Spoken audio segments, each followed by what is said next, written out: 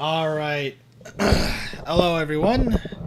Good morning, good afternoon, good evening, wherever you are in the world. Hope all is going well with you.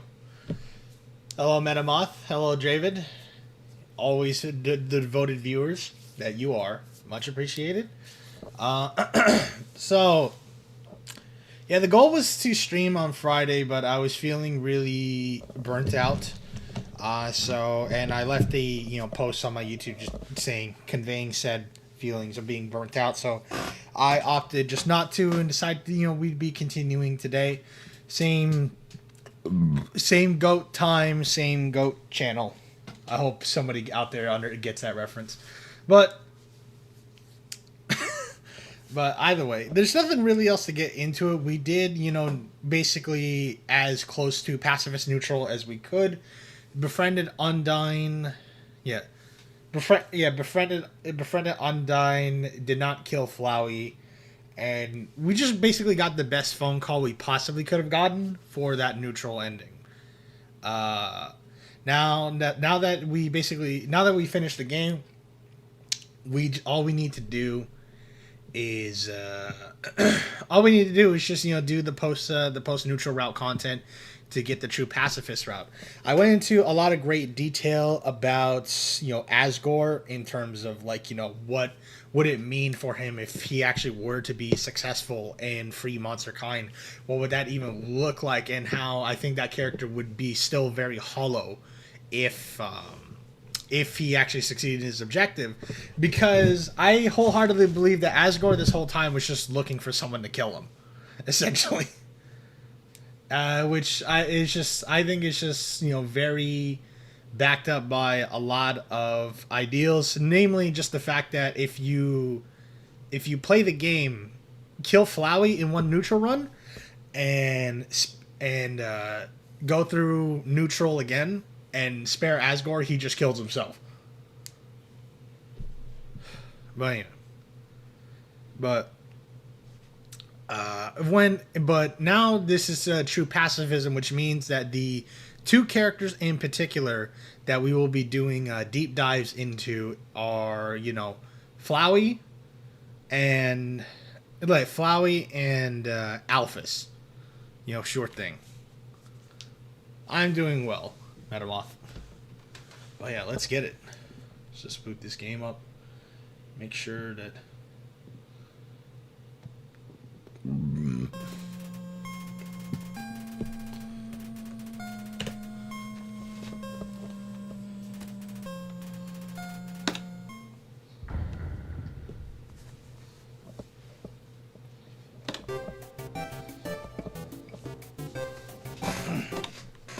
So yeah. So now that we did the neutral stuff, all we got to do is just walk back and just handle some things.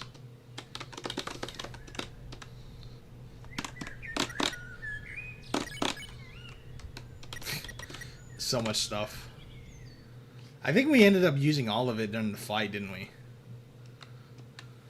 I'm pretty sure we did. We even used we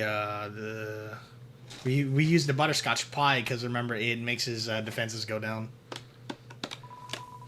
It's a coffin. There's a name engraved on it. Kara. It's empty. 700. Yeah, no. Andy here wants me to buy the key to Metaton's house because you are a word that I'm not sure if I can say in the first 20 minutes of a video. By the way. Oh yeah, we got our judgment. The other thing, it's just playing this game will make you wish a run button existed. Like after playing Deltarune and even Undertale Yellow, you'll really wish that a run button existed. You know what I mean?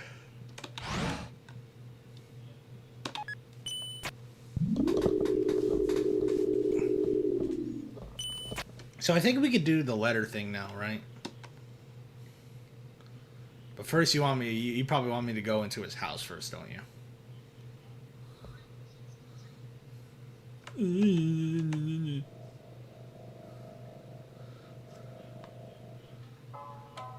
Wait, can you talk? Okay, you're not coming through. I fucking love Discord. Alright, say something? Yellow. Alright, there we go. Alright, and yeah, okay, Andy wasn't coming through. Alright. Ugh.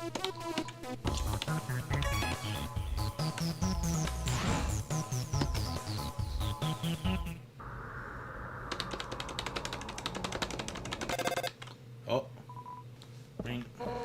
Hey, this is Undyne. Shut up, Papyrus. This was your idea. Human! You have to deliver something for me. Please? I'm at Snowden in front of Papyrus's. See ya, punk. Who's calling me? Oh, I don't I'm dying. I don't know what this is. I keep getting called by this place called Competitive Edge Research. Competitive edging. Competitive edging. Yeah. So fucking stupid. But yeah, let's get it.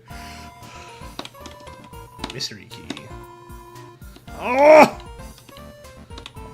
Oh, what? I have too many items. Fine, fucking asshole.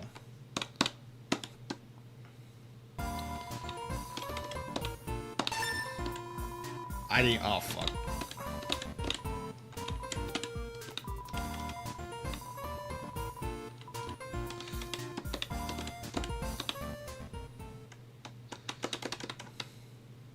So let's just take the ferryman.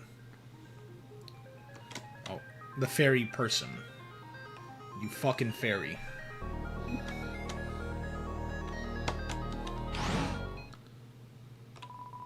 Please select the location. I think it's left for 1 that we gotta go to.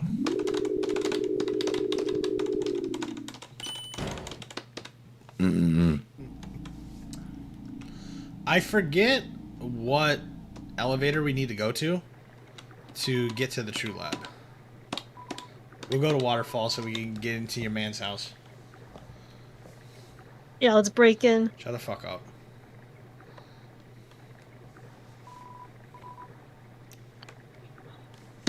I should have worn a few more pairs of pants today.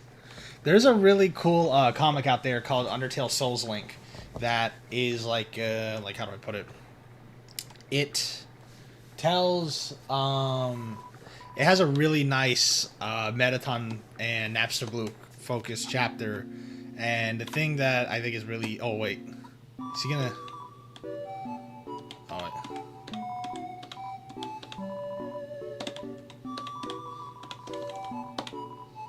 Wait. Is he gonna tell me if you? No. I think maybe I have to have freed the underground. Maybe that's the key. Ah, here we go. It's locked.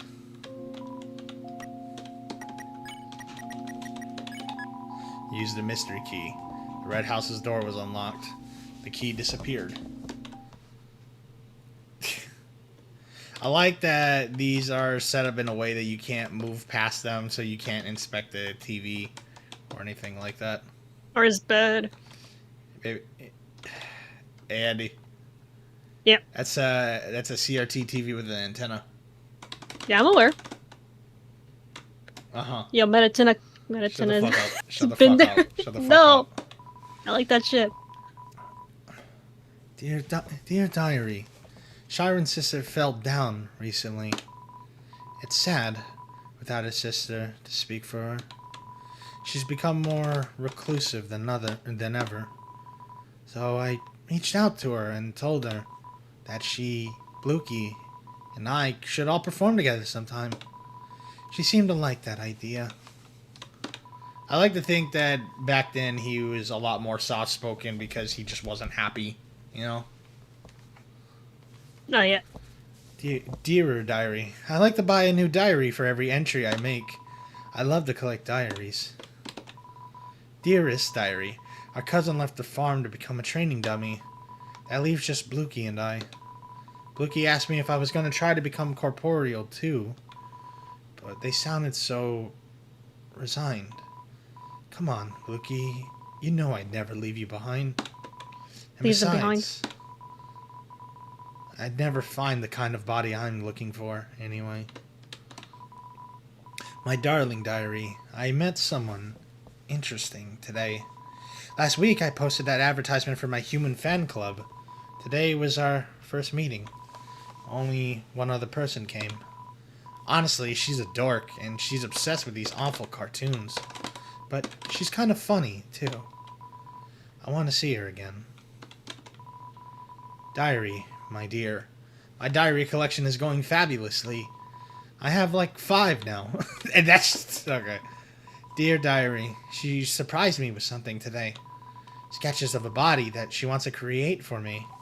A form beyond my wildest fantasies. In a form like that, I could finally feel like myself. After all, there's no way I could be a star the way I am now.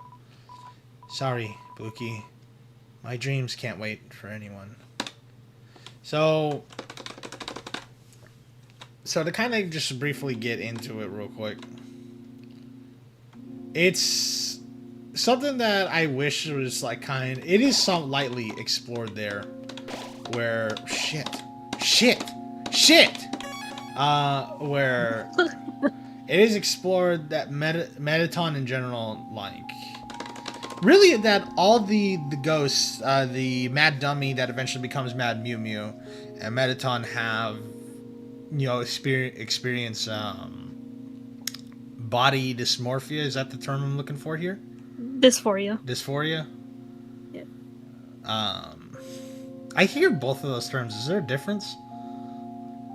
I mean, dysmorphia, it's not to do with gender, it's just how your body looks to you. Yeah. So... But basically, both of them were unhappy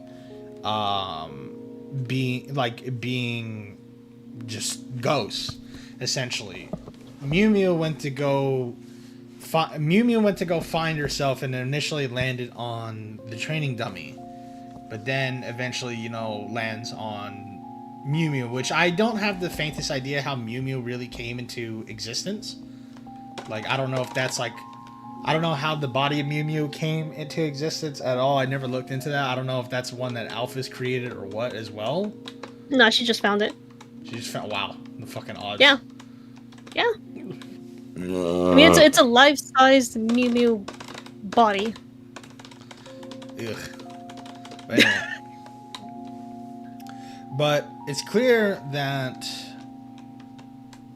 it's had this interesting effect where, by the way, from the sounds of it, they had another one too, another ghost, because the training dummy in the beginning is not the same as the training dummy that we encounter that becomes Mad Mew Mew, right? Yep. So there was 4 of them. I like to think that there was 4 of them. One became that training dummy. The other one that would become Mew Mew also went the same way through the training dummy. And then the other one became Mettaton. And it's really interesting to kind of discuss this kind of sets up a really interesting conversation in regards to Mettaton and his relationships. Seemingly just kind of wanting that stardom, like, you know, probably watched a lot of TV and saw, like, you know, saw various things that of that superstardom kind of celebrity culture stuff and wanted a piece of that pie himself, but never felt like that he could achieve it because of his own appearance and all that, until he met Alphys, in which Alphys is the one that handed him that opportunity on a silver platter. And it was more so like, and you can argue that Mettaton and Alphys was kind of a you scratch my back, I scratch yours type thing. Mettaton was done to impress the king, right? Like, clearly, right? Yeah. Mettaton was done to impress King Asgore, in which, you know, would fulfill her, even though it's straight, let's be honest, it's some gay-ass fucking desires. To fulfill, like, you know, her desires, not just to get in favor with the king, but also just, you know, solidify her worth as the royal scientist.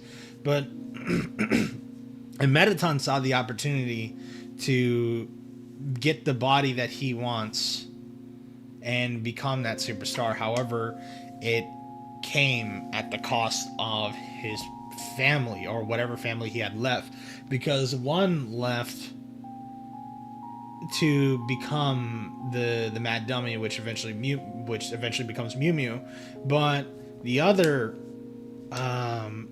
and as he states in the diary, Napstablook seems just resigned at the thought of Mettaton leaving, and even Mettaton, you know, is initially like saying, you know, I would never leave. But when presented with the opportunity to finally achieve what he really wants, he had to make that sacrifice.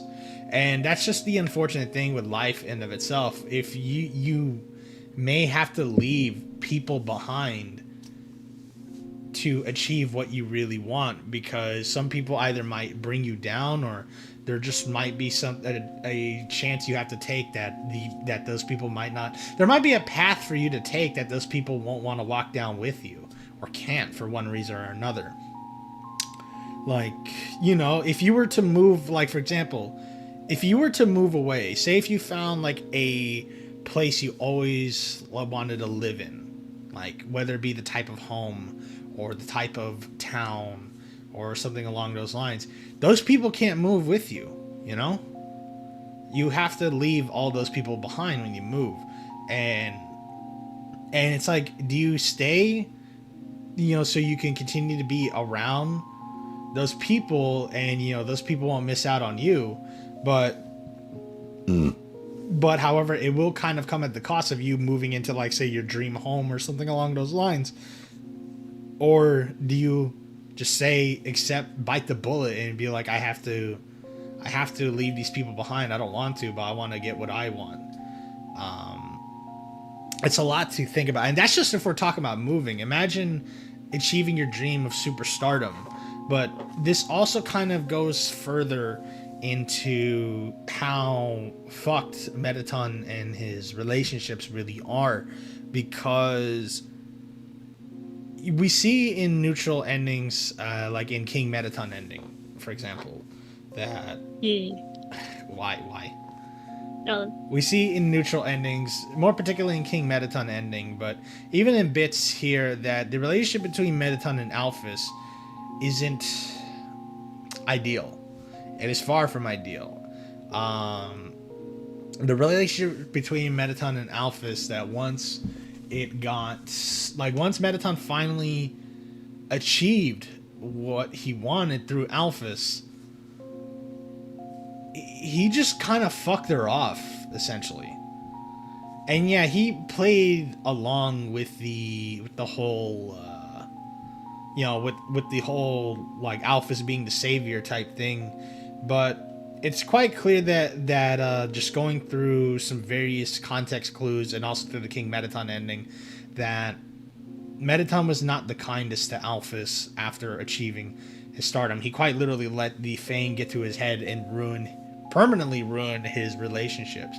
Because in King Mettaton ending is the worst possible outcome for Mettaton. Like, I honestly think the endings where he's just dead is better. It's also one of my favorite endings. What, King Mettaton? Yep. Why?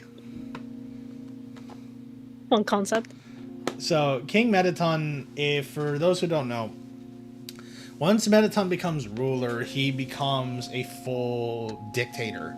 Anyone who doesn't practice, preach, or sing the praises of him wound up disappearing. And yeah, he's too self-absorbed within himself. He's too self-absorbed within himself. I Dodo Flump. He's too self-absorbed within himself, and once he becomes king, that self-absorption, that narcissism kicks up to 1,000%. And so people start disappearing. Those who don't like him or don't worship him start disappearing. And he has no one in any way to keep him in check. And he never really got to repair his relationships, So, and there is that bit of moment in that phone call where he talks about how he tries to find Alphys, and then he says, like, admittedly, I could have been better to her. I could have treated her better. But then he goes back to being himself. Or at least, that version of himself. And it's really fucked up. Just because that's a Mettaton that has devolved too much into narcissistic insanity. And has no one around who genuinely, loves him, essentially. But because it's only a matter of time before that civilization cracks,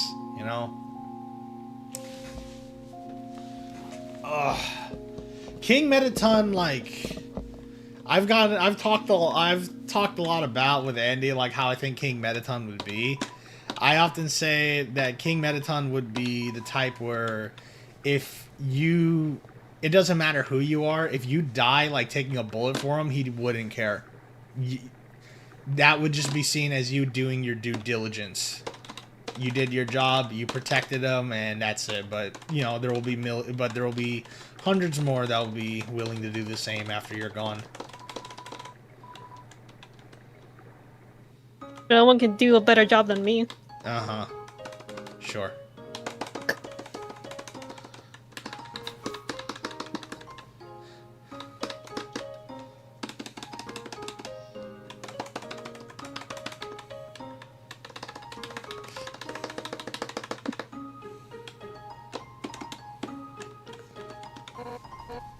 So, I have a favor to ask you.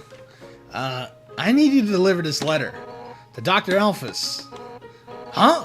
Why don't I do it myself? Well, it's kind of personal, but we're friends, so I'll tell you. Hotman sucks, and I don't want to go over there. So, here you go. You got the Undyne's letter. I like that. Oh, and if you read it, I'll kill you. Thanks so much. You're the best. So, what are you waiting for? The sooner you get it over with, the better. Undyne writes a lot of letters, but she can never seem to find the right words. So, when she goes to deliver them herself, she always quits so she can go back and rewrite. That's why she asked you. Because you have no standards. Okay. I don't remember that line.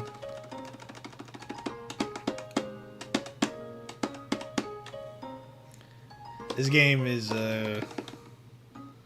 playing this game with a hitbox is kind of OD, honestly. Especially with the circular movement. But I've been good. But, so the thing that I want to, about it too, there isn't a single route besides true pacifism anyway, where Mettaton, there's not a single route where Mettaton repairs his relationships, except for true pacifism.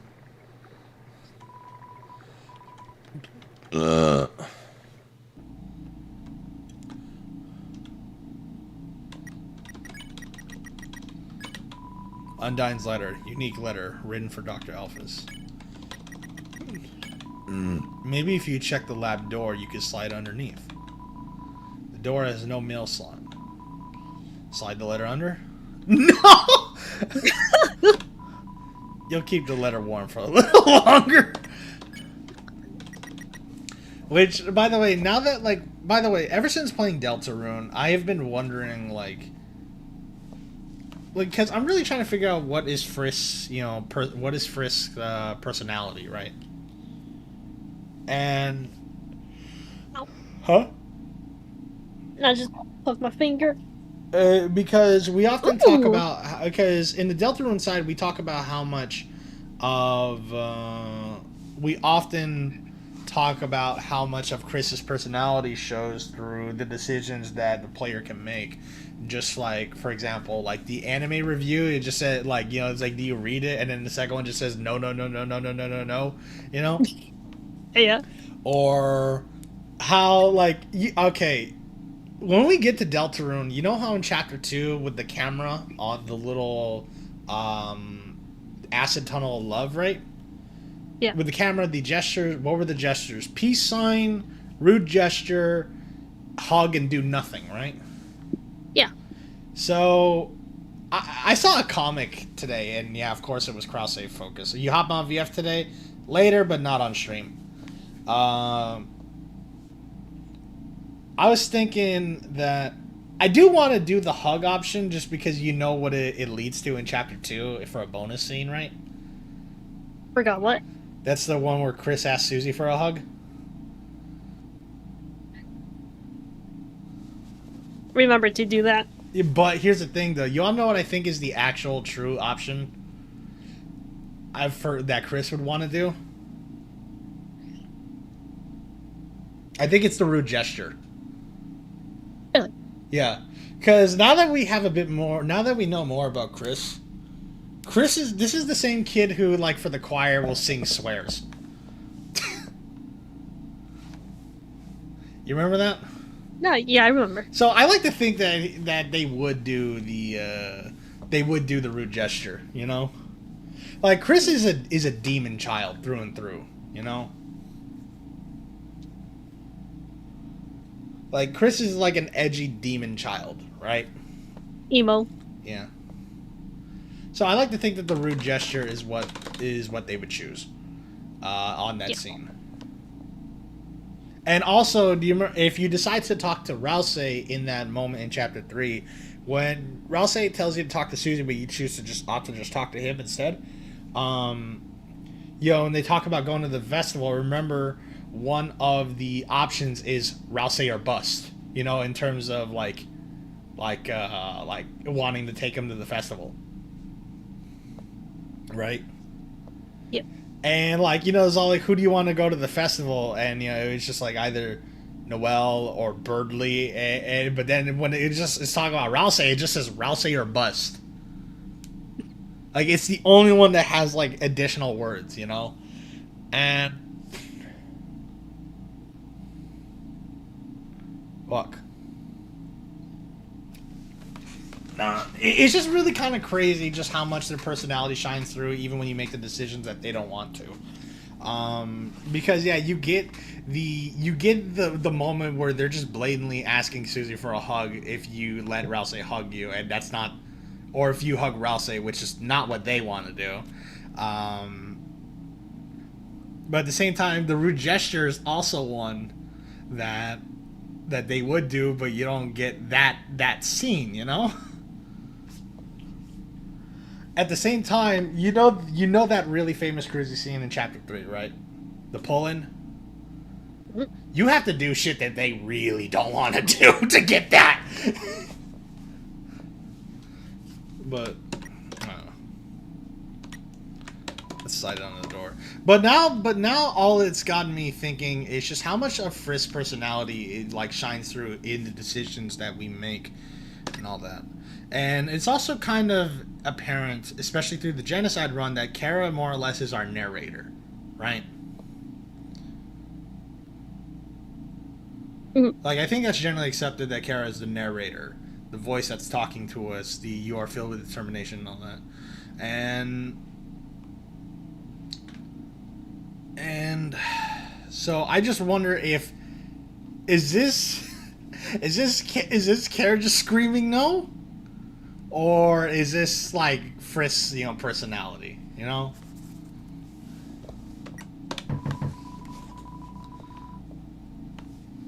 Like, because the context of Deltarune with possession, with vessels and souls and all that, has now gotten, like, people have been trying to correlate that with correlate the conversations that we've had with Chris and their needs and their desires and what they want and their actions with now people are trying to have that discussion with Frisk, because Frisk, you know, is super, at least in comparison to Chris, is super blank slated, you know.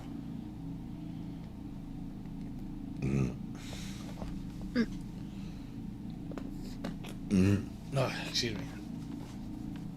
You slide the letter on the door and give it a knock. No, is that another letter?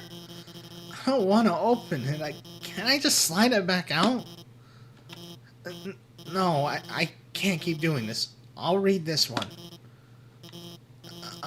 It's shut kind of strongly, isn't it? Wait a second.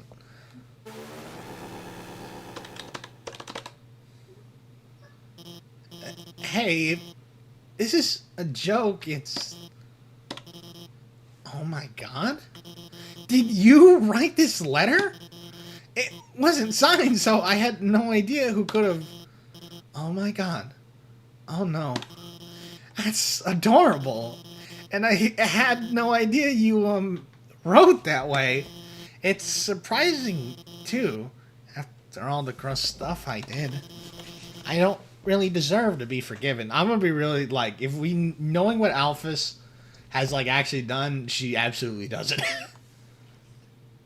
But I think she is absolutely redeemable, though. Much less, this? And so passionately, too. You know what? Okay, I'll do it. It's the least I can do to make it up to you.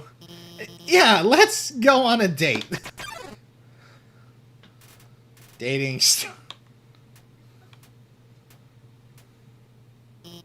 start? Sorry, I'm still getting dressed.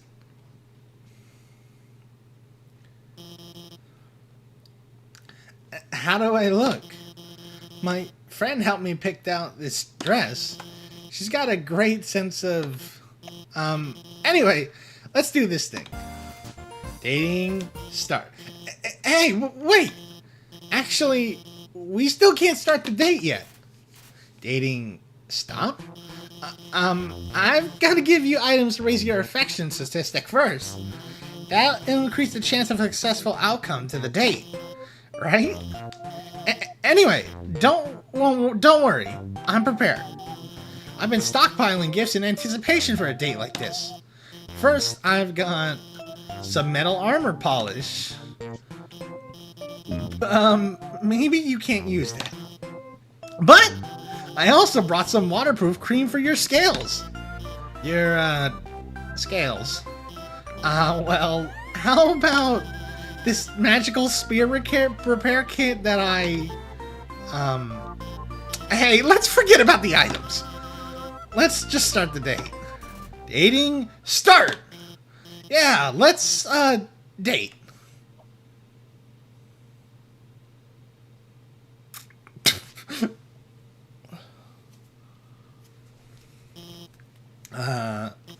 Do you like anime? Yeah. Hey, me too. Hey, let's go somewhere. But where's a good place to go on a date? I've got it. Let's go to the garbage dump. Here we are. This is where Undone and I come all the time. We find all sorts of great stuff here. She's really... Oh no. That's her over there. I can't let her see me on a date with you. Why? Because, well... Oh no, here she comes! Hey, there you are. I, realized if you deliver that thing, it might be a bad idea. So I'm gonna do it. Give it to me. Huh? You don't have it? Ugh! Have you at least seen her? Yeah. Yes? So she's somewhere around here. Thanks. I'll keep looking. Oh my god. Well, I guess it's obvious, huh? I really like her. I mean, more than I like other people. I'm sorry. I just figured you know, it'd be fun to go on like a cute kind of pretend date with you to make you feel better. Well, it sounds even worse when I put it like that. I'm sorry, I messed up again. Undyne's the person I really want to go on a date with. But I mean, she's way out of my league. Not that you aren't cool, but Undyne. She's so confident and strong and funny, but I'm just a nobody, a fraud. I'm the royal scientist, but all I've ever done is hurt people. I've told her so many lies, she thinks I'm a lot cooler than I actually am. If she gets close to me, she'll find out the truth about me. What should I do? To keep lying?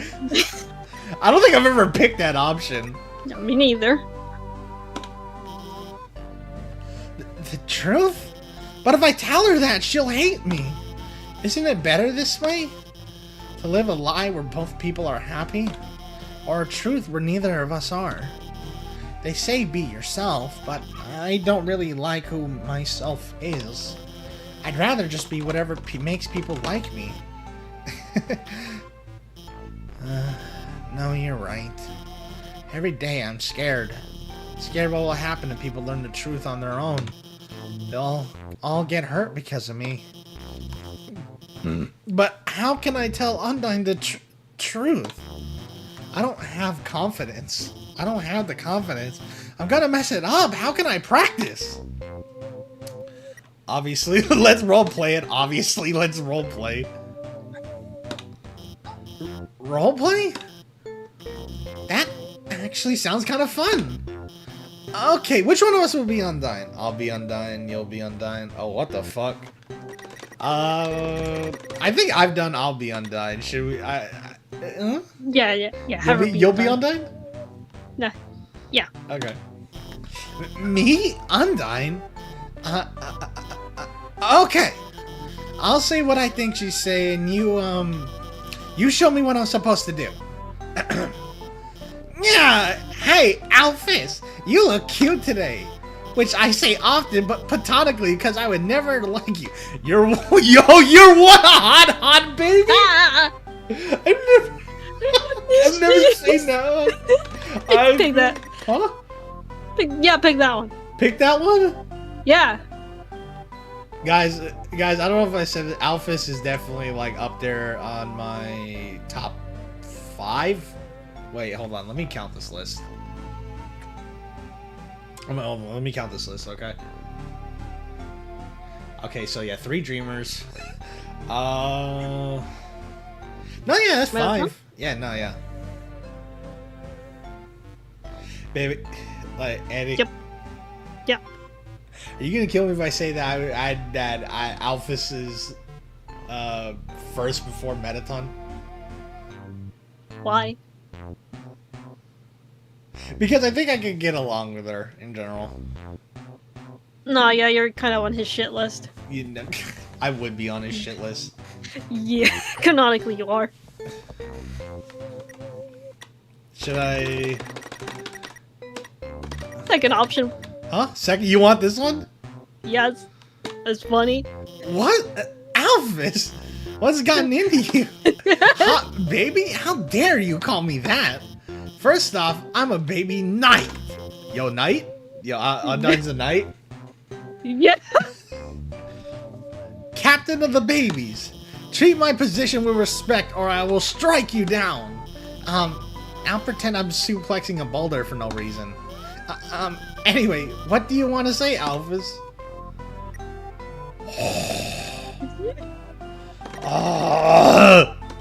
Kiss. Come on, man. And make Yuri happen. Yuri's gonna happen regardless.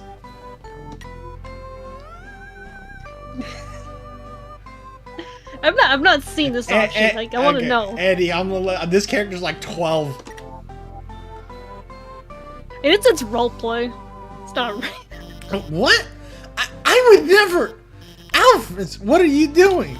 I say pushing you away from. Oh my god, no. You shouldn't kiss it. But you're so. Oh! But because of what you learned from those dating video games, I knew she'd play those. I can't help but kiss you back. Oh! Oh. What did you just say? I'm dying. Hey, whoa. Wait a second. Your outfit's really cute. What's the occasion?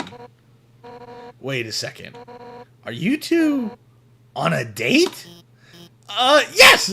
I mean, no! I mean, we were, but actually, we were only romantically role-playing as you. What? I mean, Undyne, I've been lying to you. What? About what? About, well, everything.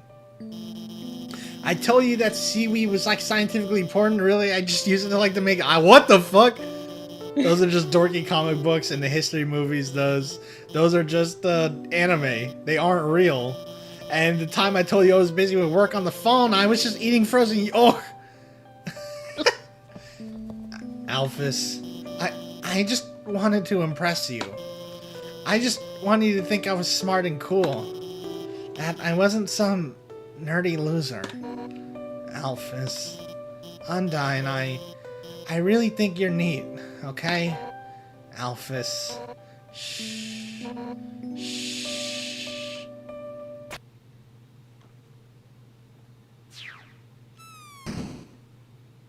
Fucking who? Alphys! I think you're neat too, I guess. But you've got to realize, most of what you said really doesn't matter to me. I don't care if you're watching kids' cartoons or reading history books. To me, all of that stuff is just nerdy crap. What I like about you is that you're passionate, you're analytical. It doesn't matter what it is, you care about it. 100% at maximum power. So, you don't have to lie to me. I don't want you to have to lie to anyone anymore. Alphys, I want to help you become happy with who you are. And I know just the training you need to do that. Undyne, you're gonna train me? I just realized something. Is the fucking... Yeah, okay, the game's coming through. Awesome. Okay, I got really worried the game audio wasn't coming through this whole time, because,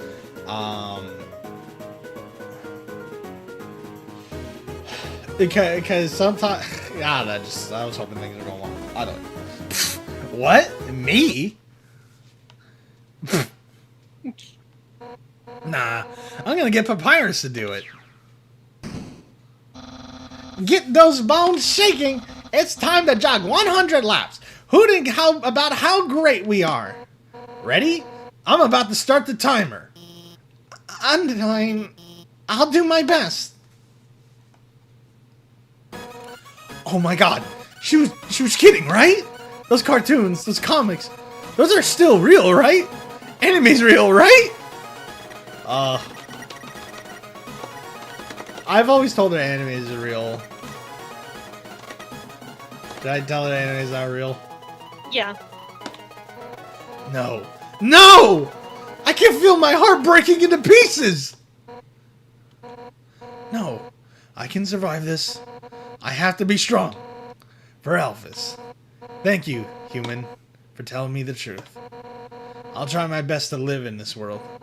See you later. You know, this is the only size different Yuri that I know of. Size difference Yuri? Size difference. There is no size difference Yuri like anywhere else. Yeah. Tall, lanky lesbian with fat bitch. Yeah. Chat, I want to let you guys know I love fat bitches. I adore overweight women. Plus size is a plus in my book. Howdy! If it isn't my good friend who trusts me, this is Papyrus, your also mutual friend. Alphys and I finished our training early. Very early. So I sent her home. Very home. Now, I feel strongly, and for no apparent reason, you should also go there. To her lab house. I have only good feelings about this. Goodbye. Fuck. Ooh, I found a whisker. But you say you found a whisker? A whisker, yeah. One of the babies is shedding? Yep.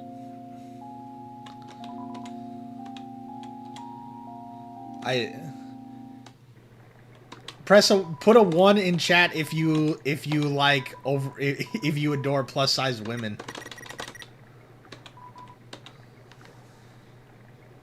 Insert Zangief I love fat bitches gif.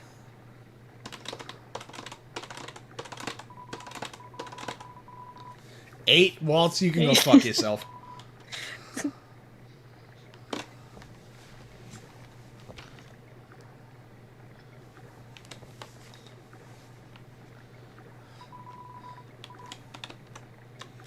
That's how much I like him. What can I say?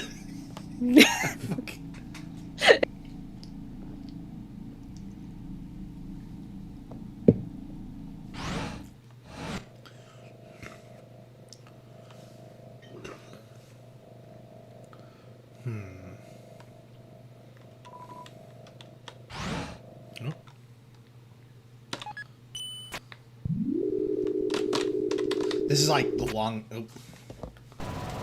Warning, warning. Elevator losing power. Oh. M-tether stability loss. Altitude dropping. Your mom is dropping. She's so fat, that's the sound it makes when she fall.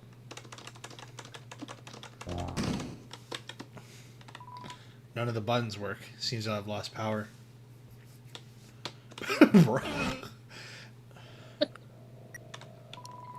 Entry number 1.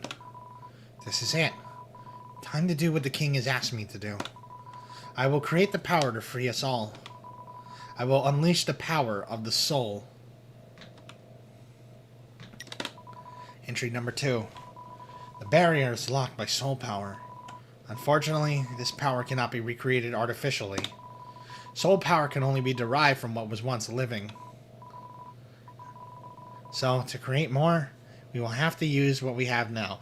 Actual nerd emoji voice? Excuse me? dude, Waltz, you have no... you ought to know something. This is my Monica voice that I use. I don't know why this is like my Monica voice that I use when I play Doki Doki Literature Club mods. The souls of monsters. It's censored. Yeah.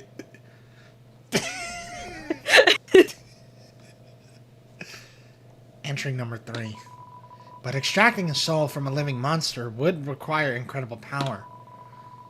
Besides, being impractical, destroying so would instantly destroy the soul's host.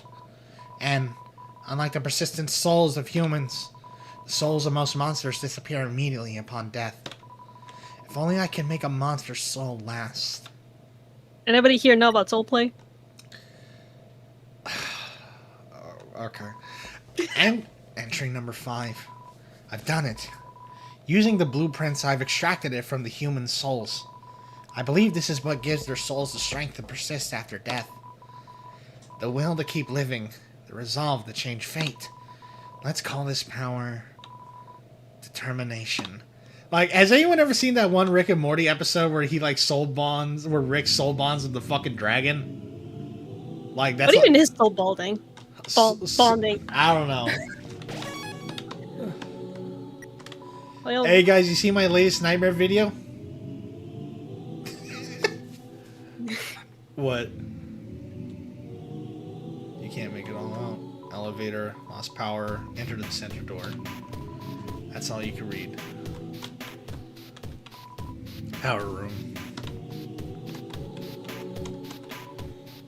Buy chips for 25. Do I have 25G? I do. Yeah, buy chips. Vending machine dispenses some chips. Chips. Yeah. Can I call the box? I can.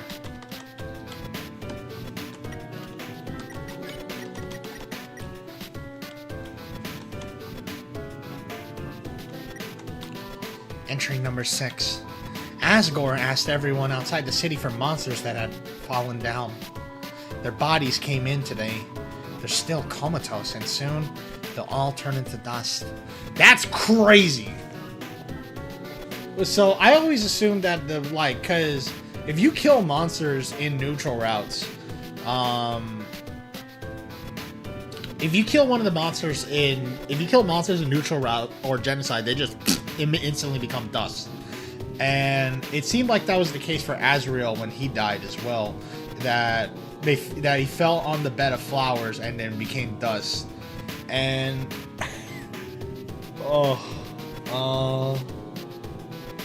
and so that means that somehow these monsters died, but they didn't.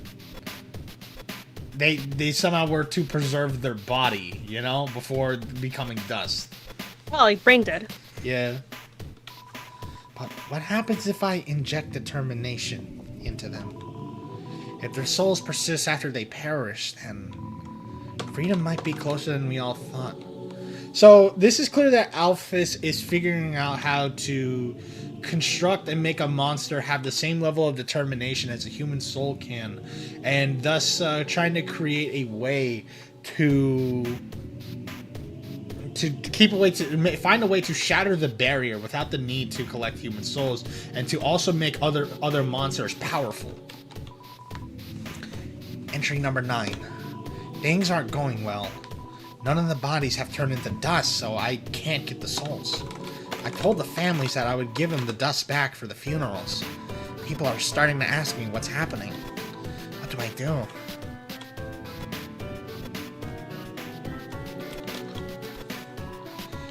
Undyne is a really interesting case, just because Undyne...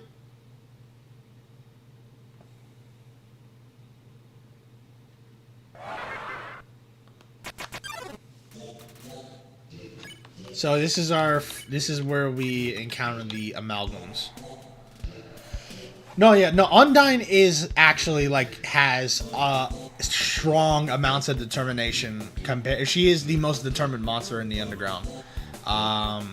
The fact of the matter is, Undyne the Undying is the strongest monster in the underground.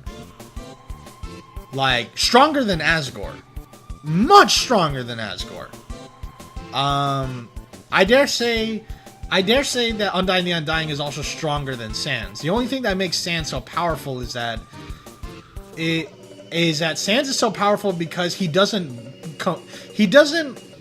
function under the same rules and laws that everybody else functions.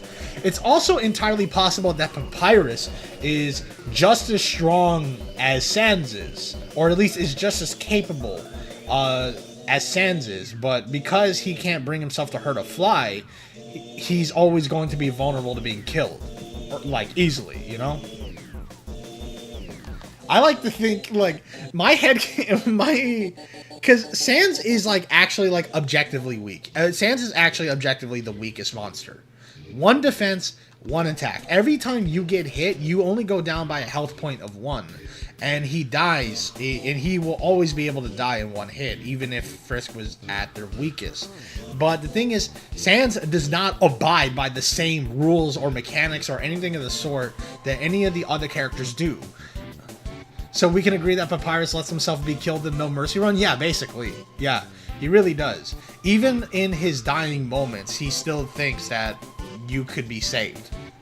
Even if it's not him that saves you from, becoming a monster, right? Sans is a reality breaker. Sans is only strong because he doesn't function under the same under the same kind of principles or the same kind of mechanics or anything of the sort that anybody else can. He can dodge. He can literally he can dodge. Him and Papyrus are the only ones that are capable of blue attacks. He's the only one that makes it so that you can never get your he basically makes it so that you can never get your turn towards the end. If Sans hadn't fallen asleep, he literally has the power to rob you of your turn. Sans is a reality breaker, and I think it's safe to say that Papyrus could be on that same level. Undyne isn't a reality breaker, but physically, like, she is the strongest one, and it's through her determination. There's even a possibility that Metaton EX also could have been really, really, really fucking strong had his defenses not been dog shit.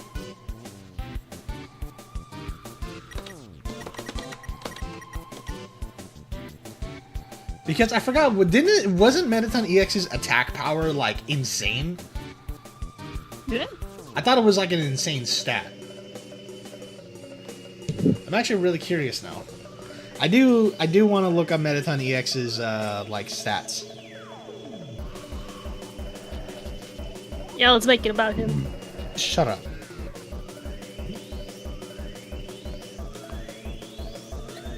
I think Metaton Neo is paper tigering the stall. Well, here's the thing. I think Metaton Neo. I think Metaton Neo was like. I think Metaton Neo genuinely did think that he could.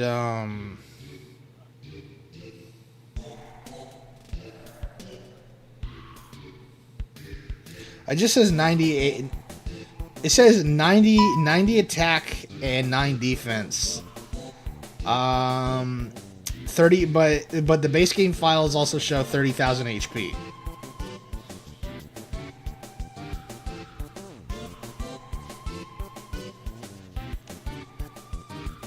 So,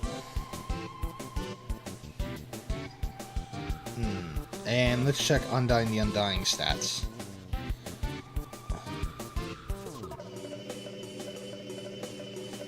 "99 attack, 99 defense, 23,000 HP." So Metaton Neo had the capability.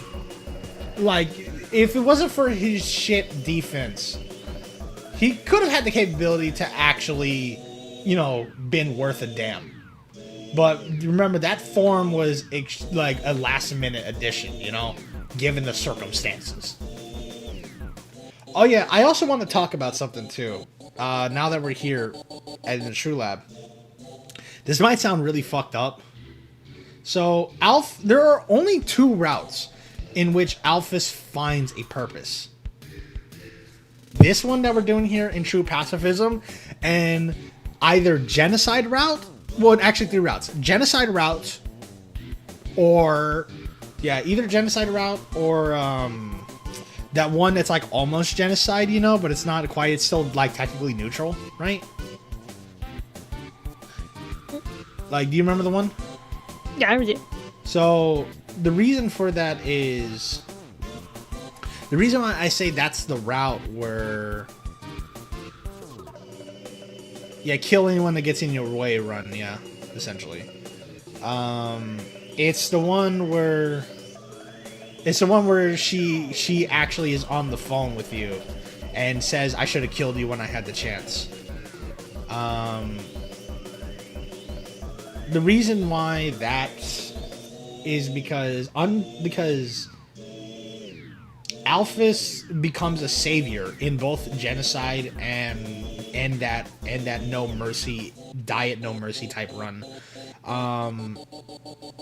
because she helps.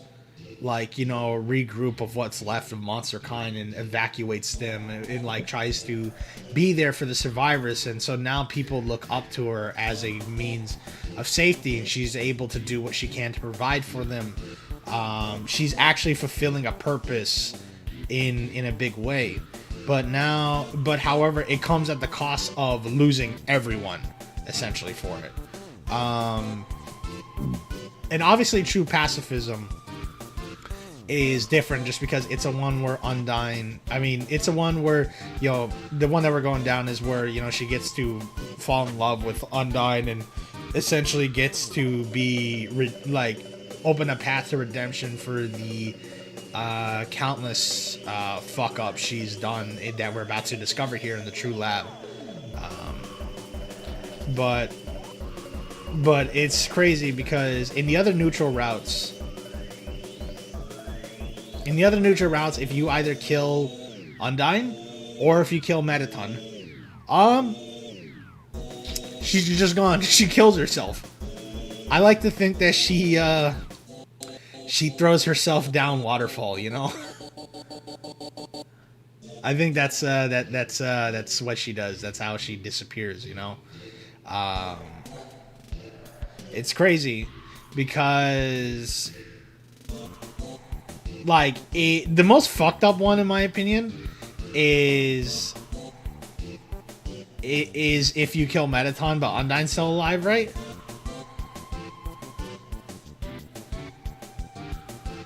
And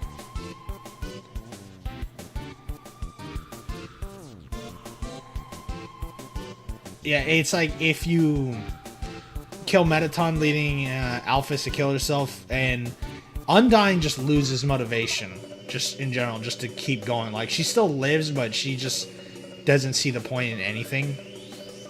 Because, like, you know, like Papyrus says that she says things like, I couldn't save her, and all that stuff. And even when he suggests to seek out the human for revenge, she just doesn't see the point.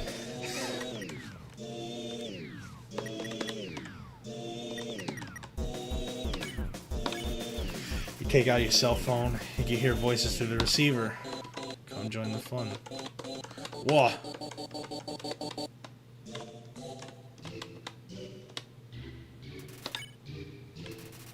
But nobody came. That's a shame. Let's all get real together. Whoa.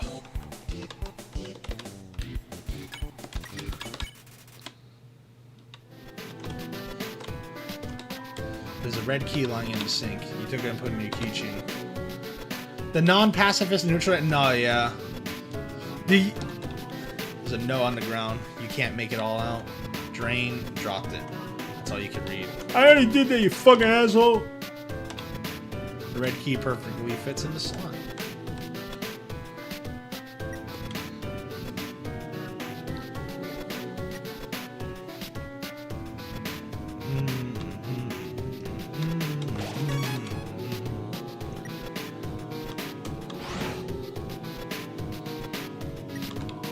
Entry number 12. Nothing is happening. I don't know what to do. I'll just keep injecting everything with determination. I want this to work. Entry number 13. One of the bodies opened its eyes. So, it's an empty dog food bowl. There's something under the sheets. Check it out. It's a yellow key. You put it on your keychain. Oh yeah, you guys know this on here? Seems like a comfortable bed. Lie on it. So I like this scene a lot right here.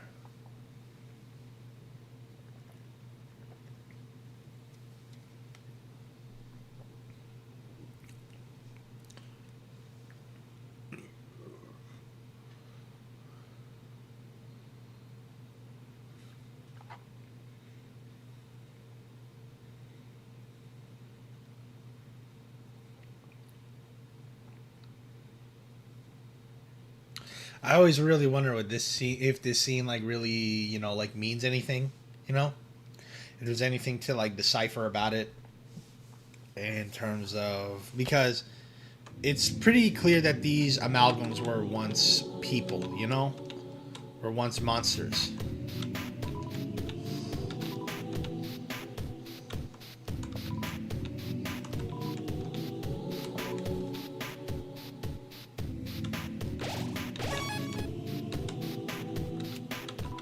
Entry number 14.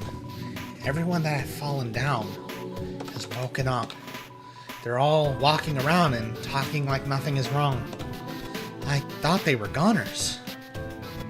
I thought that said I thought they were gooners. I'm gonna be real with you. Golden flowers. Entry number 7. We'll need a vessel to wield the monster's souls when that time comes. After all, a monster cannot absorb the souls of other monsters, just as a human cannot absorb a human soul. So then, What about something that's neither human nor a monster?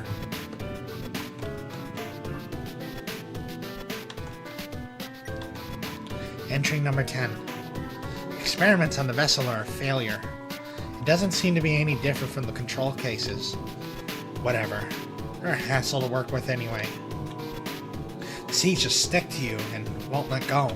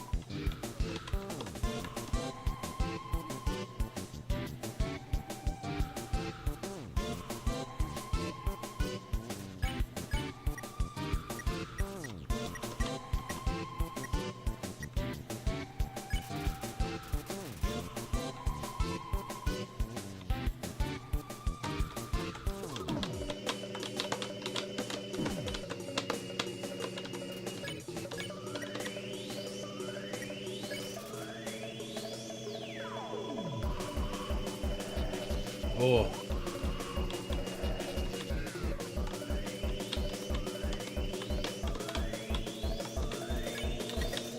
Reaper bird. This part's always rough just because, you know, some kind of switch to a glucose slot center. Cold. That's all you can read.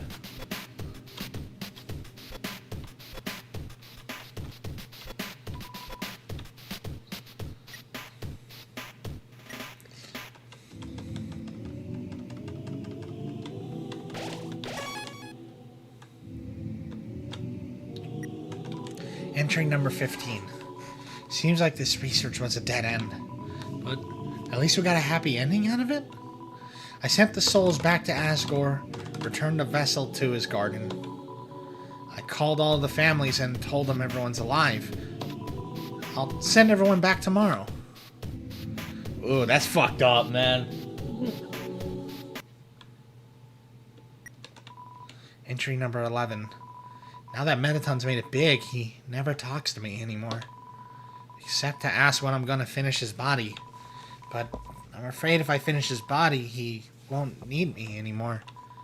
Then we'll never be friends ever again. Not to mention, every time I try to work on it, I just get really sweaty. Fucking fag.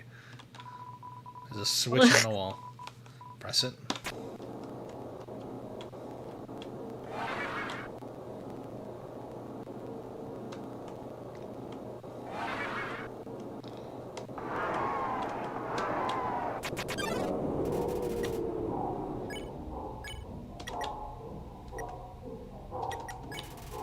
Called the amalgamate. Bounds towards you, flecking a strange liquid from an orifice.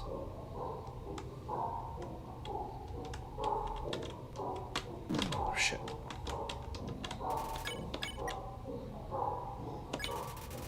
You pet the amalgamate and convulses rapidly, then calms down. You rest quietly on your lap for a moment. Suddenly, it shoots away and crawls wildly on the walls.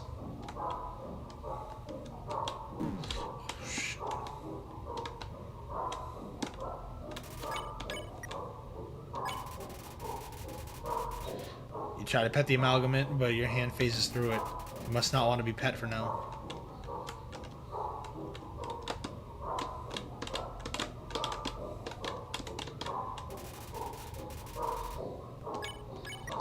Play. You throw your weapon to the corner of the room. The amalgamate brings it back to you. Proudly? You repeat this process a few times. Now amalgamate is very tired. It leans its stripping amorphous body on you.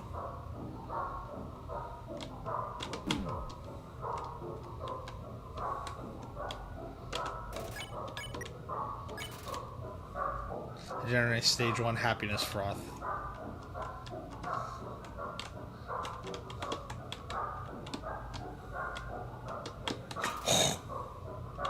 Should eat something.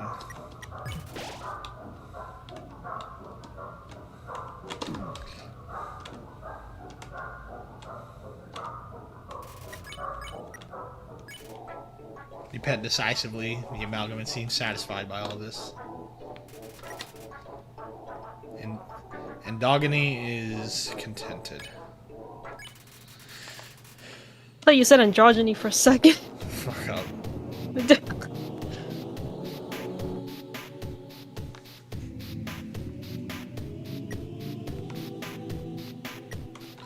Entry number 16. No, no, no, no, no, no, no!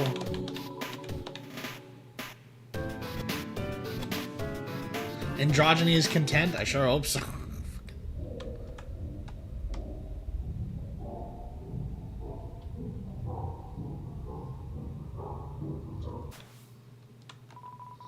There's a green key lying in the bathtub. You took it and put it on your keychain.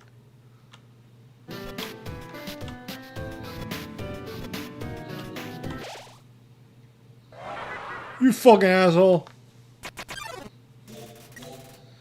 Sounds like sweet lemons.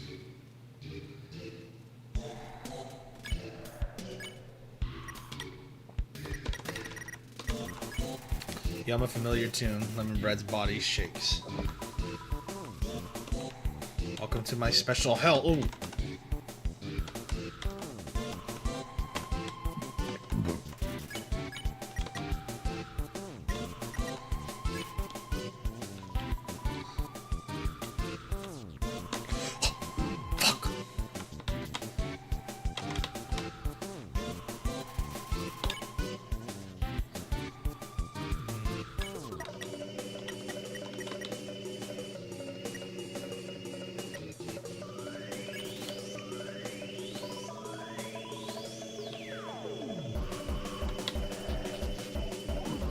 Ow.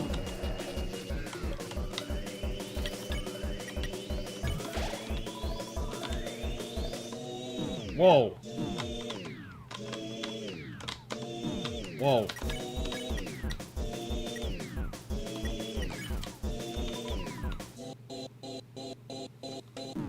What?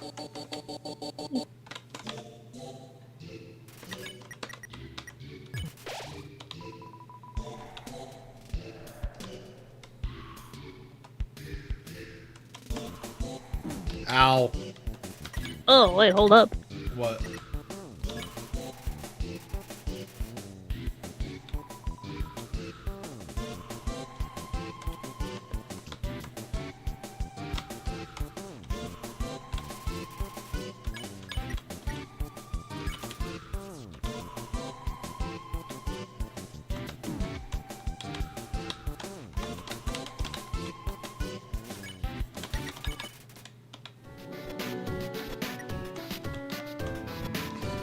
DT extraction machine. Determine its status inactive. That's fucking horrifying. There's a no underground. You can't make it all out. Under sheets. That's all you can read. There's a VHS player with a few tapes picked out beside it. They seem to be labeled in a specific order. Will you watch one? Tape 1. Psst. Gory! Wake up! What is it, dear? And why do you have that video camera? Shush! I want to get your reaction. Gory, dears, what is my favorite vegetable? Carrots, right? No, no, no, no. My favorite vegetable is edamame. Get it? Go back to bed, dear. No, no, not yet. Now, if I were a dog, what breed of dog would I be? I don't know, honey. What kind of dog would you be? I would be a Pomeranian. Oh, you sure are excited to have this child.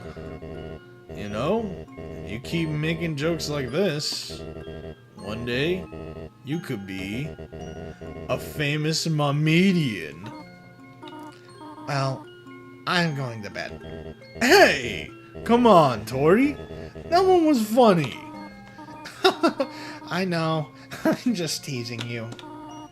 Good night, dear. Good night, honey. Oh dear.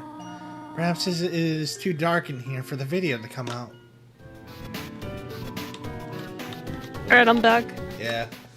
I had to step away, my son threw up. Oh, you say your son threw up? Yeah, Oh, which one? Mikey. Okay.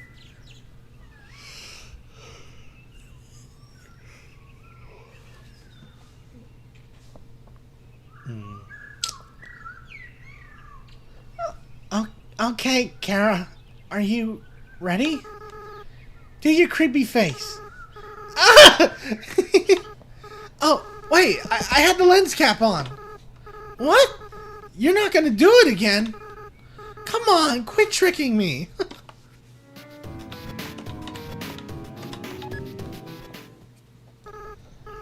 Howdy, Kara. Smile for the camera. This time I got you. I left the cap on purpose. Now you're smiling for no reason. What? Oh yeah, I remember. When we tried to make the butterscotch pie for Dad, right? The recipe asked for cups of butter, but we accidentally put in buttercups instead. Yeah, those flowers got him really sick. I felt so bad. We made Mom really upset. I should have laughed it off, like you did. Anyway, where are you going with this? Huh? Turn off the camera. Okay. By the way, there's something like I've always wanted to know. So, Kara is a really interesting character in terms of the kind of child that they were. A lot of people don't have a lot of people don't have a lot of people like debate on the kind of child and the kind of person they were, especially because the only impressions that we really have of Kara in terms of actually spending any time with them is through genocide, where they do, like, you know, they seem like the corrupted one, the evil one, and all that stuff. But at the same time, I always felt that when Azrael here, because this is Azrael, when Azrael says, you know, I should have laughed it off like you did, people always interpreted Kara's laughter as something being mean-spirited. I remember that was like the popular consensus, almost some 10 years ago, right? But I genuinely have always felt like it was a laughter of coping, you know? Because we learned more that Kara does not like humankind, you know? Kara does not like if I recall, Kara does not like humankind. So Kara sees this monster family that is now raising them as actually something, as a plus, as a benefit. And so to hurt your new father, essentially, and make him really sick, and remember, it's poisonous, and could have really killed him, you know, is devastating, you know? But, no, yeah, Kara definitely keeps the buttercups in mind for the plan later. I don't like this idea, Kara. What? No, I'm not. Big kids don't cry. Yeah, you're right. No, I'd never doubt you, Kara. Never. Yeah, we'll be strong. We'll free everyone. I'll go get the flowers.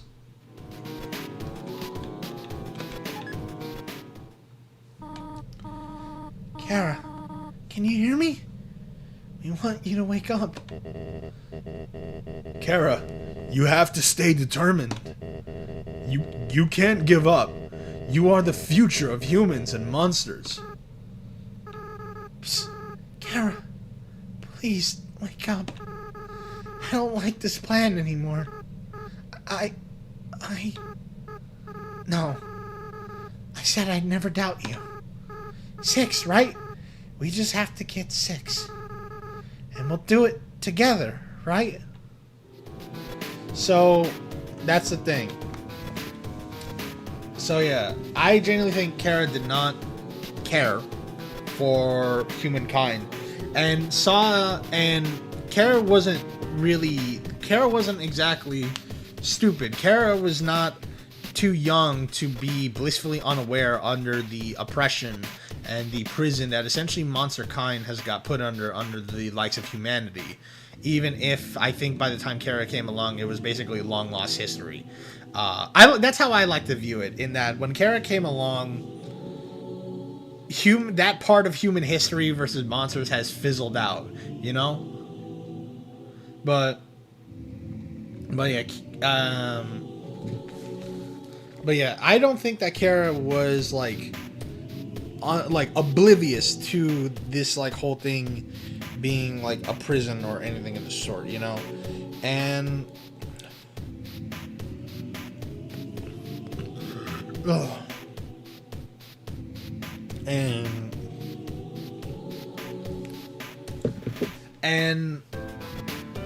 and so the way I've always liked to interpret this as, yeah, Kara's plan was to purposefully get themselves killed. Have Azrael fuse with their soul and leave the barrier and kill an additional 6 humans to shatter the barrier and free monster kind. But the thing is that Azrael was too soft-natured. Like, you know, Azrael was too soft-natured and didn't want to, and ultimately kind of backed out. I think if anyone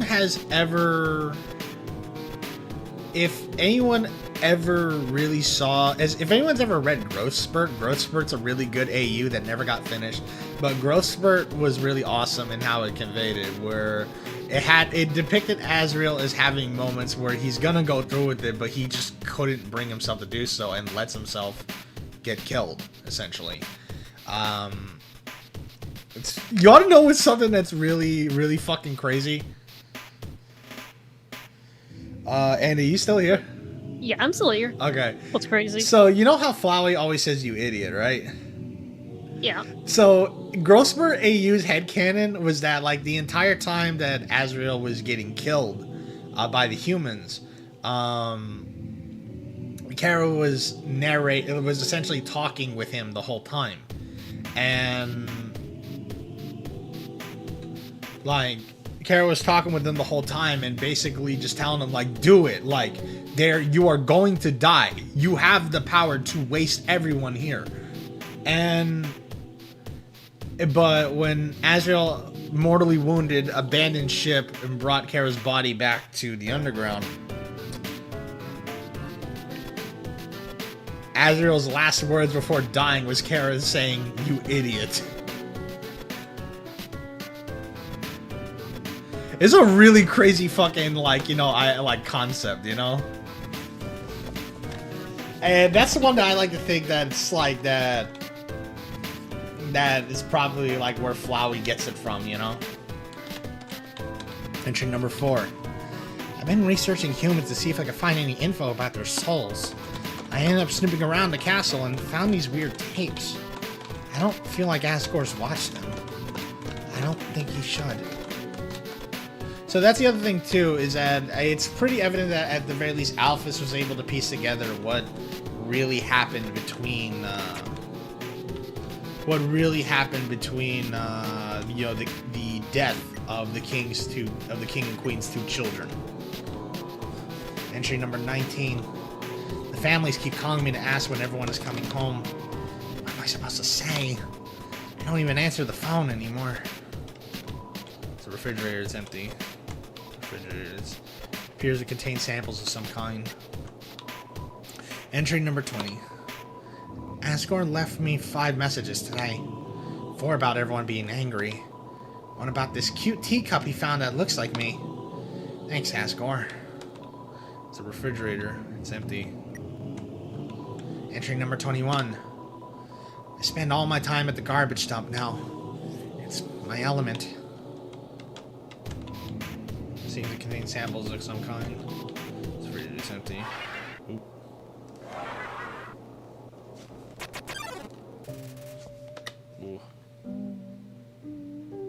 But yeah, there is. I don't think we've encountered it. I wonder if we've encountered it yet.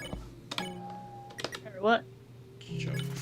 Told a bad pun about snow. Her expression starts. That's the thing too. You tell a bad pun about snow, her expression starts to shift. Do you remember whose mom died? Ah, Yeah. snow drakes. I remember.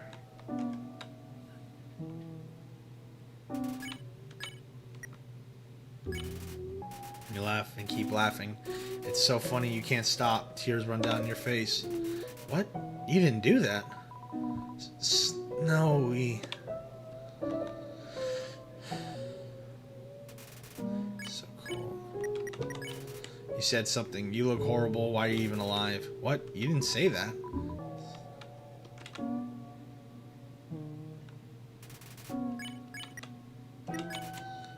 Expression changes more. Thank you.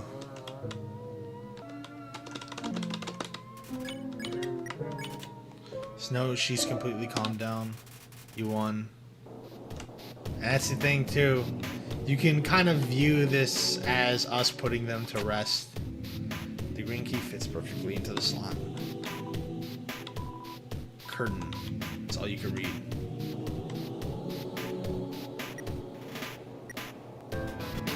There's one that we haven't encountered, or maybe we did, that I want to talk about.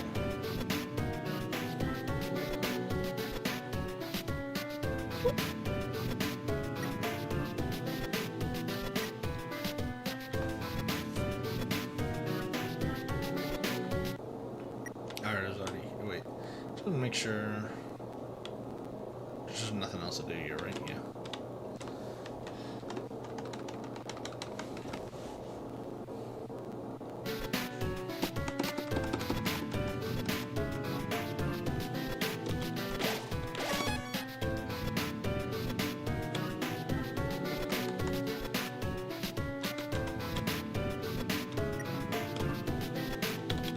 You hear that?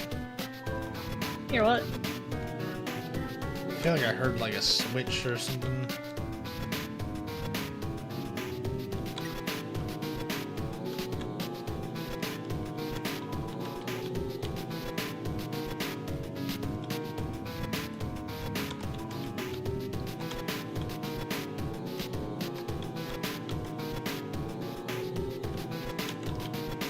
Did you get all the keys?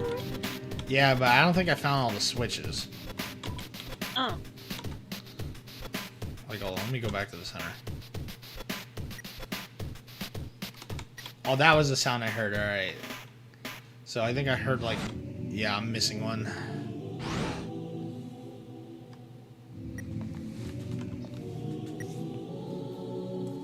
But...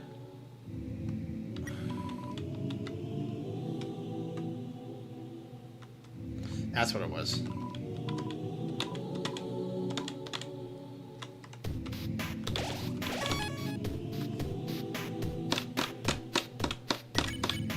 Whoops.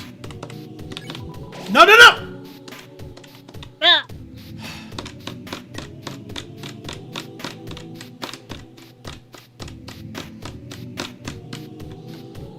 Okay, yeah, that's what it was. Alright, cool.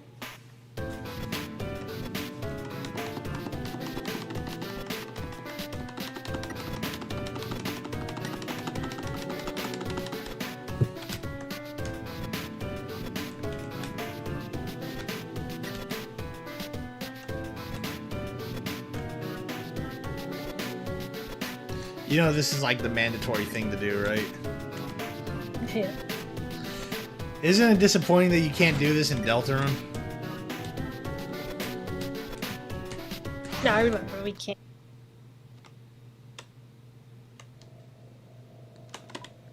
Needs to be turned off.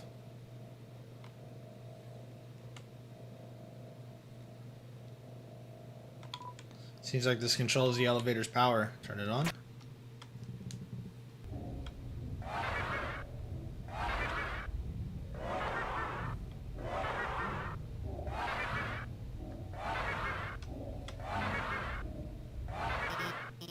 Hey! Stop! I got you guys some food, okay? sorry about that. They get kind of sassy when they don't get fed on time. I think they smelled the potato chips on you, and the potato chips you had, and... Anyway, the power went out, and I've been trying to turn it back on. But it seems like you were one step ahead of me. This was probably just a big inconvenience for you, but I appreciate that you came here to back me up. As I said, I was afraid I might not come back. But that's not because of these guys or anything. I was just worried I would be too afraid to tell the truth. That I might run away or do something cowardly. I suppose I owe you an explanation. As you probably know, Asgore asked me to study the nature of souls. During my research, I isolated a power I called determination. I injected it into dying monsters so their souls would last after death. But the experiment failed. You see, unlike humans, monsters' bodies don't have enough physical matter to take those concentrations of determination. Their bodies started to melt and lost what physicality they had. Pretty soon, all of the test subjects had melted together into those. Seeing them like this, I knew I couldn't tell their families about it. I couldn't tell anyone about it. No matter how much everyone was asking me. And I was too afraid to do any more work, knowing everything I'd done so far had been such a horrific failure. But now I've changed my mind about all this. I'm going to tell everyone what I've done. It's going to be hard. Being honest, believing in myself. I'm sure there will be times where I'll struggle. I'm sure there'll be times where I screw up again. But knowing deep down that I have friends to fall back on, I know it'll be a lot easier to stand on my own. Thank you. Come on, guys. It's time for everyone to go home.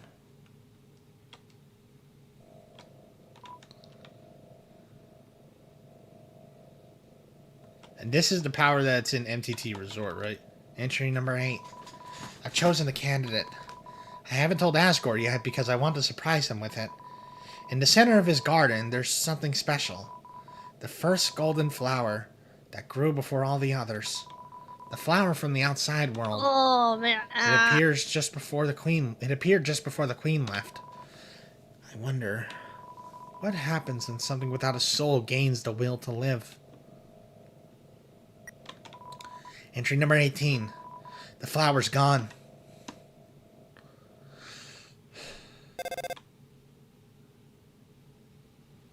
It's a voice you have never heard before. Kara, are you there? It's been a long time, hasn't it? But you've done well. Thanks to you, everything has fallen into place.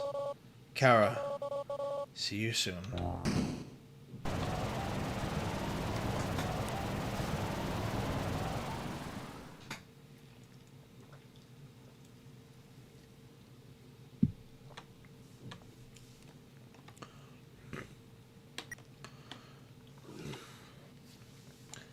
So now's the time. We don't need to worry about health because you literally can't die in this boss fight. Now, in my humble opinion, Oh my god. I think can we collectively agree that at the very least right now, Frisk is way stronger than Chris. And that's kind of crazy if you think about it, you know? Like, I know we've seen the... Like, especially Genesis. I think even Pacifist Frisk is stronger than Chris, I'm gonna be real with you.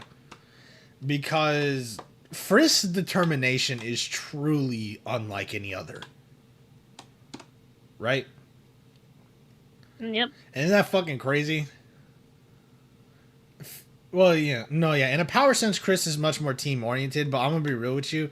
If the Fun Gang were to go up against Frisk, I think they would be fucked. Even fucking if they were to go against any iteration of Frisk, I think they'd be fucked. The question is, which fight is the most lopsided? It's probably genocide, like, hands down. Genocide Frisk literally becomes reality breaking. Like, reality destroying. What is it, Johnny? What do you mean, what happened to me? I don't know what you're talking about.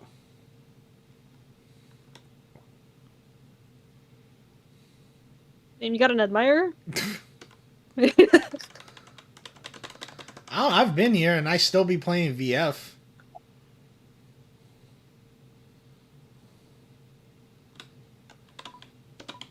Yeah.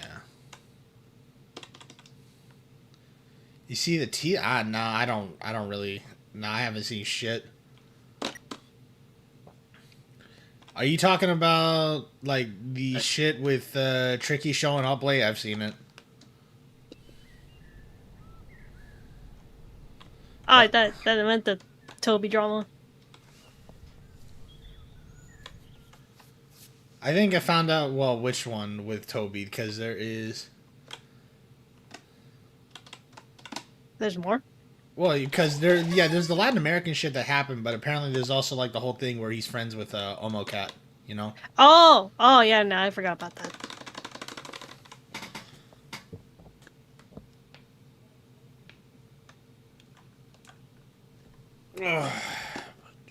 He got on my lap. But all I can say is, like, look, I like Tricky. She's been really cool with me, but as someone from the outsider, she definitely has a bit. I think she definitely can have a bit of an ego problem. That's all I'll say on it. She's really nice. Like, she's really cool with me. I've had nothing but good experiences with her. But as an outsider looking in, it's something that I've just kind of clocked with her. But other than that, she's just always been great with me personally. It's just not something I wanted to see because I like all the parties involved. I like them. They're all cool people to me.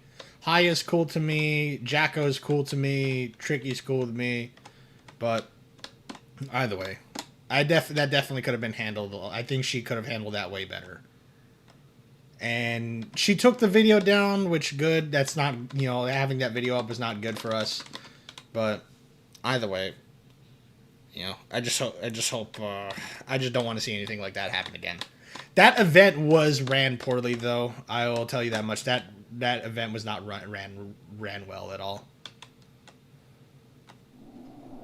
Anyway, we're at the end, guys.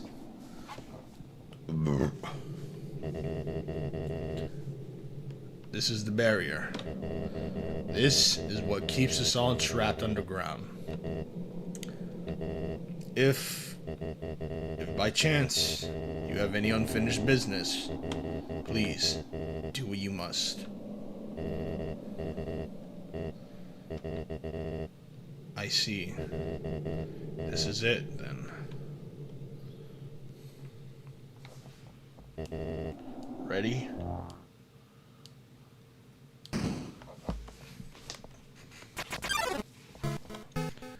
A strange light fills the room. Twilight is shining through the barrier. It seems your journey is finally over. You're filled with determination. Human. It was nice to meet you. Goodbye.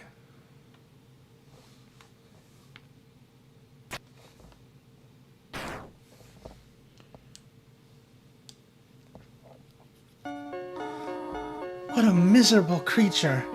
He's torturing such a poor... Darlene, I was thinking the same fucking thing.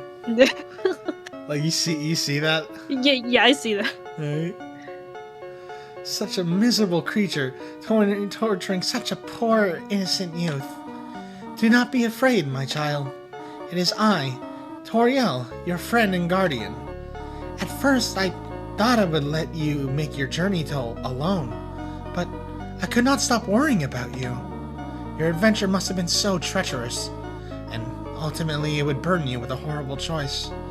To leave this place, you would have to take the life of another person. You would have to defeat Asgore, However, I realized I cannot allow that. It is not right to sacrifice someone to simply let someone leave here. See, this is also the thing about Toriel that's really interesting as well. The whole time she just doesn't, this whole time and even up to here, she does not like him at all, you know, given the history and all that's happened. But however, she doesn't hate him so much that she wants him dead, you know? Is that not what I've been trying to prevent this whole time? So, for now, let us suspend this battle. As terrible as Asgore is, she divorced him without explicit. Dude, don't give me. Dude, look, I'm gonna give Toriel shit in a minute. So just give me a second. I'm gonna give Toriel shit in a minute. Like, trust me. All right. I'm like I got a lot to say about this bitch. Like, as terrible as Asgore is, he deserves mercy. Tori, you came back. Do not Tory me, dreamer. You pathetic whelp. If you really wanted to free our kind, you could have gone through the barrier after you got one soul, taken 6 souls from the human, then come back and freed everyone, like literally Kara's plan. But instead, you made everyone live in despair. Because you would rather wait here, meekly hoping another human never comes. Like, alright, like, look. Okay, like, I'm gonna be real. I have my problems with Toriel as a person as well. Like, if we're gonna talk about her Undertale counterpart. Like, I don't know why she didn't save this soon. I know, right? Like, but to be fair, don't go about giving him ideas, because that would actually be uglier than just waiting. I've already gotten into a lot of dialogue in that I think Asgore was waiting for someone to kill him. I think just Asgore, like I really think Asgore was just wanting to die the whole time, and no human ever took him out, essentially. He killed, he killed 5 others, none of which, made it alive through him. And I've talked about in the neutral route that if he achieved his goal, what does he really gain? What does he really gain if he achieves it? Sure, he becomes a hero to everyone and frees monster kind, but no amount of freedom that monster kind gains is going to repair the hole left in his heart that his children died overnight and his wife left him. And obviously, and it's clear that it's obviously clear that it was, like, through his own words, it was done in a fit of anger, because humans, he sees the death of his children as humans robbing him one last time. It's the final straw. Asgore was clearly around to see. It feels pretty clear that Asgore was around, and probably was even king, possibly even king, when monsters got sealed underground, right? That's what I like to think. And so what I think of with Asgore is he viewed his children, the human child, Kara, and his son Azrael.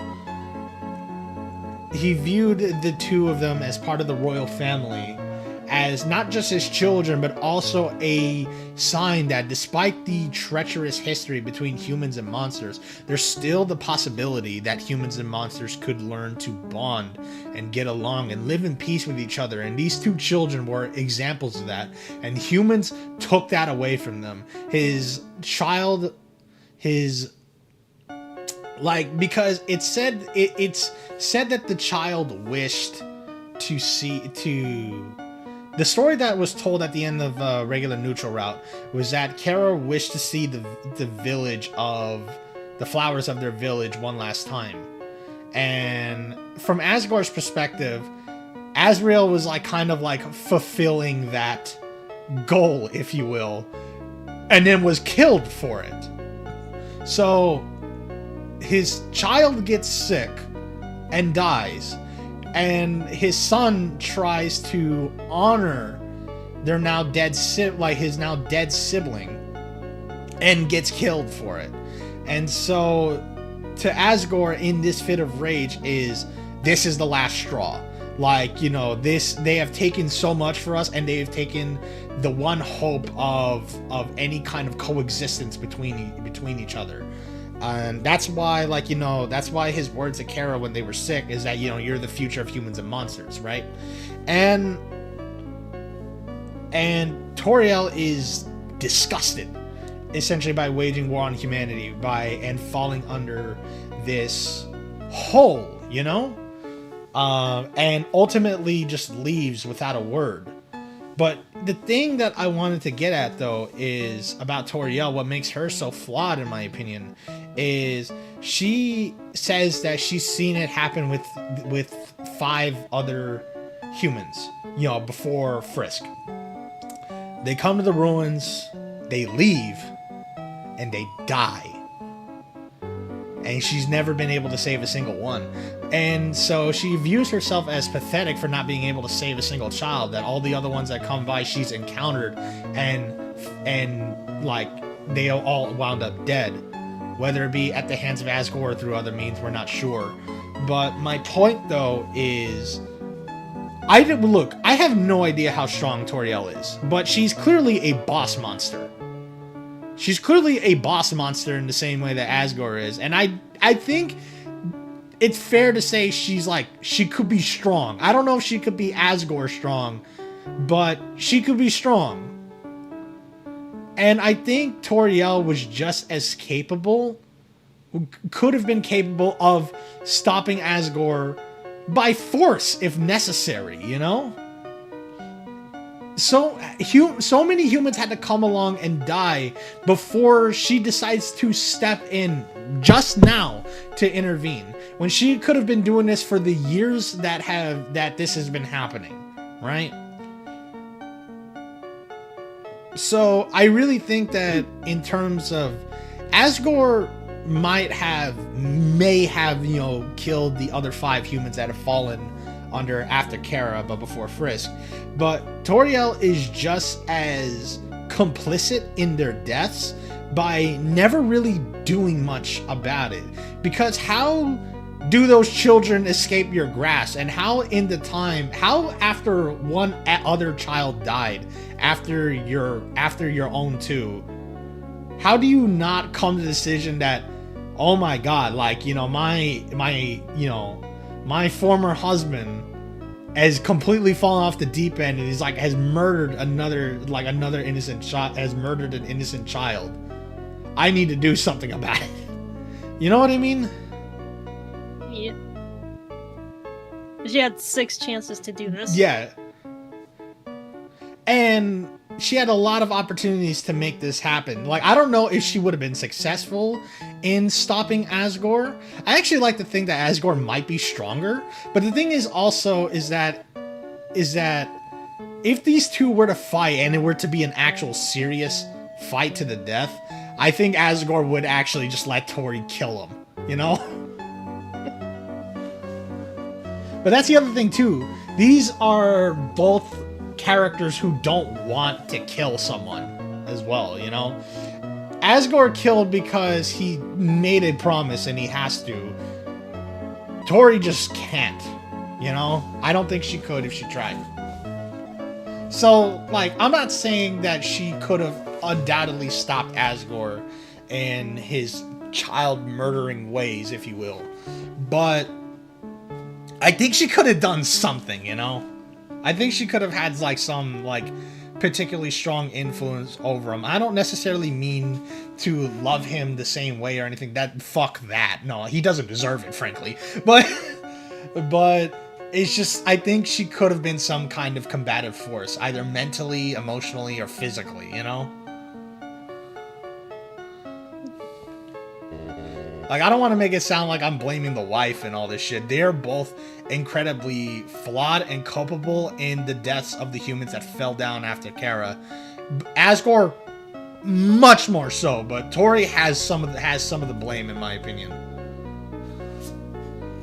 Not pulling a glitch tail? What the fuck did glitch tail do? I forgot.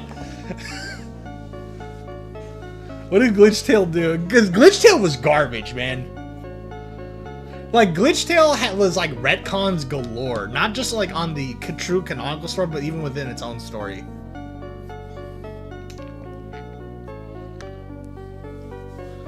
Like, I don't get off.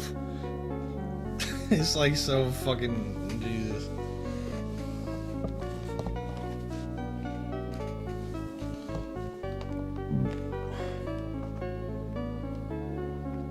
Oh, it wasn't. Huh? I forgot her name already. What? They were the ones that tried to frame Toriel as being the main one at fault, I think. Correct me if I'm wrong. I am not even gonna bother to correct you because that means I would have to watch Glitchtail and I'm not doing that. It wasn't Alphys killed because the creator didn't like her? I don't remember. Yeah, like that's a crazy reason to kill her off. She's a good character. I like that all of these characters are fucked up in their own ways. No, this is yeah. Except Papyrus. No, alright. No, I'm gonna continue reading. Tori, you're right. I am a miserable creature. But do you think we can at least be friends again? No, Asgore. So this is what I'm getting at though is this is also why this is gonna sound really fucked up. I think Undertale Asgore, despite all that he's done, the mental anguish that he suffers, and the loss of his children and loss of his marriage, is still better off than his Deltarune counterpart, if we're gonna go by true pacifism at the very least. Because what? Keep going. Because he accepts his fate oh my god, who's calling me? Me?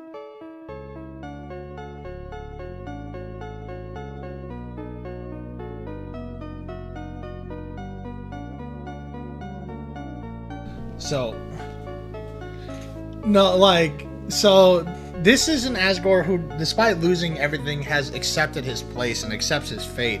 He always...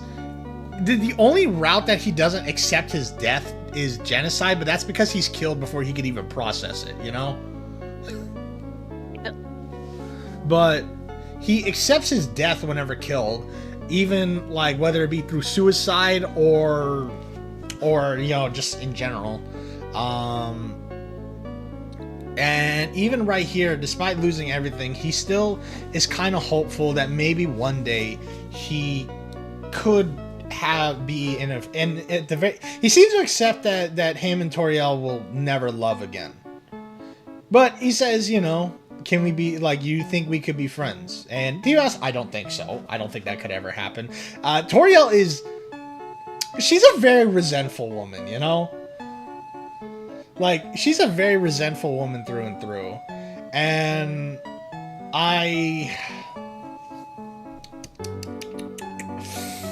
okay, so, yeah, she's a very resentful woman through and through.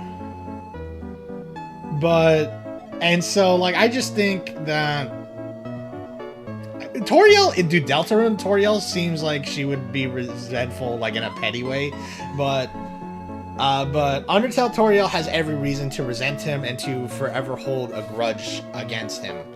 And also, like, I'm trying to figure out how to phrase this. Because, yeah, he doesn't deserve forgiveness, and nor does he deserve to have any relationships that he's harmed in the midst of this, in the midst of his journey to be repaired.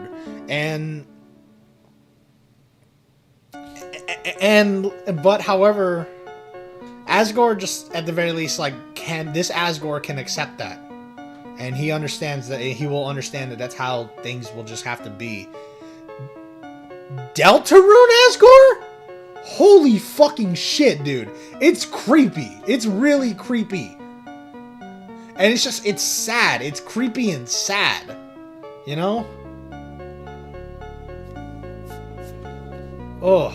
And it's crazy because, like, Asgore didn't suffer the same he didn't suffer the same way that this Asgore did, but this Asgore came out stronger in the end, but the current Asgore is just a sad man, you know? Anyway.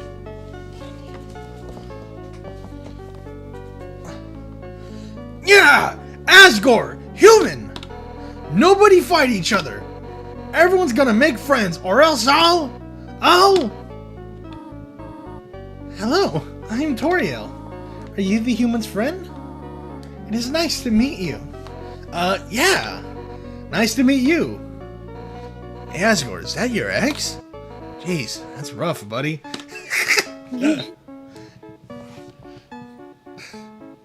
I never realized you think that's Undyne's like way of saying that she's hot. Because Alphas think she's hot, I'll tell you that much. Right? I mean, most people can agree that Toriel's hot. Yeah.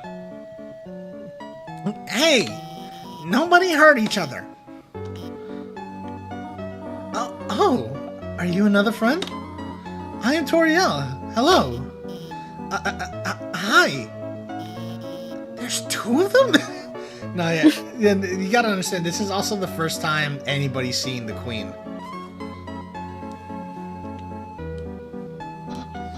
Hey, nobody fights anyone.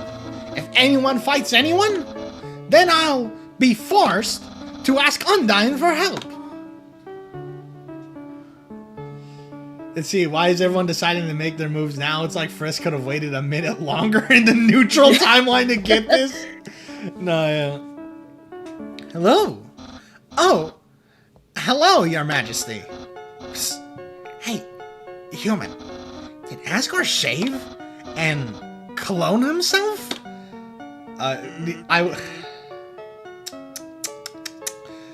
I use this line a lot to defend a ship. I use that line a lot to defend a ship, by the way. What ship? Remember, like, remember people called Krause incest? Oh my god, yeah.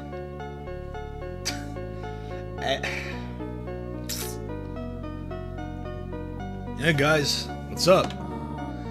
That voice! Hello, I think we may know each other? Oh, hey! I recognize your voice too. Do you see? I just realized Asgore's fucking face! Like... I am Toriel. So nice to meet you. The name's Sans. And, same. Oh, wait, then... This must be your brother, Papyrus. Greetings, Papyrus. It is so nice to finally meet you. Your brother has told me so much about you. Wowee. I can't believe Asgore's clone knows who I am. This is the best day of my life. Hey, Papyrus. What does a skeleton tile his roof with? Snowproof roof tiles? No, silly. A skeleton tiles his roof with shingles? I changed my mind. This is the worst day of my life. Asgore's having the same moment that one FGC guy had. I don't think I know the one you're talking about specifically. It's a tough one. Right? Because the only one I think about is Joe Crush, who cheated on his fiancée like 2 days after proposing to her, by the way. Oh, that guy. Yeah. Joe? Oh, okay! Oh, really? Like, it's not the first time I've heard about infidelity amongst the FGC peeps in general. But, no, yeah, it's the most recent one I can recall. I want to know, how did Joe Crush find someone else who wanted to fuck him? But anyway. What did he have? I don't know. Either way. Come on, Asgore. It's gonna be okay. There are plenty of fish in the sea. Yeah, Asgore. Undyne's totally right about that fish thing. Sometimes you just got to, stop going after furry boss monsters and, just get to know a really cute fish. It's a metaphor. Well, I think it's a good analogy. Oh my god! Will you two just smooch already? The audience is dying for some romantic action! Hey, shut up! Man, the nerve of that guy. Right, Elvis? Leg. You're licking my screen right now. Shut the fuck up. Alphys? No. He's right. Let's do it.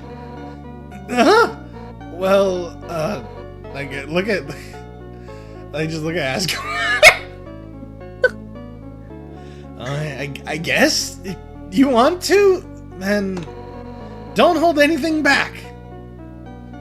This is like, you know, Toby just couldn't figure it out. Wait! Not in front of the human! Right. Sorry, I got a little carried away there. You know, like sand's coming from the top. My child, it seems you must stay here for a while.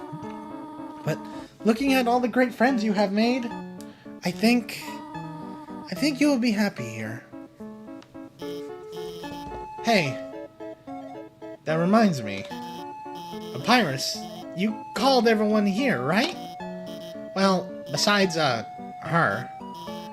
Anyway, if I got here before you, how did you know to call everyone? Alright. I'm sorry to do this, chat. I need to go downstairs for something. Real quick. So, I'll be back in a minute, y'all. Sorry to tease you, but we will be back in a little while, okay?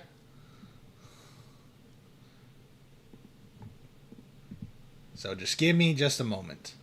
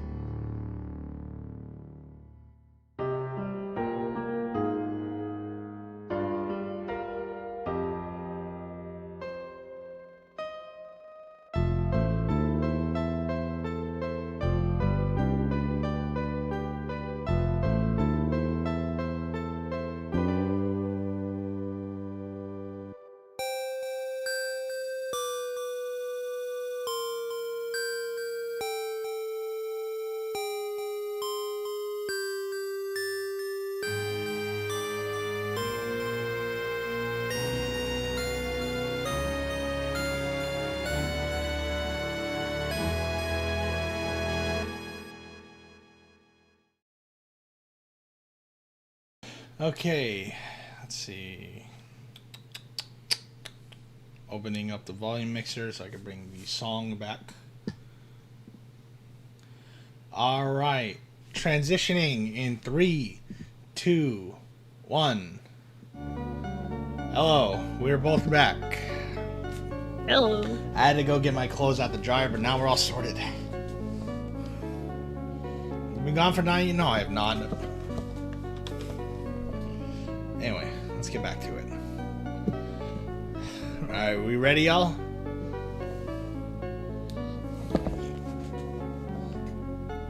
Let's just say a tiny flower helped me. A tiny flower?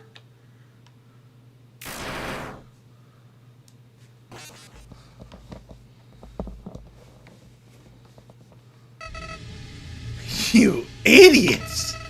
Oh, you guys were having your little powwow. I took the human souls.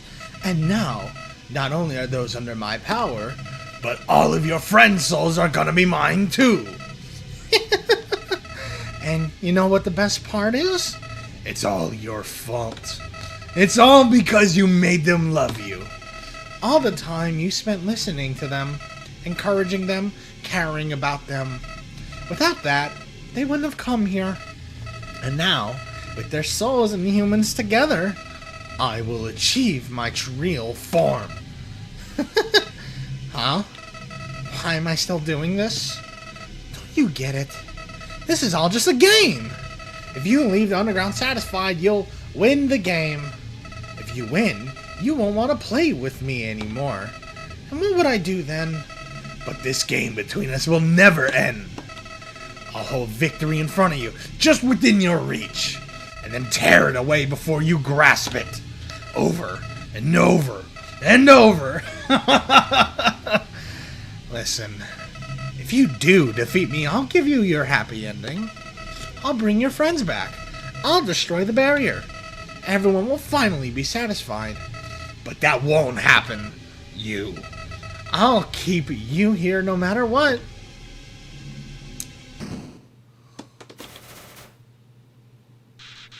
Even if it means killing you 1,000,000 times.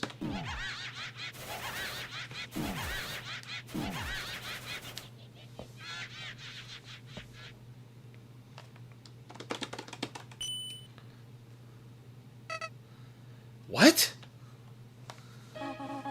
Do not be afraid, my child. No matter what happens, we will always be there to protect you.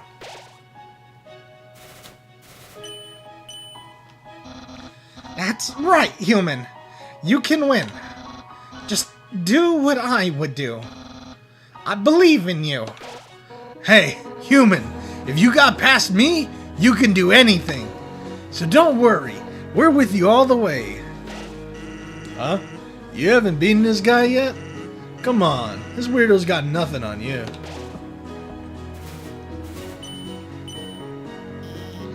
Technically, it's impossible for you to beat him. But somehow, I know you can do it. Human, for the future of humans and monsters, you have to stay determined. We're with you. We're with you too. Come on, you got this. You've got to win. You can do it, Ribbit. No! Unbelievable! This can't be happening. You! I can't believe you're all so stupid! All of your souls are mine!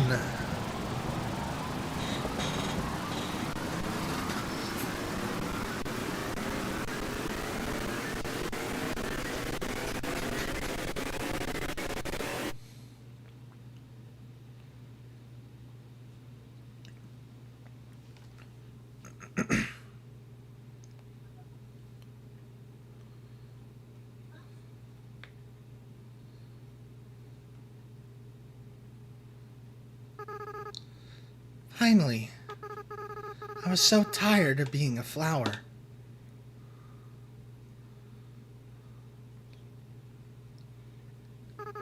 Howdy. Kara, are you there? It's me, your best friend.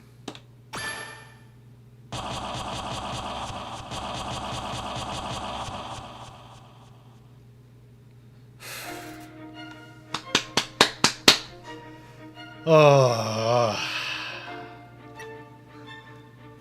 This is my favorite part of the whole game, by the way. I just want to make that clear, y'all.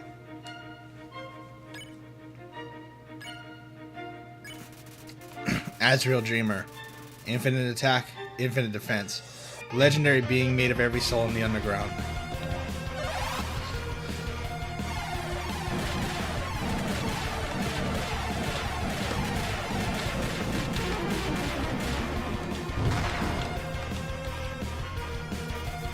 Azrael charges Shocker Breaker. This is my oh.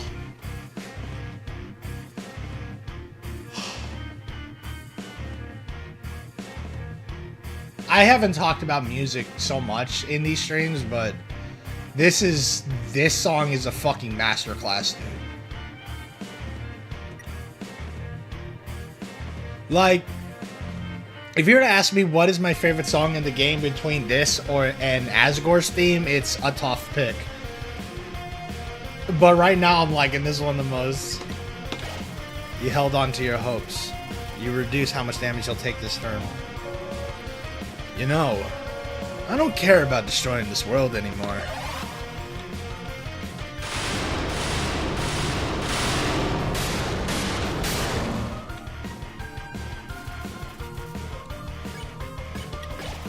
You think about why you're here now.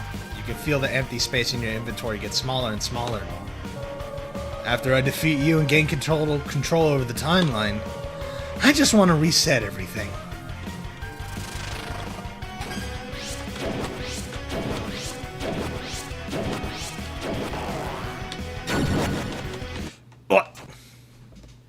But this is what makes this fight so special.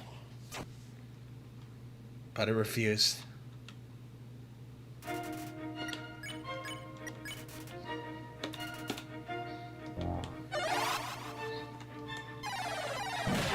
This also just shows just how strong Frisk, like narratively, how strong Frisk has become.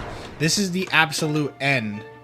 And they refuse to die here and now after everything that they've built and endured.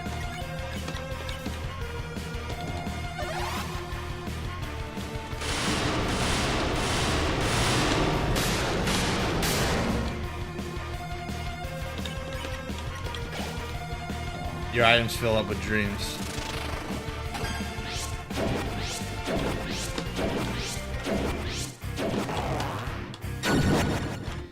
Oh, my chicken nuggets are done. Yeah, I'll be back. All your progress, everyone's memories, I'll bring them all back to zero.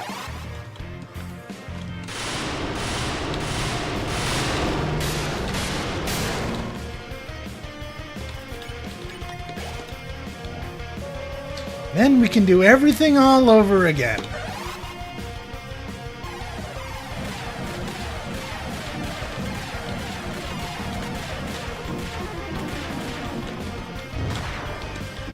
What? Okay.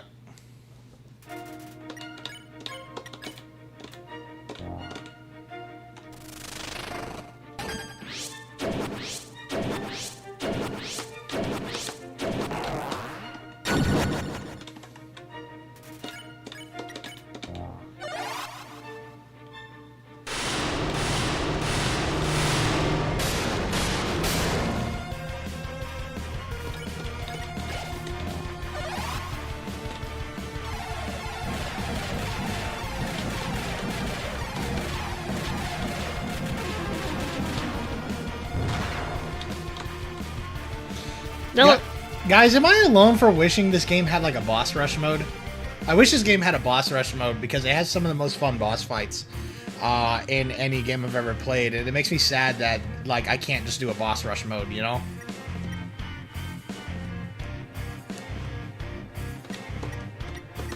There's probably a mod out there or something, I bet, you know?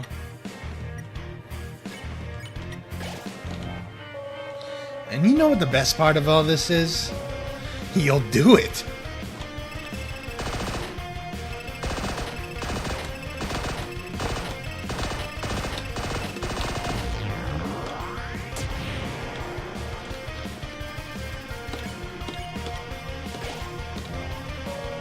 And then you'll have to lose, then you'll lose to me again.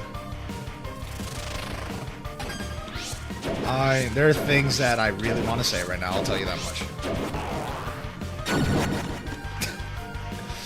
You know what I mean, Andy? No, I don't know what you mean. Stop playing stupid. You know what I mean. No, I actually forgot. I'm just really happy to be in this boss fight right now. Oh, yeah, you are. And again.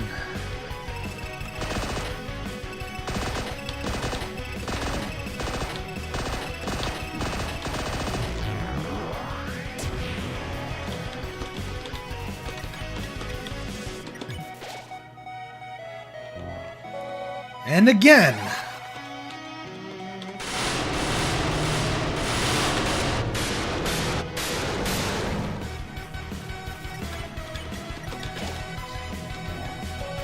Because you want a happy ending.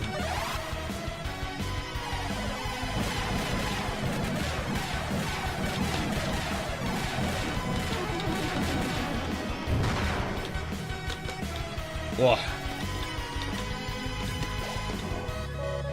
Because you love your friends.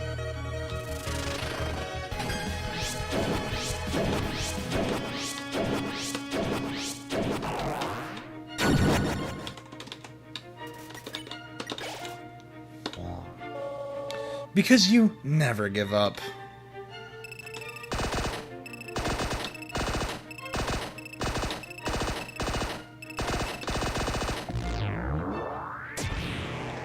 Whoa.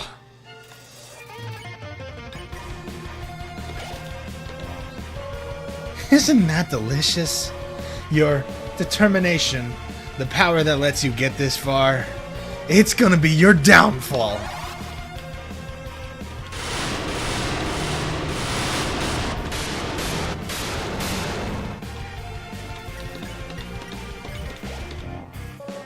Now, enough messing around. It's time to purge this timeline, once and for all.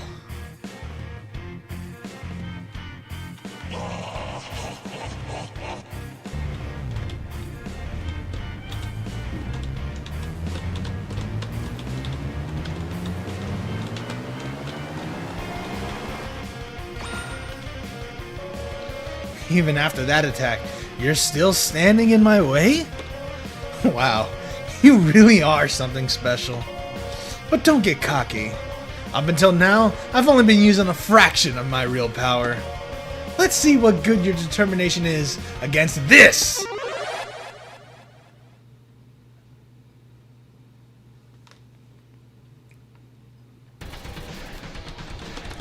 And yeah, you can't move in this at all. No fighting, no items, none of that. Can't move your body. Behold my true power! Okay. I can feel it. Every time you die, your grip on this world slips away. Every time you die, your friends forget you a little more. Your life will end here, in a world where no one remembers you.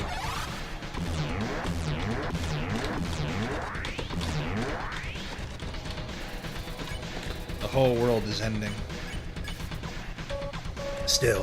Still, you're hanging on? That's fine. In a few moments, you'll forget everything too. That attitude will serve you well in your next life.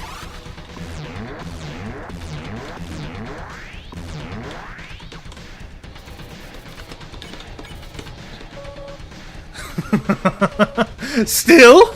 Come on! Show me what good your determination is now!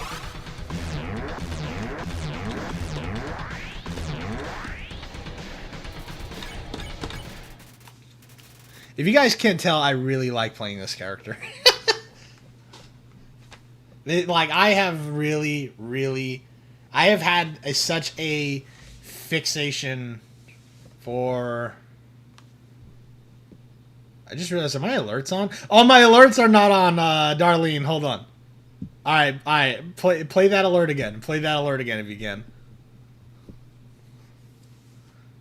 There we go. My alert should be on now.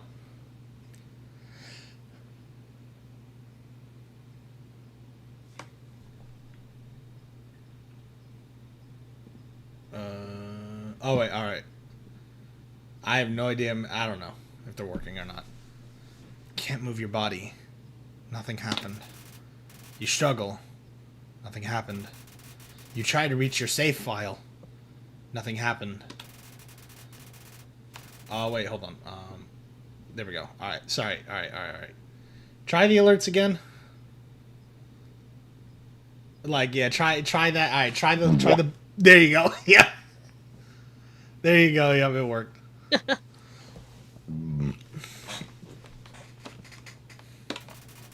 Seems saving the game really is impossible. But maybe with what little power you have, you can save something else. I love this part of the game so much. You reach out to Azrael's soul and called out to your friends. They're in there somewhere, aren't they? Within the depths of Azrael's soul, something's resonating. The lost soul appeared. Fake hit. You tap the lost soul lightly. Something about the way you fight is familiar to her. All humans will die!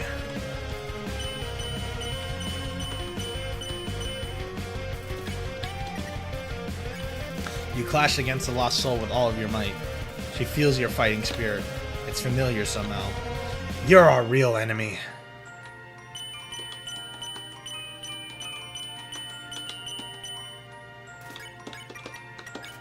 You gave the lost soul a big smile, like you remember she likes to do. Suddenly, the memories are flooding back. Well, some humans are okay, I guess. Feel something faintly resonating within Azrael. Within the depths of Azrael's soul, something's resonating. The lost soul appeared. You asked the lost soul what her favorite cartoon is. She could barely hold back from giving you an enormous answer. You hate me, don't you?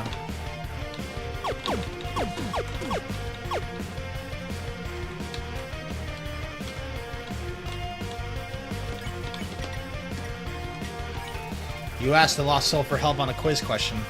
She barely holds back from giving you the answer. I've got to keep lying.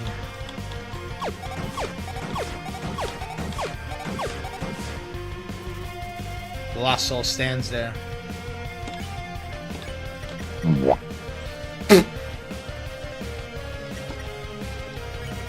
call the lost soul on the phone.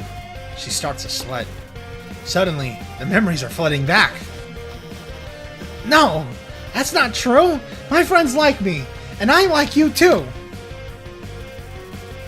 You feel something resonating within Azrael. The Papyrus descends. Within the depths of Azrael's soul, something's resonating.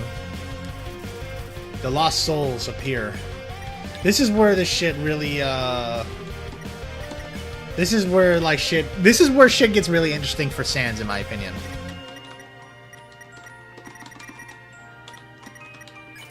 You ask the lost soul for help with a puzzle. He doesn't know why, but he really wants to help you. I must capture a human! Just give up. I did.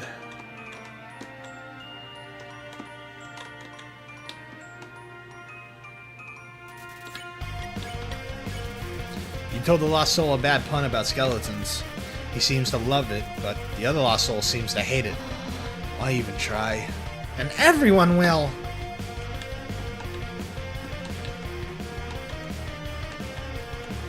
What?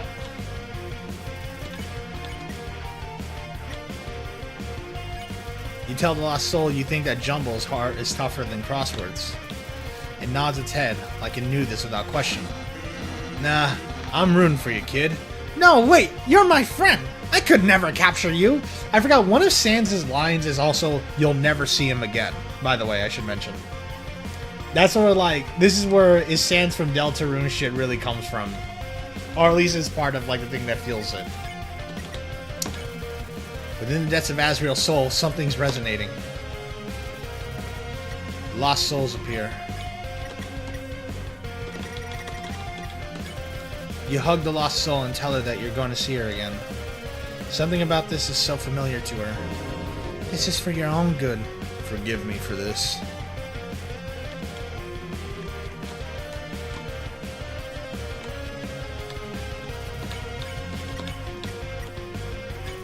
You hug the lost soul. It seems like his aggression is slowly melting away. This is my duty. No one will leave again.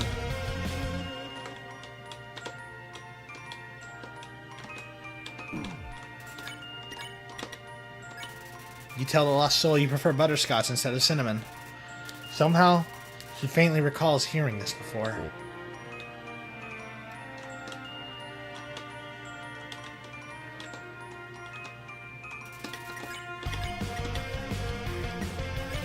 You tell the lost soul that you won't hurt him, no matter what. Suddenly, the memories are flooding back. Your fate is up to you now. You are our future. You feel your friend's soul resonating within Azrael. Somewhat strangely, as your friends remembered you, something else began resonating within the soul. Stronger and stronger. It seems it's still one last person that needs to be saved. But who? Suddenly, you realize. You reach out and call their name. Huh? What are you doing?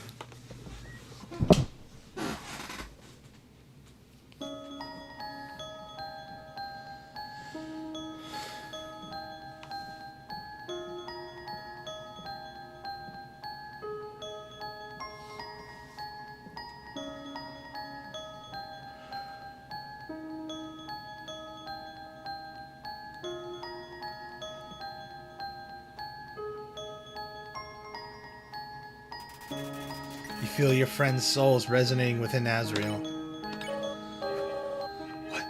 What did you do?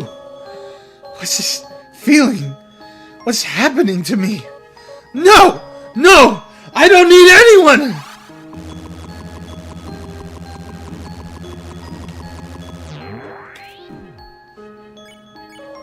Stop it!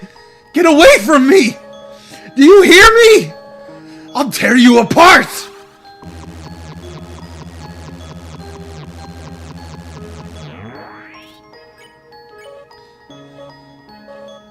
Kara, do you know why I'm doing this? Why I keep fighting to keep you around?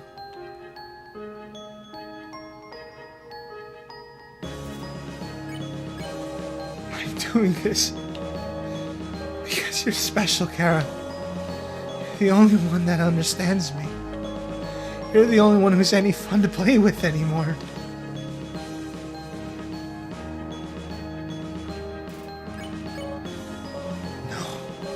It's not just it. I'm doing this because I care about you, Kara. I care about you more than anybody else.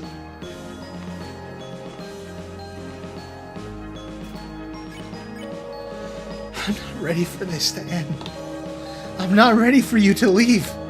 I'm not ready to say goodbye to someone like you again.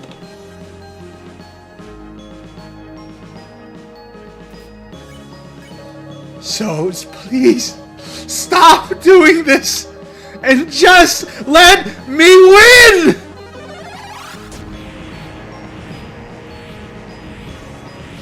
Stop it! Stop it now!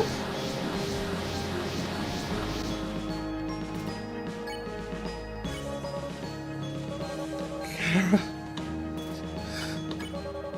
I'm so alone, Kara. I'm so afraid, Kara. Kara,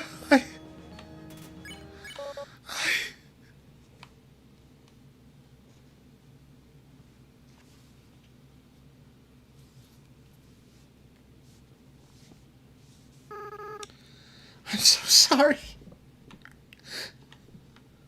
What the fuck is... What is that? Alright. I was always a crybaby, wasn't I, Kara? I know. You're not actually Kara, are you? Kara's been gone for a long time. What is your name? Frisk? That's a nice name. Frisk. I haven't felt like this for a long time. As a flower, I was soulless. I lacked the power to love other people.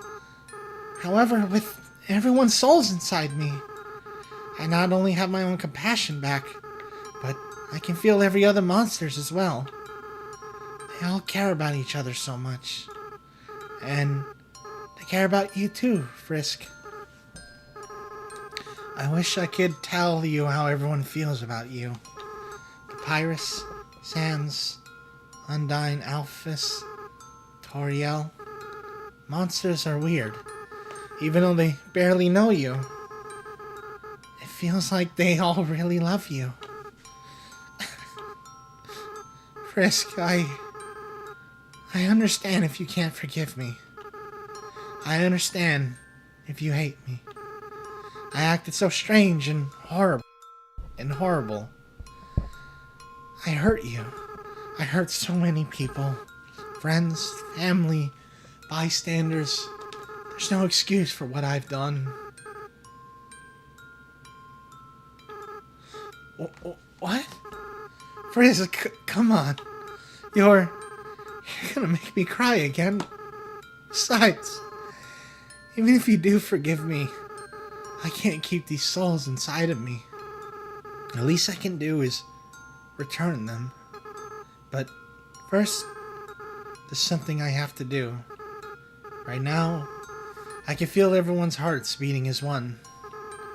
They're all burning with the same desire, with everyone's power, with everyone's determination. It's time for monsters to finally go free.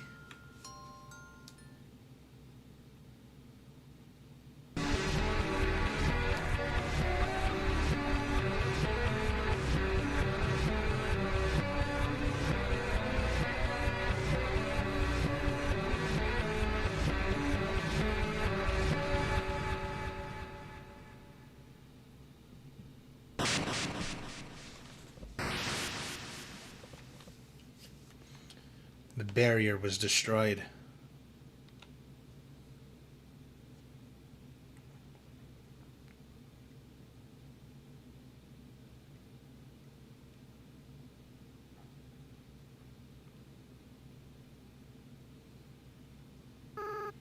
Frisk, I have to go now. Without the power of everyone's souls, I can't keep maintaining this form.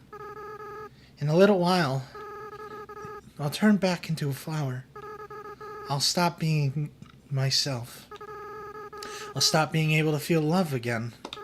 So, Frisk, it's best if you just forget about me. Okay? Just go be with the people who love you.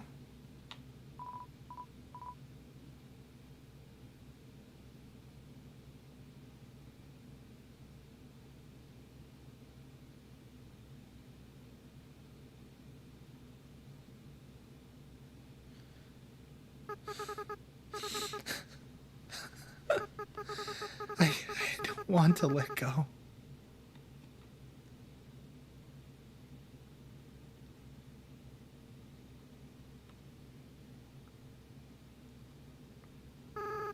Frisk, you're going to do a great job, okay? No matter what you do, everyone will be there for you, okay? Well, my time's running out. Goodbye.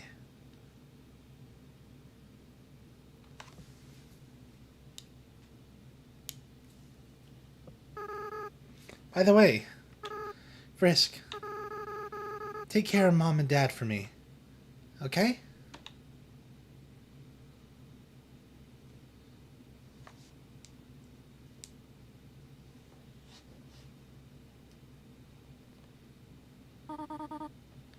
Frisk! This is all just a bad dream. Please, wake up!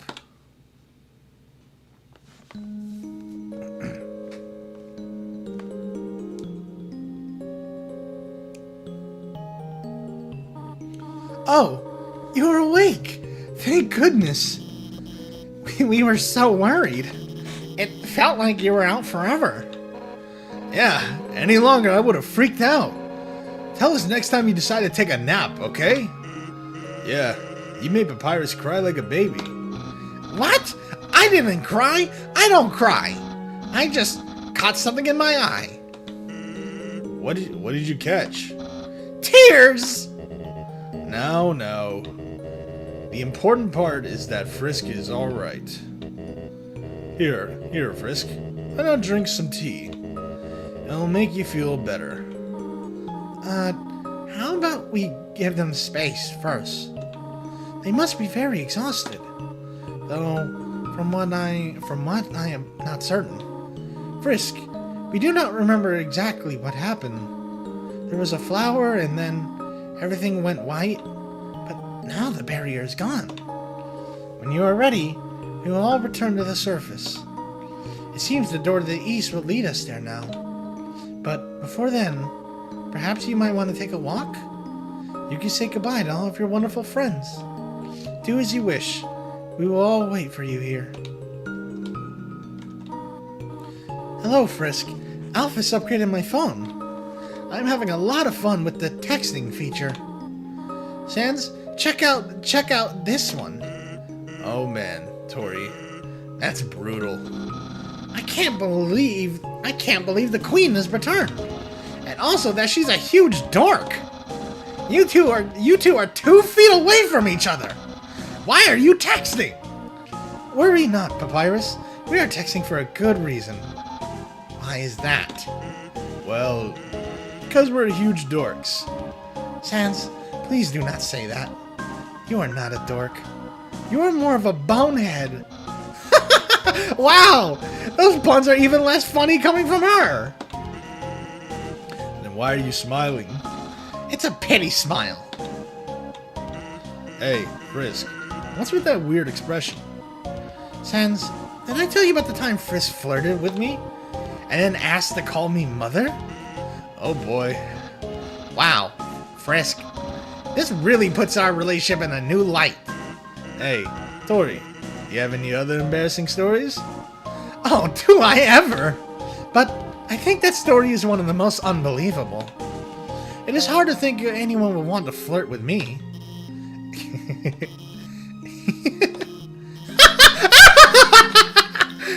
Oh, Toriel, you have no idea. Fucking gay. So, Alphys, what do you want to do now that we're all free? We have the whole world to explore now. Well, of course I'm gonna go out and, no, I should be honest. I'm gonna stay inside and watch anime like a total loser. That's the spirit. Everyone, a celebration to being losers. Papyrus has the right idea. Losing to Frisk is the best thing that ever happened to me. So I'm glad that we... Huh? What is it? What is it, Asgore? What's an... anime? Oh my god. Frisk, please, help me explain what anime is to Asgore. You see, it's like a cartoon, but... Oh, who's calling me, man?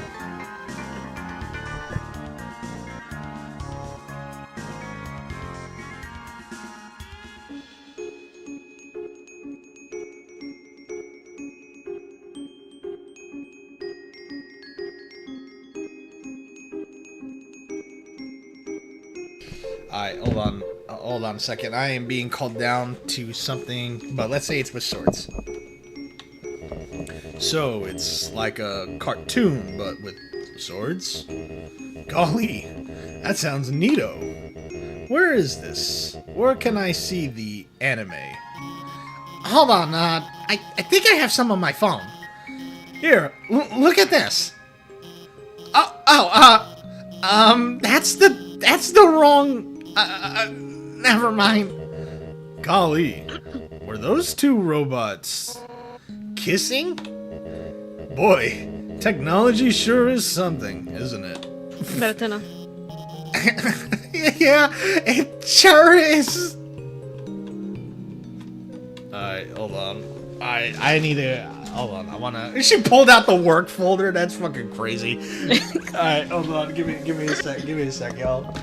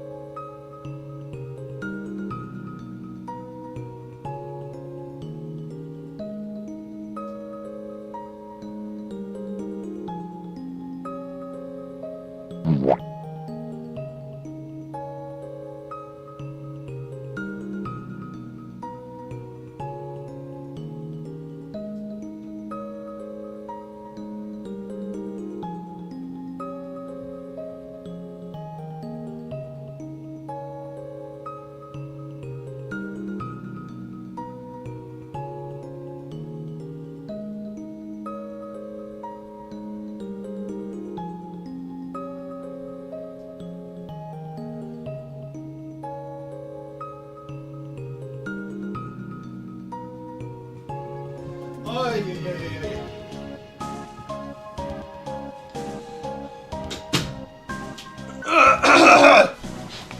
Fuck.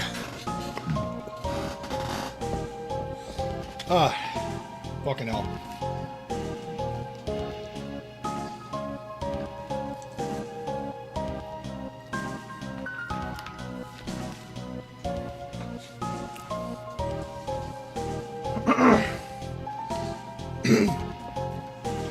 Alright, how we doing, y'all? Oh, fucking bot. Huh? Fucking bot on my Twitch chat. Hold on, let me deal with that. I don't know, bots can do that too.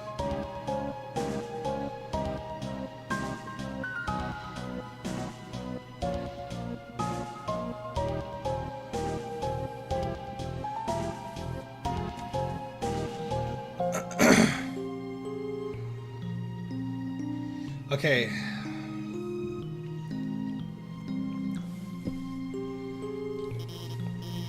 Psst. Frisk. You've got to tell me. Do you think Asgore and Toriel are, ever sorry. gonna get back together? No. Nah. Yeah, that's what I thought. A woman can dream, though, right? And write fan fiction. A lot of fan fiction. On second thought, maybe I won't write fanfic of real people. I mean, isn't real life already the greatest fan fiction of all? Don't tell anyone I said that, because I'm gonna post it online. Yep. I sure am excited to finally use the human internet. I bet they have all sorts of things on Dine and I can watch. Oh man, we're gonna be able to watch anime online? Come on.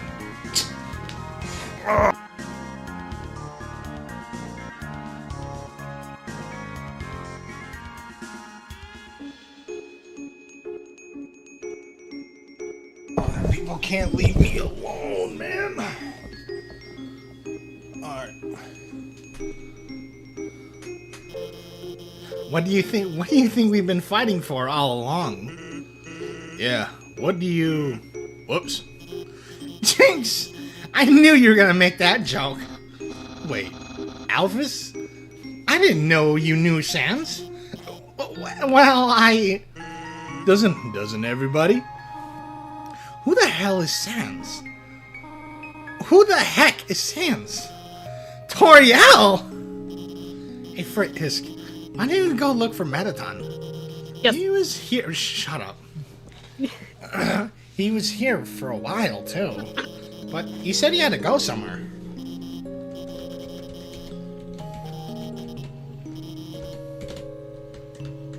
You know, Alphys would love polyamory. Yeah, no. I think she's just that gay.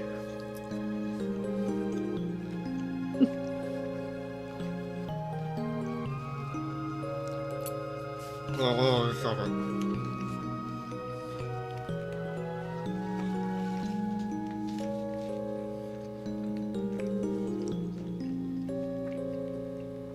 I'm eating this enchilada right now because I only got I got less than 20 minutes to eat before it turns 8 o'clock.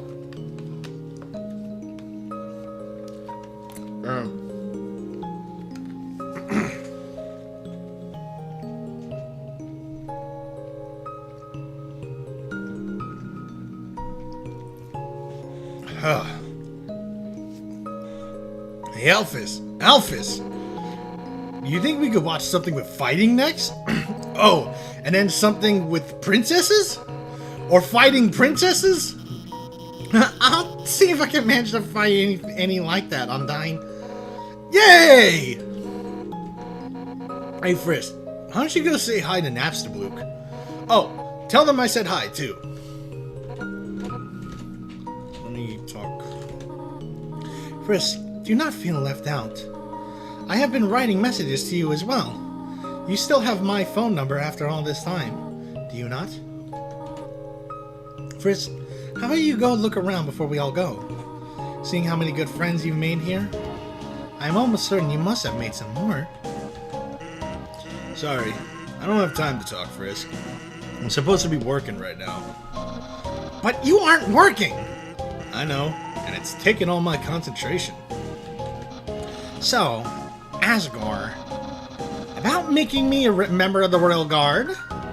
Well, Papyrus, now that the war is over, we might not need the Royal Guard anymore. What? Then what was the point of the humans' quest? They journeyed all that way, and I'm still not a member of the Royal Guard? Truly, this is the worst possible ending.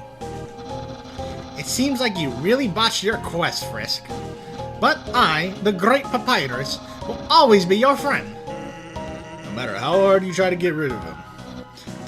Hey! That's true. Frisk, why don't you take a walk around? Frisk, why don't you fly? It's faster. Yeah, Frisk, why don't you fly? Flying sounds a little dangerous. But they can't fly. Not with that attitude. And yeah, lastly is Asgore. Howdy, Frisk. Sorry about almost trying to take your soul. I feel very bad about it. I hope we can still be pals. Hey, don't worry about it, Asgore. I think everybody's tried to kill Frisk at least once. Oh, I see. In that case, I'm not sorry, Frisk. Asgore, that's not what I meant! Frisk, I just realized, now that we aren't fighting each other, I can finally ask you, would you like a cup of tea? Would you like a cup of tea? Oh, well, actually, the cup I had is cold now, so you shouldn't have it. But I am so happy you said yes. As soon as I can, I will make some more for you. Then we can be great pals. Oh, Frisk, if you're not busy, on nice days, you should walk around and have a good time. That's important.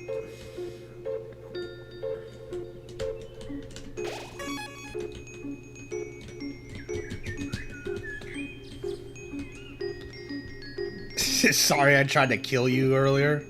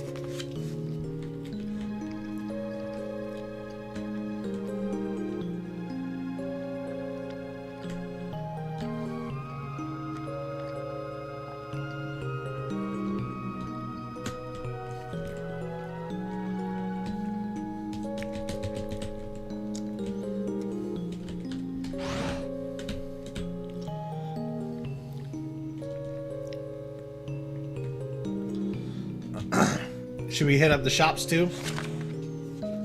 Yeah, I want to see Burger Pants. I like him. Why do you like him? He's funny. Oh, I'm still trying to eat this fucking enchilada. It's a fucking mouthful, man.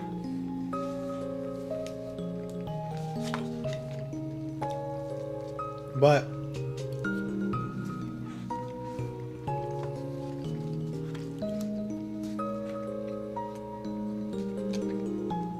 dude, I fucking love enchiladas so much, man.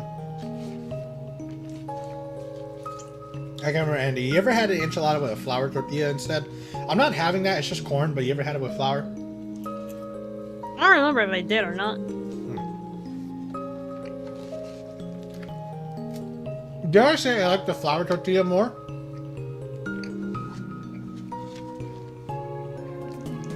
I used to hate corn tortillas when I was a kid, believe it or not. I didn't like the taste, you know? Yeah. Someone just started liking them. Oh.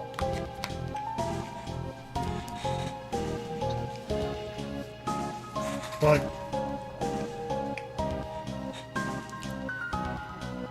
like, I think we've all had those foods that we either disliked as a kid and then just started liking, and vice versa, you know? I don't even know if I have one of those.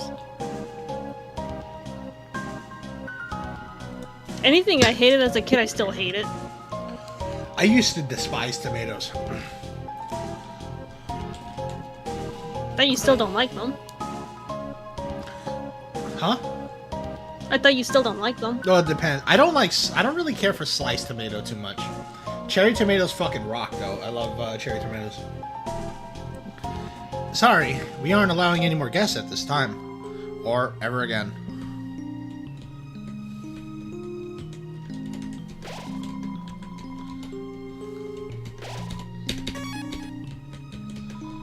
Sorry, the resort's shutting down. But I think you'll find it's still great to pass through. Good news! The elevator started working again. But now it's been so busy, we still haven't gotten a chance to ride it. Are you guys on your way out? I guess I'll catch up with you later.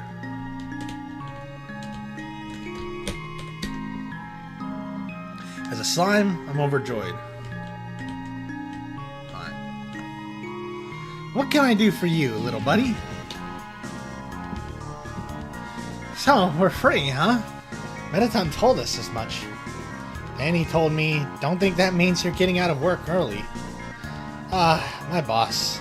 I love that guy. And by that I mean I hate him so much.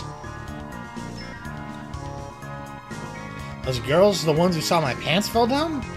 Well, we're all gonna be free, so I'll never see them again, at least. Don't tell anyone this, little buddy. Because they'll make fun of me. But I feel like I played a hand in everyone getting free somehow. Even if it was just working this awful job. I think I did something. I don't know if it's true, but I'll believe it anyway.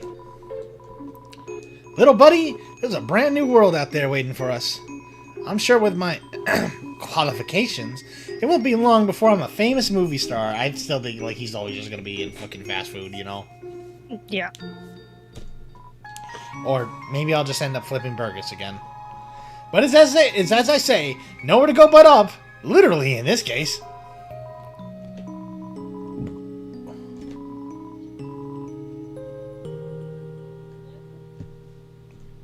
Too bad I don't got 500G.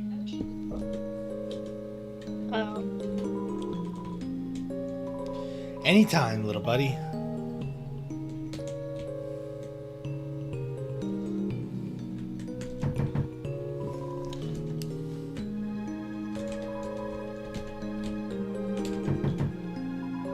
Room service never came. No response. Trying to finish up work.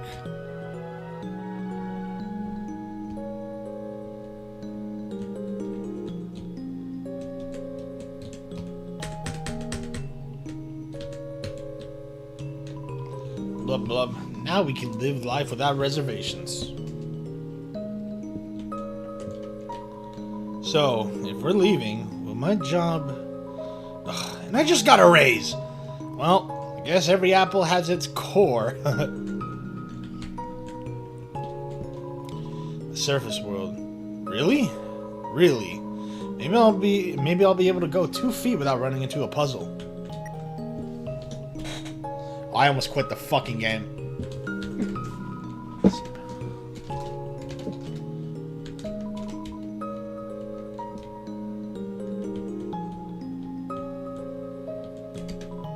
Oh, we're all free? Oh, guess I can stop licking this ficus. But I don't want to look like I messed up, so I'll keep going.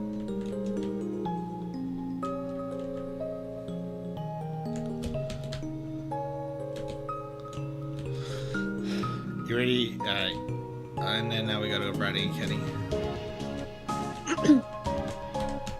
You know, because we played through this chat, one of these days we'll also play through Undertale Yellow.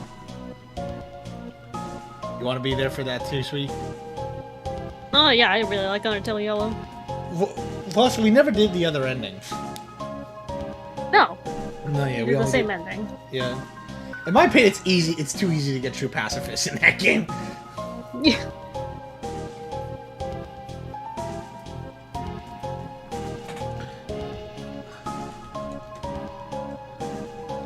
So, we're like totally free now, huh? Yeah, like totally free. Like, cool. Yeah, like, cool. Like, millennia of being in prison finally over? Yeah, that's like pretty chill, I guess. Oh, oops. Really? Well, when we said, we were hyped for the destruction of humanity, we were just, like, joking, you know? Did we say that? Probably? It's, like, practically our catchphrase. Really? I thought our catchphrase was, Braddy's the best, Caddy's the coolest. No. We've, like, literally never said that. Can it be, though? Can it be?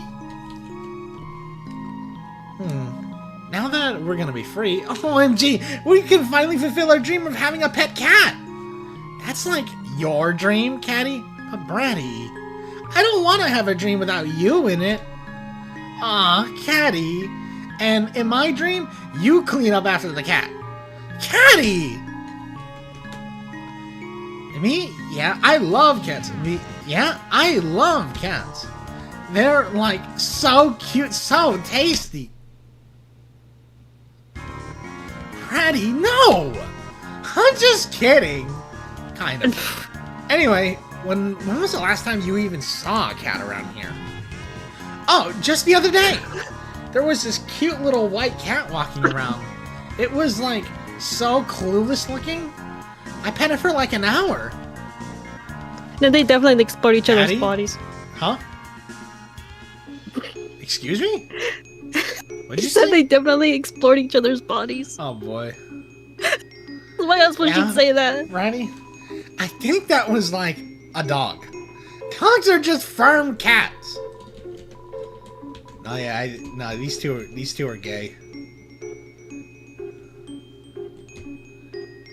And it's funny because they don't like each other in Deltarune. Does that make it Toxic Yuri? Enemies to lovers. Enemies to lovers? Yeah. Yes. I'm so excited to sell ice cream on the surface. If all humans are like you, I think it'll be a modest success. Oh boy. Undyne told us that the Royal Guard is being disbanded. Like, bummer. Guess we all have to get used to love and peace. He seems happy. Now they do with how much they talk about each other. What? Do you want a rematch? Oh.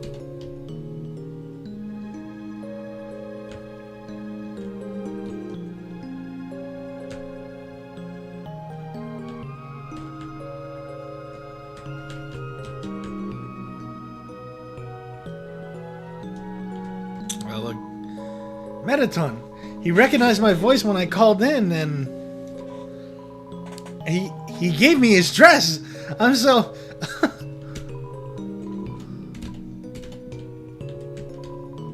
It's a poster for Metaton's latest stage performance. Tragic.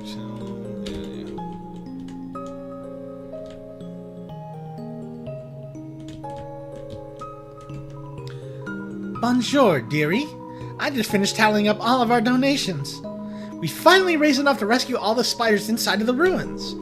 And we'll also be able And we'll also be able to afford 4 pairs of stylish sunglasses for every spider. You have anything else to say?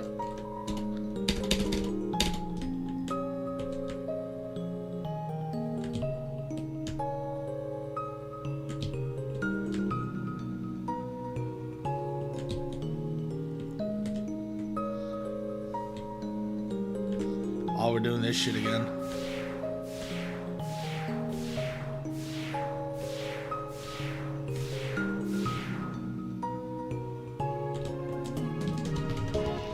On the surface, I won't buy any donuts from spiders. That's my resolution.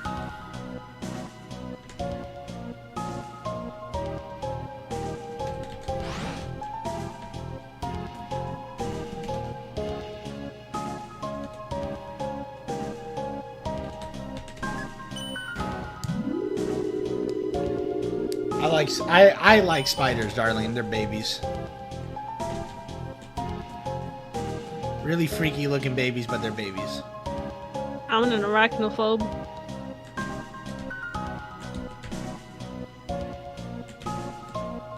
Back here.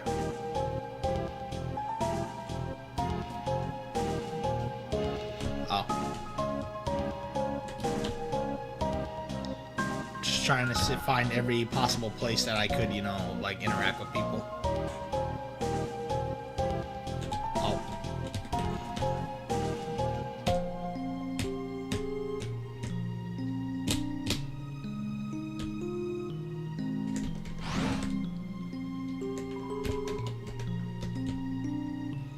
Let's just go back to level 4-1. Fuck it.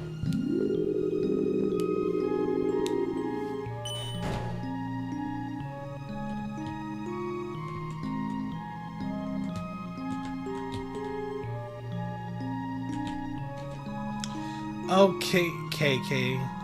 I'll be able to have a nice drink on the surface.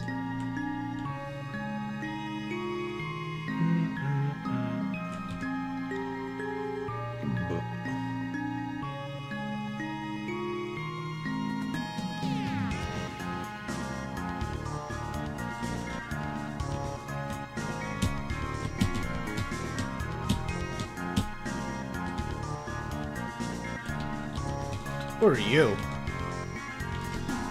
Remember? Yeah. What the? Who are you? Freedom? What? Wow, you're pulling my leg. What would you say? Who is that guy? Yeah.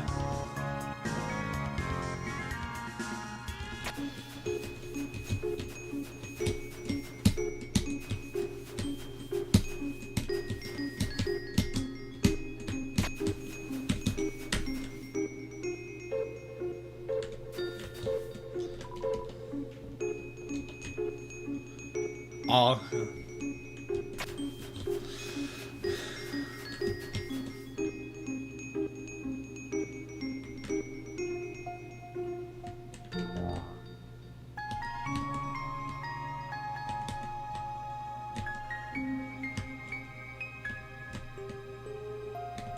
No, I've always wondered if, like, anyone would still go back underground, or everyone leaves.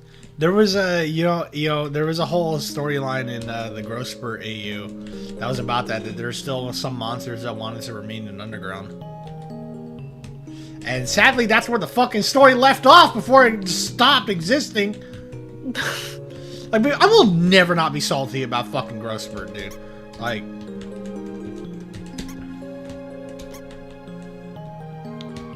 dude, Grosspur was like just the actual just best, like one of the best things that ever happened in this fandom in terms of AUs and like fan content and all that shit, and it just stopped existing. I'm not attacking. He's just like I'm just still sad about it. I was there when they were coming out, man. Whoa, Tammy, good news. Very goods.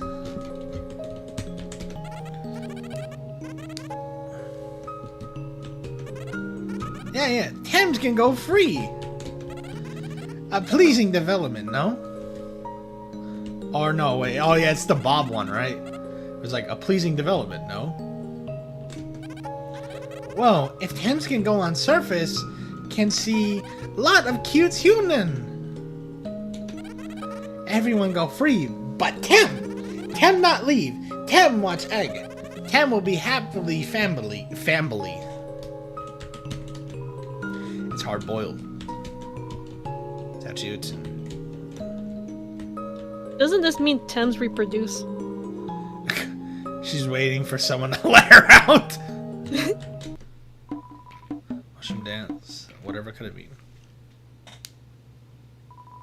Symbolize my unbridled happiness. The government told me they were willing to transplant me outside. Why didn't you smile at my dance? It almost feels a little rude. Hoifs! Okay.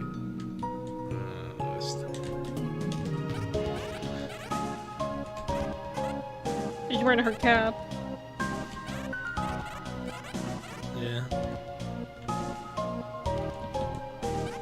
Nothing to say, I guess. I keep almost pressing fucking the escape. I'm so glad that like that closing the game isn't tap. You gotta hold it, you know?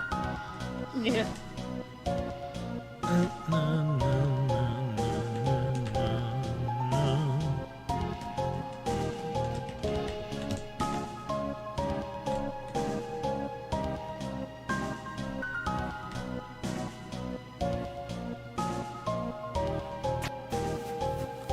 Wondering if this is even the way to go. It is. Because I'm taking a long way back, you know? Oh yeah, alright, now we can talk about Fluffy Buns.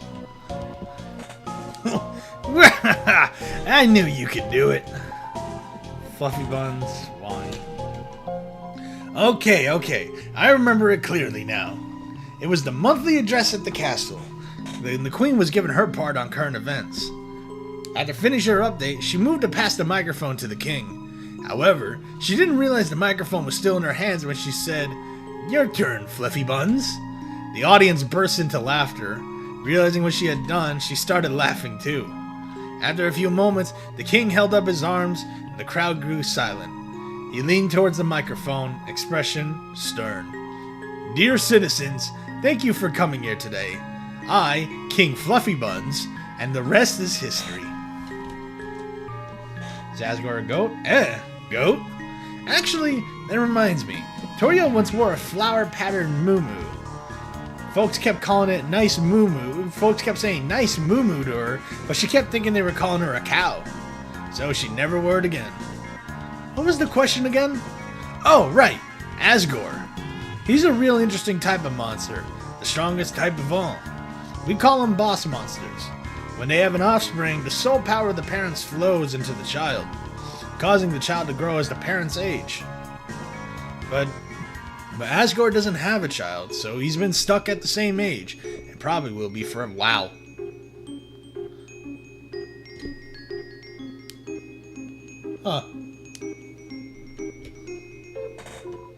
Huh? What if the child is a human? What? Nah, that wouldn't work. So if Asgore's your father, he'll definitely outlive you. That's fucking... Oh, that's fucked up. So that means... So wait, monsters can only age if they have a child. They're all immortal otherwise. I forgot that part. Huh. Oh my god. Yeah. Oh my god. Sweetie, if we were monsters, we'd actually just be immortal. A show we're immortal? Oh, we can be gay forever. I like to think that even the gays can have kids. I like to think that it just... Like, it's random who gets pregnant. Yeah. Can we all agree? Like, I like to think that if soul bonding is a way to create a child, because, like, obviously... like, I don't know. Voluntary celibates are cheering. That's fucking crazy. But, because, Toby Fox has teased a couple things. Number one... relationships between humans and monsters have happened, like, in history. Number two, He's obviously never gonna tell us like how they reproduce. So it's not like one day we're gonna be like monster fucking is real or anything of the sort. I am kind of inclined to agree that it is through like some kind of soul bonding method or whatever. Maybe through sheer will, determination, through the soul or whatever the fuck have you. When a kid really badly just exists. Yeah. But that also makes sense why they age, though, too. I think that kind of puts it into perspective of why they age. Is it like a keeping the population steady? I don't know, but That's what it sounds like. yeah. But either way,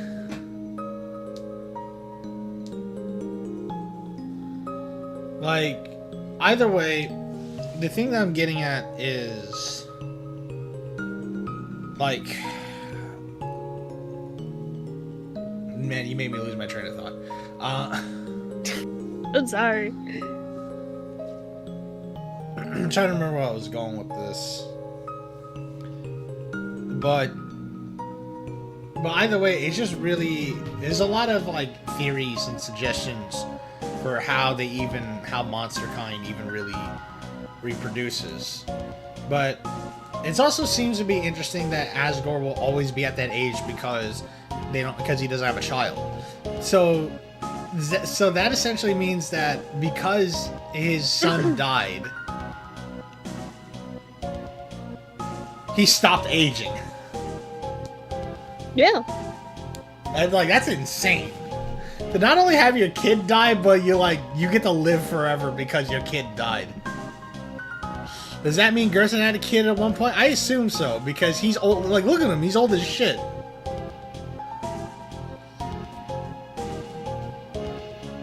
So he probably had a human monster child.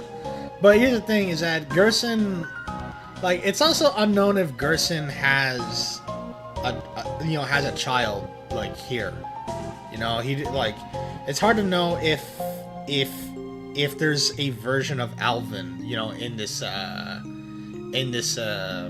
this game's lore. You know, I don't think we know if there's like an Alvin in this game's lore, but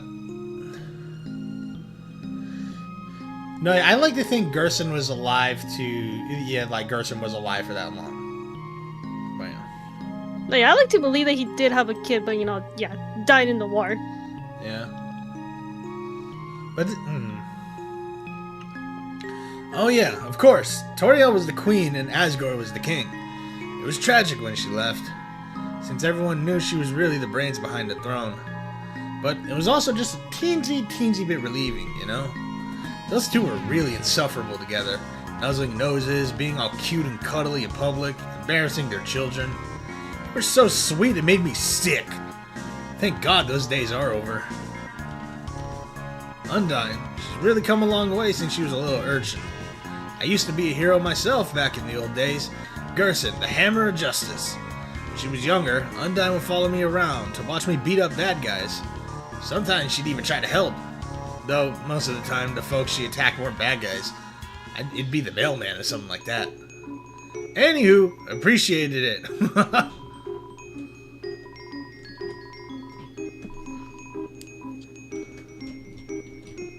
Alright, your man's over here.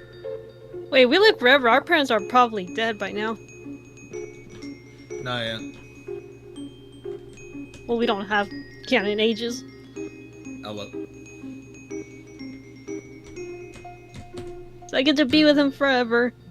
Because we canonically are child free.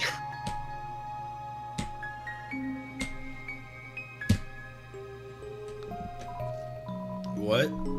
Undyne says hi. And tell her I say something cool.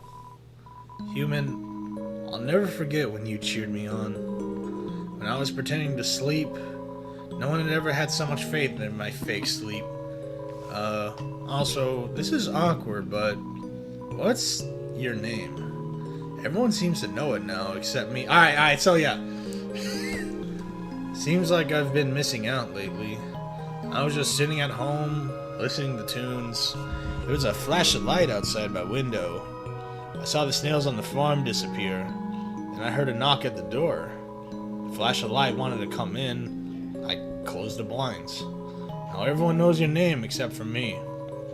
Frisk. Okay, I won't forget it. Your name? Frisk. Frisk. I didn't forget. Because I cried the letters into my hand.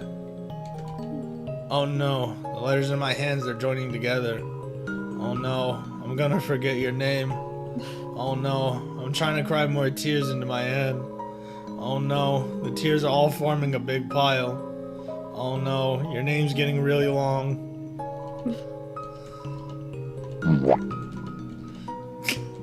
So, this is the thing I want to get at too that makes it so interesting.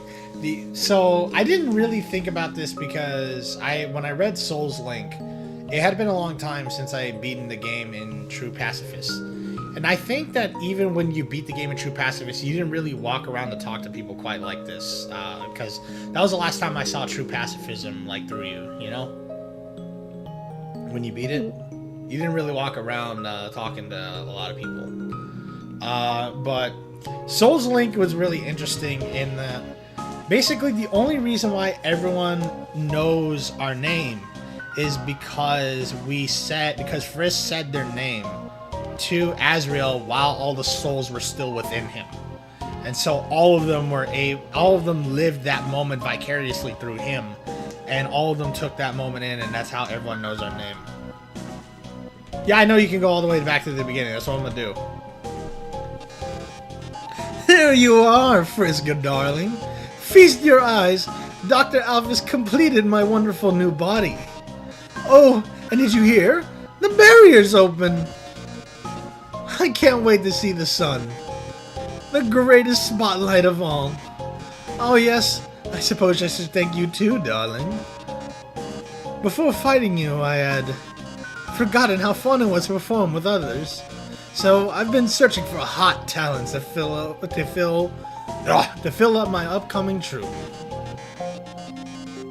So far, Shiren's agreed to be my backup singer, and Napsterblue here will be my sound mixer. The three of us performing together, it really feels overdue, doesn't it? Frisk, darling, can you help me with something? What kind of merchandise do you think humans will want to buy? I've thought of a few ideas so far. Buttons with my face, stickers with my face, CDs with my face, posters with my face, t-shirts with my face, underwear with my face, the plush dolls of Toriel. But, you know, with my face instead of hers. So what do you think? A yes or no prompt was not provided. Fabulous! I completely agree. Oh, first, why don't you go see how Alphys is doing? Since the Flash Alliance, she's been working hard to set everything right. About time, huh?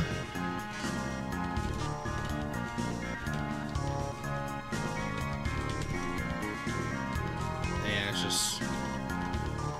But that's the other thing, too, that is a bit kind of sad between these two. Is that Mettaton is not fully honest just yet with either Shiren or Napsterblue, that saying basically not completely honest with them, saying that, you know, the Mettaton is like, you know, Napsterblue's other cousin that left. Like it's the start of his It's the start of his healing, essentially. Yes. Like, I think it's definitely... We definitely like to think that he probably will be open and honest about it, as we'll see. And, you know, we'll see the time that they're spending in the credit sequence when this is all done.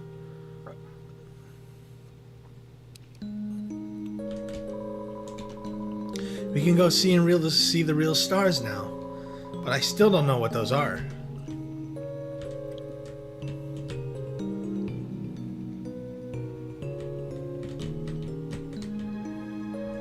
This is where the ice cream guy was.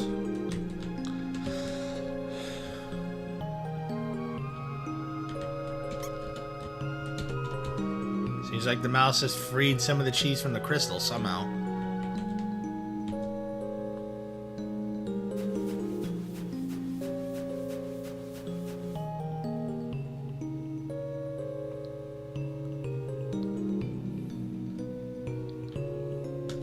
Memories, memories, memories.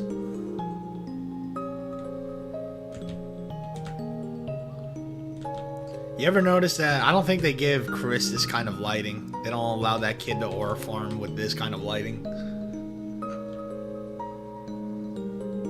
Right? Yeah.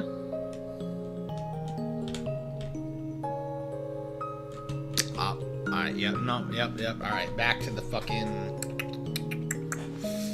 Back to the boat. Alright, we gotta go to the boat now.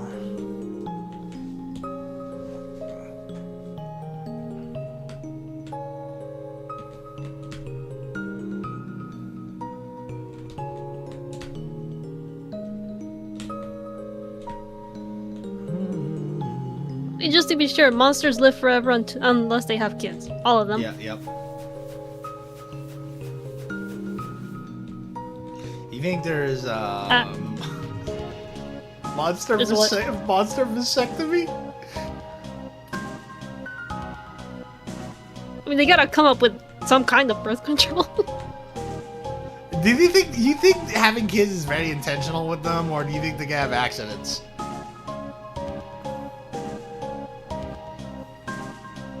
I don't know. I don't know.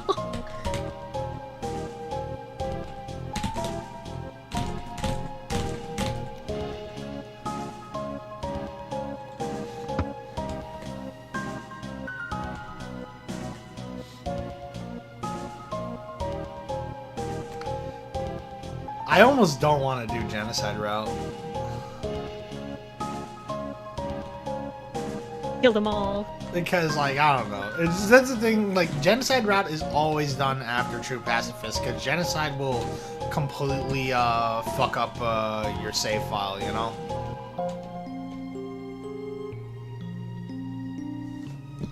Like, obviously you can correct it. There's ways to correct that. Like, it's not permanent. It's just like... Tra-la-la, tra-la-lee, tra-la-lay.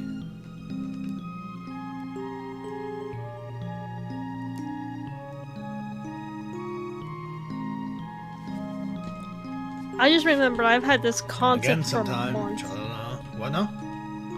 I've had this concept since last year, since before my carpal tunnel. What? Oh my god, my King Manaton design that I've been so badly wanting to do. I should get to that.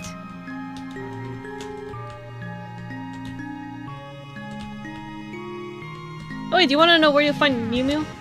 What? In the kitchen. Really? Yeah, like, let me see.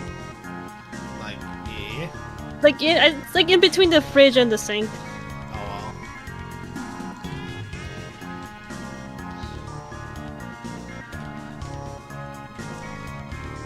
We never lost a papyrus, so we never got put in the doghouse.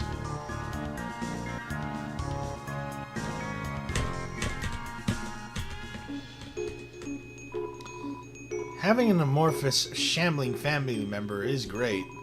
They're always moving, so I can see them 100% of the time. All of our parents have been combined into one horrible being. That's okay, though. It's really brought our families together.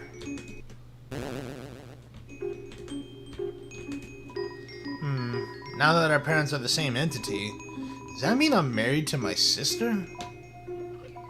Wait, we're dogs. That stuff's normal. What?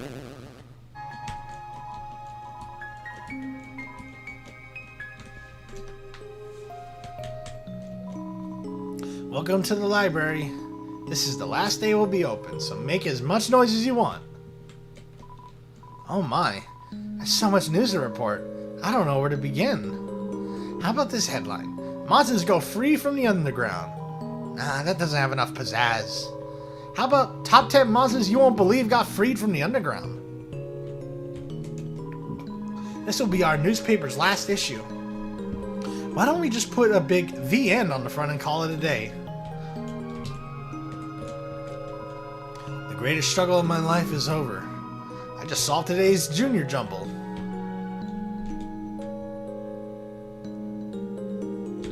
Oh wait, I didn't check this guy over here who likes to throw ice. Yep. Ice Wolf no longer has to throw ice. Ice Wolf can take break to buy some pants now. Are you just butt-ass naked? Oh? We're free? Finally, I'll be able to stop smiling. Looks like I don't have to worry about cracking jokes anymore. I was gonna say a joke here, but I really don't have one. I wonder if the overworld has hot guys and neat drinks. Ooh, I'm ready. Oh, what the? How am I still talking? I'm not even near you. Soon, I'll be able to try some human food. And then I guess I'll try a human bathroom, too. Hey, people won't have to move in from the city anymore. Seems like we won't have to lose our local culture. Except we're all moving out of here, huh? Oh well, guess it can't be all punk peaches and punk cream. Punk cream. In the end, never caught any girls on my fishing line. So kid, take it from me. Don't try to catch hot people with a fishing rod. Somewhere you hear a whine, somewhere you hear a whinny of dismay.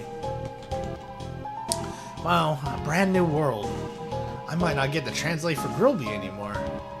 Which is fine, since I was actually just making up what he was saying. Good job. It finally won a game of poker against itself?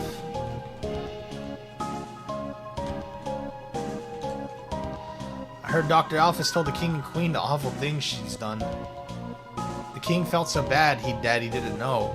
He gave her a big hug. Then the queen fired her. Now we don't have a royal scientist anymore. That's politics. Yo, what's up? I've been kinda doing some thinking. Maybe Undyne isn't actually as cool as we thought. She's just kinda mean. But yo, I just found out about someone way cooler. Wow. It'll be nice to show humans our presence under the tree tradition. They'll probably be weirded out by it. Yo, the fucking surprise that fucking bear's in for. That kid over there told me that it's weird that I have a pet bunny. First, there'd be nothing weird about it. It's cute. Second, what? It's normal to walk your younger brother on a leash. Is anyone else weirded out by those giant shambling amalgamates, or...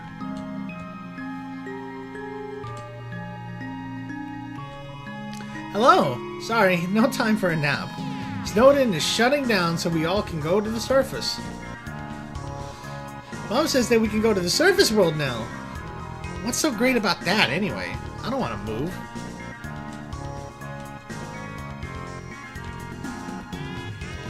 Hello, traveler. How can I help you? Oh.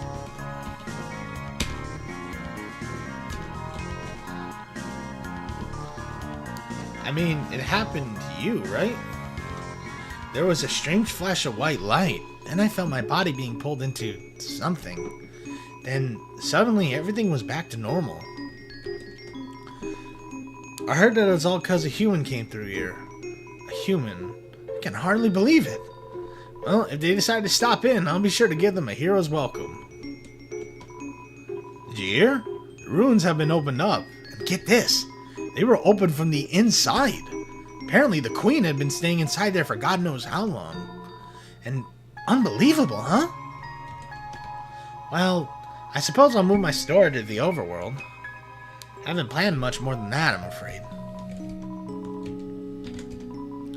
Bye now. Come again sometime.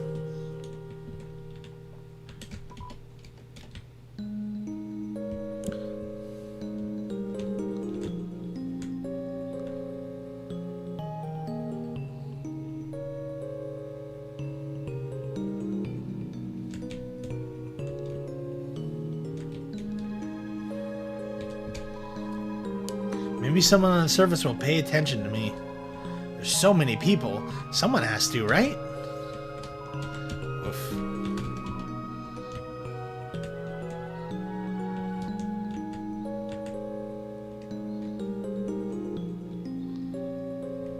I really wonder... Yep. I know how to set myself apart now. An ear piercing. Wait.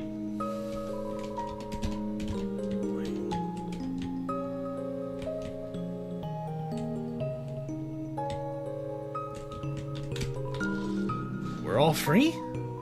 Okay, I'll stop lounging around. Does that dog know? Probably doesn't, does it?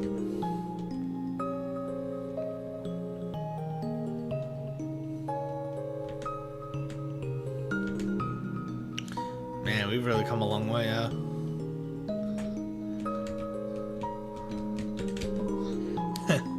guess we'll all have to go to the surface. There are woods we can live in, right?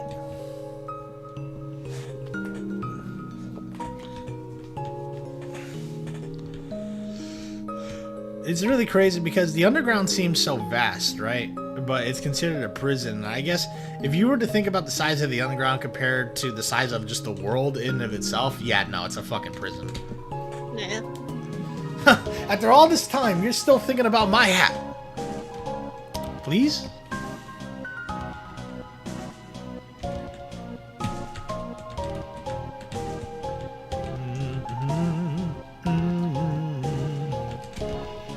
It's a plate of lukewarm spaghetti. Seems like something tried eating it and just gave up.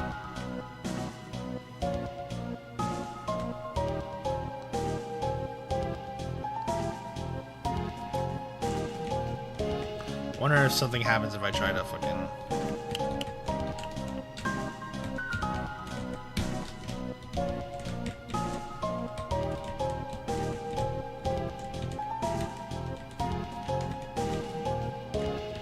No.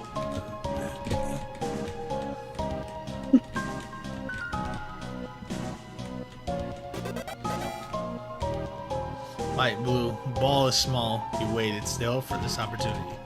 The dethroned ball with a sharp attack. You're rewarded 4G.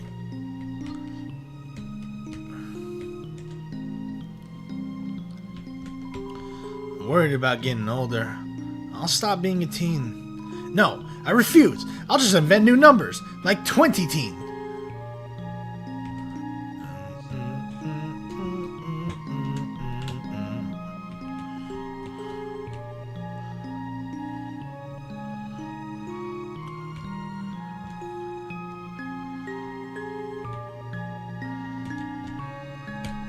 Wait, I forgot. That's where the fishing rod is, ain't it?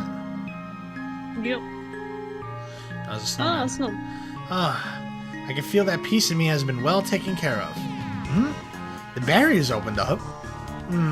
Then if it's not too much to ask, could you take a piece of me to the surface? I would really appreciate it.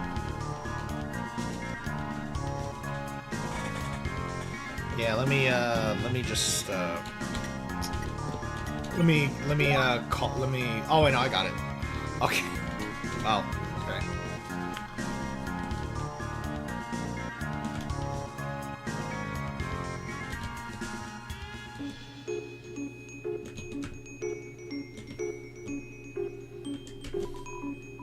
The doctor, she brought my wife back from the dead.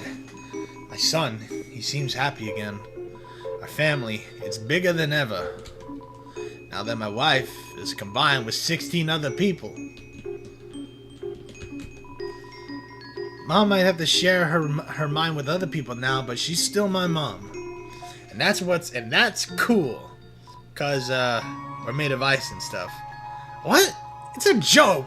Laugh at it! Snow, we...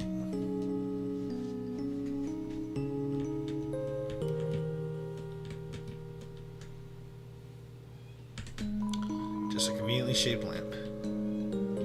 Or was the fucking fishing rod up here?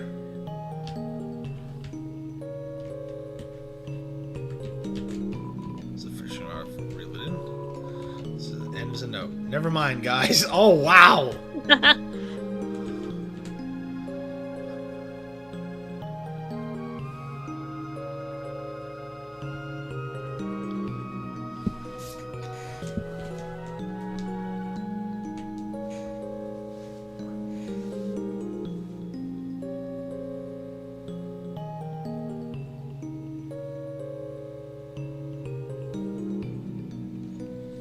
I wish the run button was a thing, man.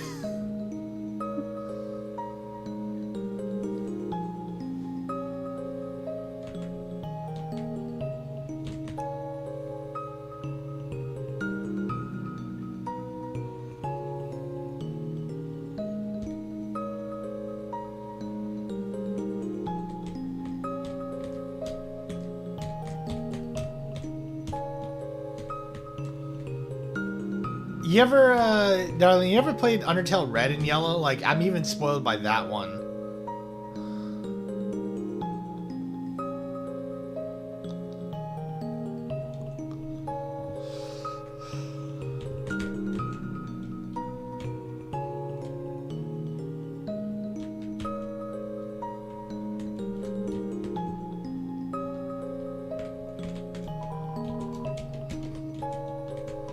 Still just you, Frisk.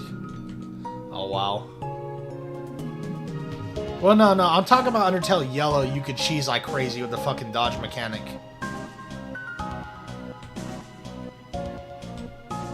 The dodge mechanic in that game is really broken.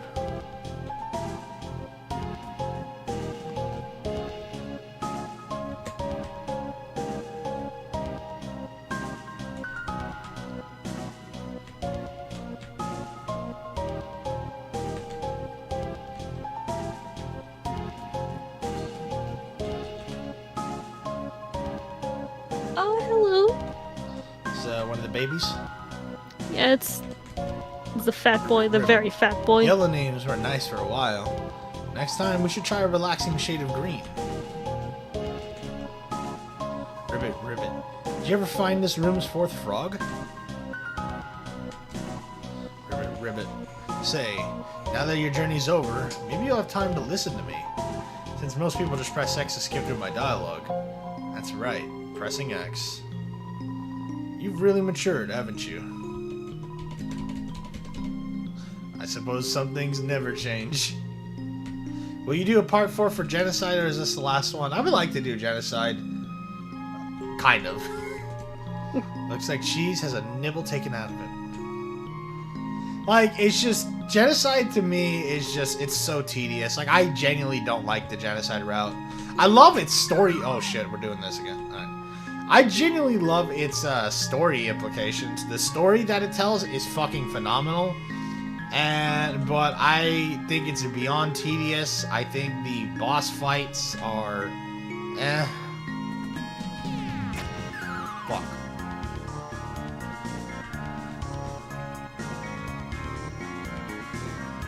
But I don't know. Considering I've done true pacifism, I should do this. Excuse me, human. You seem like you have grown into a thoughtful and conscientious person. Whether that was for my advice or not, I'm quite proud. Take one, take a candy. You took more candy.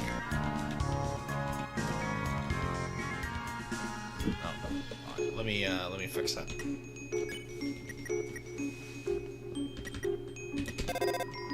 Notice you received a text from Toriel. Dear Frisk, Santa and Alphys are teaching me how to text. I am learning so much. For example, do you know what a smiley is? Please look at this.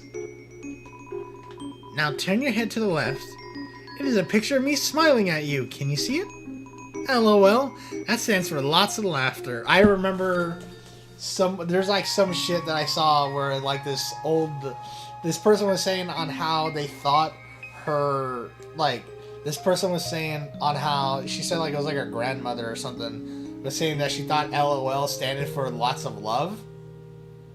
Right?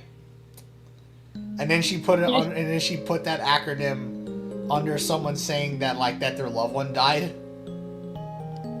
I've seen a similar thing with skull emojis. Oh my god!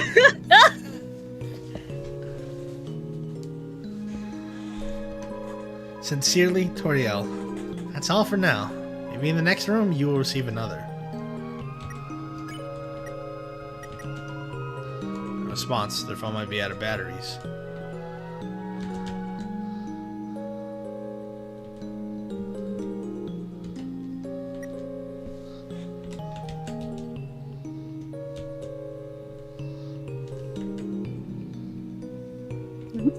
Don't yell like that! Your uncle... Oh my god.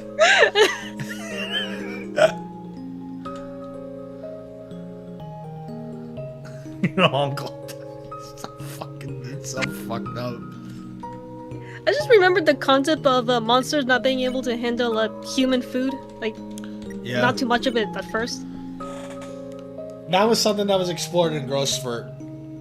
where it's all where it was fucking, it was all like Frisk calls Alpha saying like, can monsters eat human food? And she goes, oh yeah, they can, but it's best if you ease them into it. Like, you know, start with like soft, like yogurt and applesauce. And then Frisk says, so you think like an entire meat lover's pizza would be excessive? And she goes, yeah, very excessive. And then Frisk is like, in that case, your assistance would be acquired. And Azrael's just dying on the fucking couch. Toriel sent you a message. Dear Frisk, how are you? You've been wandering around for quite some time now. I hope you're not getting into trouble. Only kidding, LOL. Sincerely, Toriel. P.S. Do not get into trouble.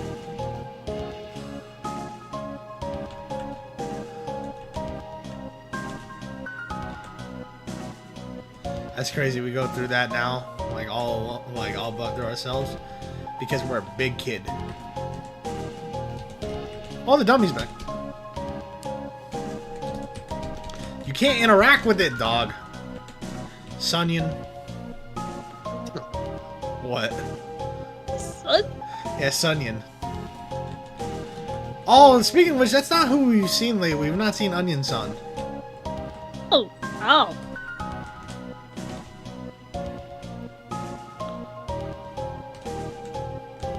Here we are.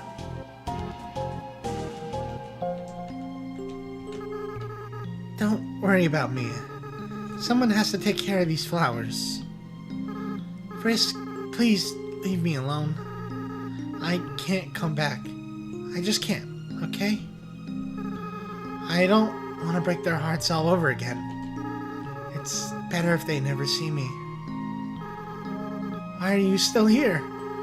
Are you trying to keep me company? Frisk. Hey, let me ask you a question. Frisk, why did you come here? Everyone knows the legend, right? Travelers who climb Mount Ebon are said to disappear. Frisk, why would you ever climb a mountain like that? Was it foolishness? Was it fate? Or was it because you... Well, only you know the answer, don't you? I know why Kara climbed the mountain.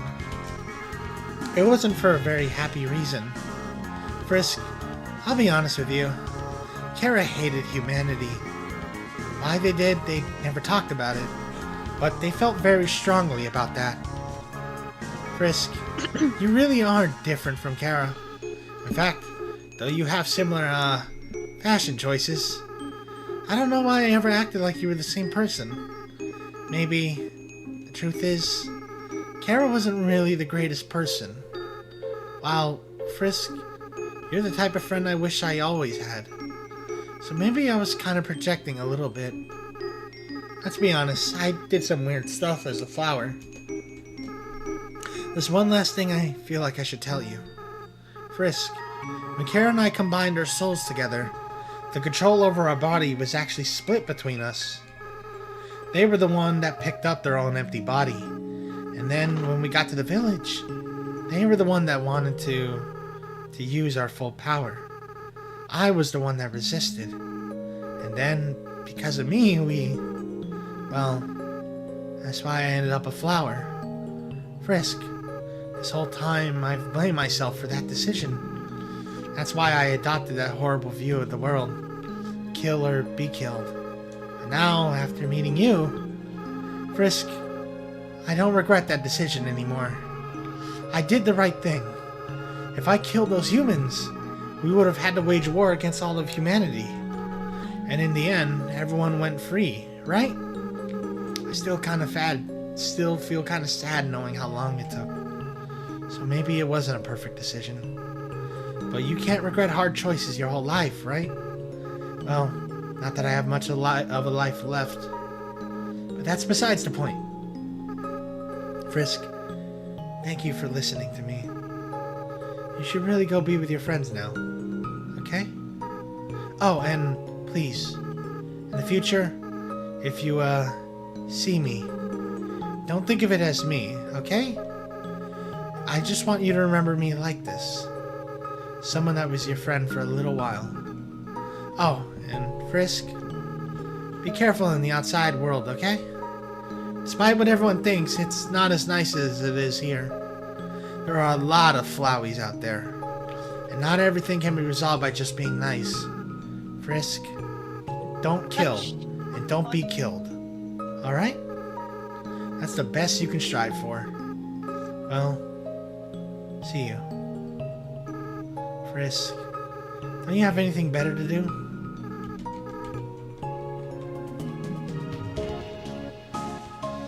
Yeah.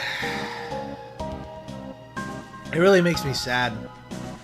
Everybody gets their second shot, but he doesn't, you know? You think Kara likes abortion? Huh? You think Kara likes abortion? Probably, yeah.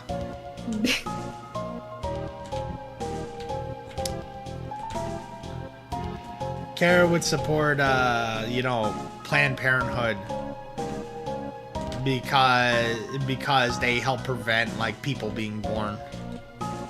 No, they wouldn't be pro-choice. They would be pro-abortion. Yeah, they wouldn't be just pro-choice. They'd just be pro.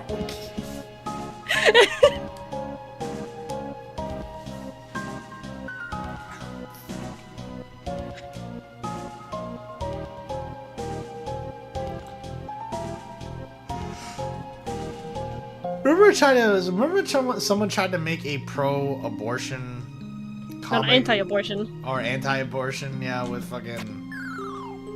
those two. Yeah, I remember.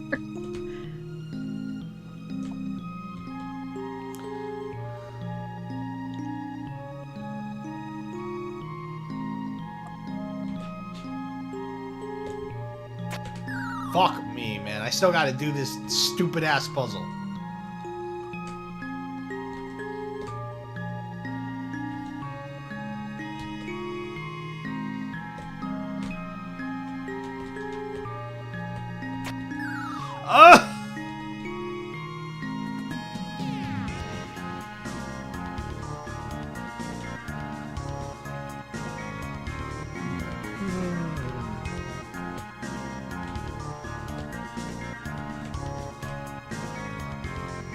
Oh wait, which one of these talked? The exit's open? Guess I better roll out. Hey, you mind giving me a push, pumpkin?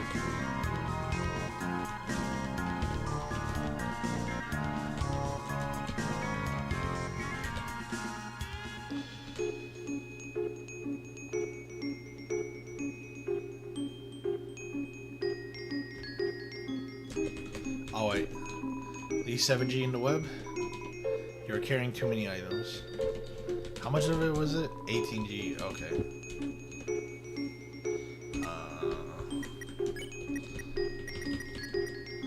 Well.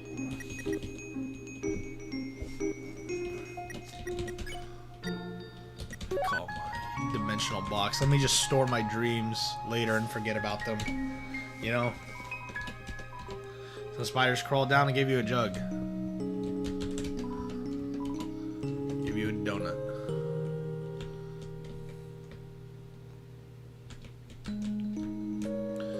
Doesn't anyone here like women? No. Like, I just remember that was...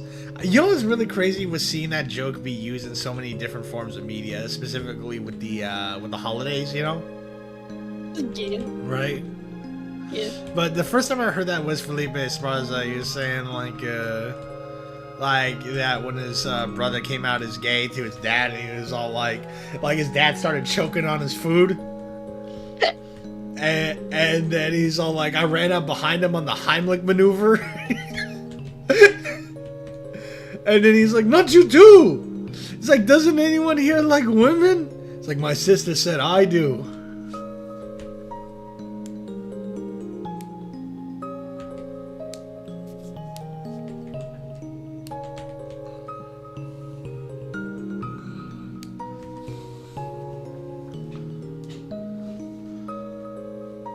I thought we were gonna encounter an amalgam that like looked like one of the deer ones. Someone, by the way, there are people that think that it's possible that Rudy could be like one of the amalgams, by the way. Because Rudy is like, canonically speaking, Rudy is like dead. You know, through the alarm clock dialogue that was you know, revealed that from the canceled alarm clock shit. Asgore had a whole line of dialogue where he talks about Rudy. And that's where we have the really gay line, you know, like, what was it? I was his Santa and he was my Rudolph. Yes. Yeah. I remember, do you remember, like, when we saw the Deltarune Theory tier list, and one of them was just Toriel's homophobic? I remember that. That shit is really funny. Or do you know that Peppa Pig fucking edit? You know the one, like, I don't know, the Peppa... Oh, where they Huh? caught Peppa Pig with someone else. Huh? That. They caught Daddy Pig with someone else in the bed. Yeah. Yeah. Yeah, But it was just like, you see the edit where it was just that, but Asgore and Rudy in the bed?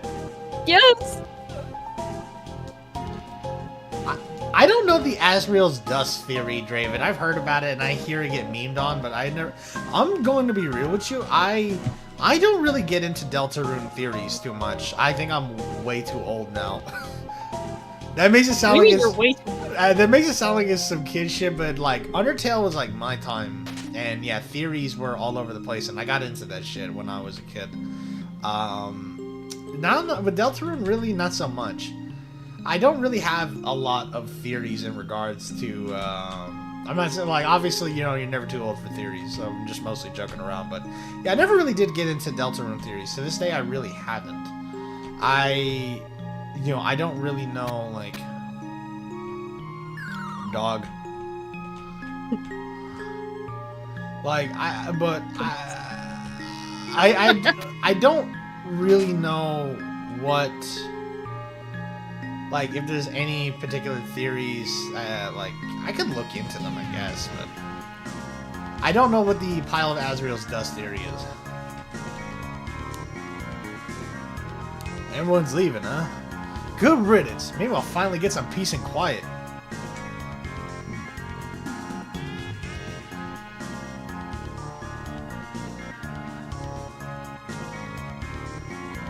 It's a door. I forgot how you open this door, but it's like just Toby Fox in there, you know?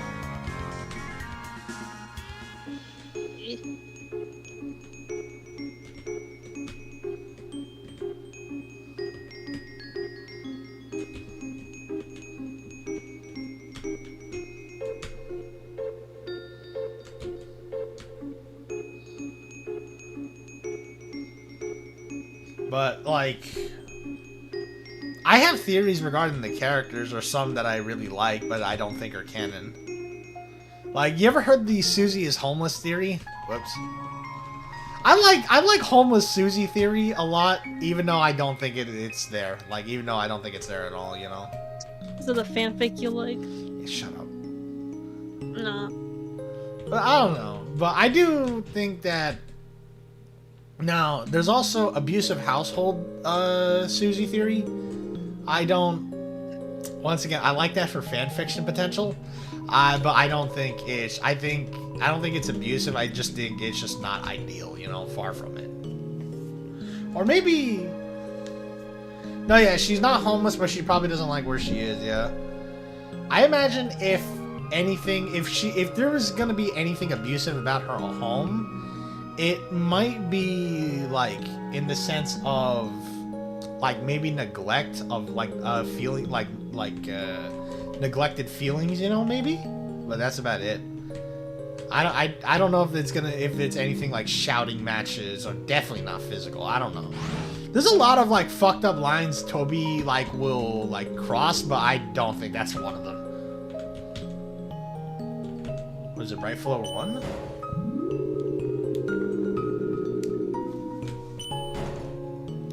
That's also why I never ever liked the Krause is incest fucking anti-Krause deniers. The anti-Krause people. because once again, I think Toby will put a lot of things in his game, a lot of fucked up things in his game, like in terms of fucked up themes and fucked up imagery. Incest is not one of them. That's fucking stupid, you know?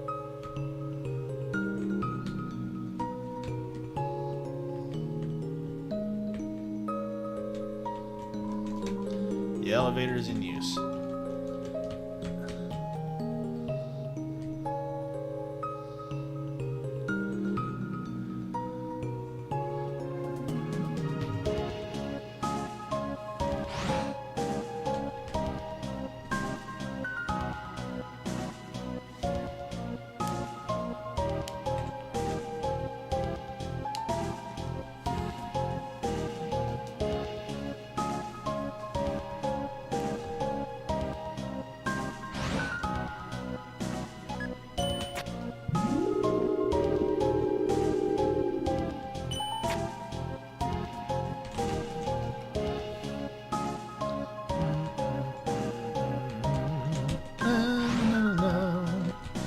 God damn it, I hate how fast that transition is.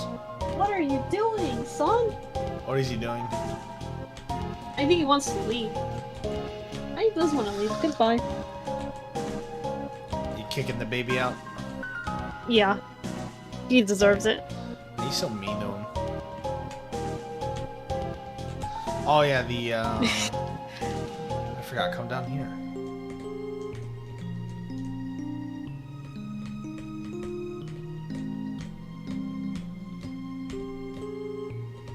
They're all open.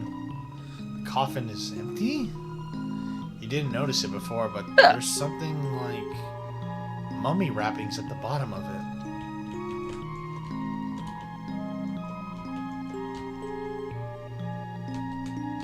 Yeah, all the other humans are free.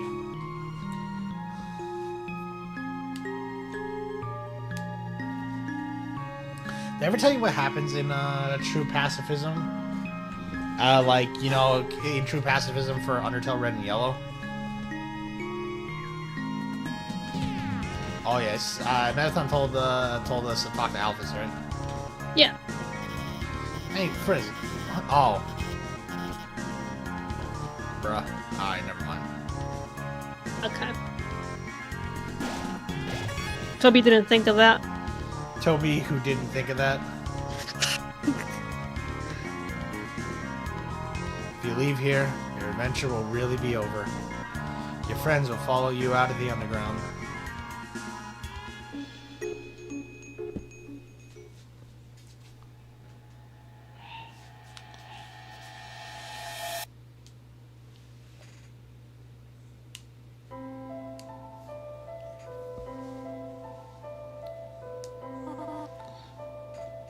Oh my.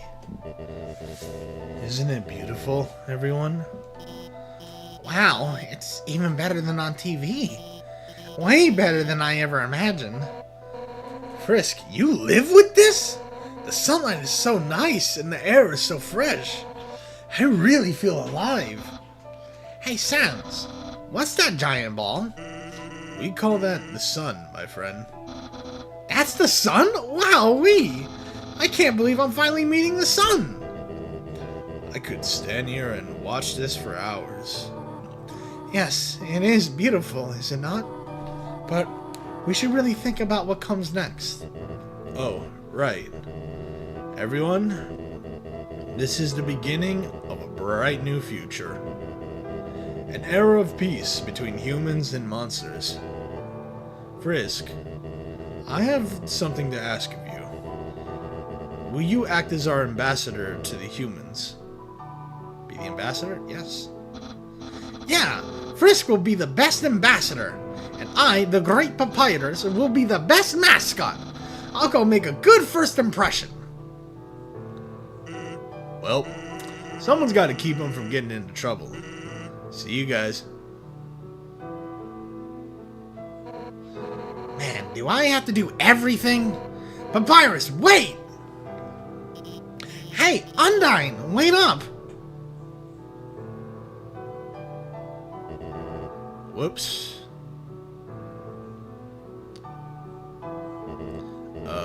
Should I do something? Well, gotta go. It seems that everyone is quite eager to set off.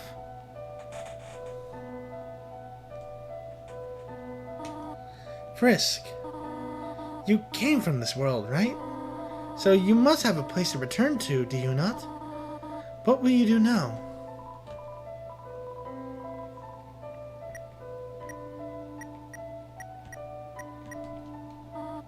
I want to stay with you. What? Frisk, you really are a funny child. If you had said that earlier, none of this would have happened. It is a good thing you took so long to change your mind. Well, I suppose. If you really do not have any other place to go, I will do my best to take care of you for as long as you need. Alright? Now, come along. Everyone is waiting for us.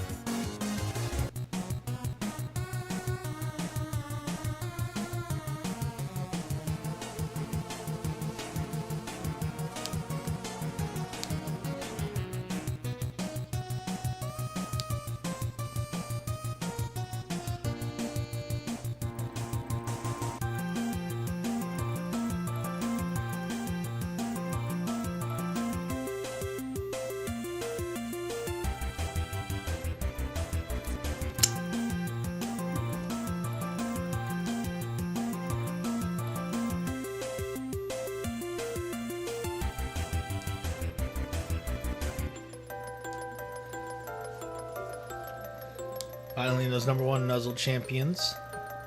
Searching for affection, excited by life's changes.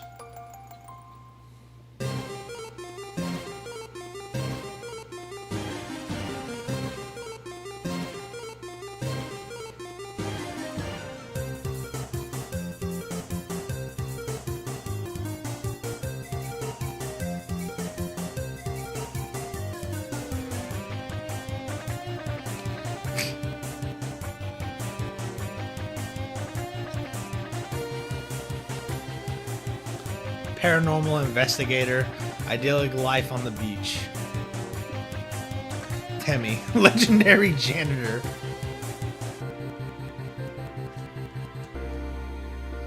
Calm down just a bit. Taking piano lessons again. Oh, here you go. Shut up. Why are you like this? Oh, I forgot he's just there.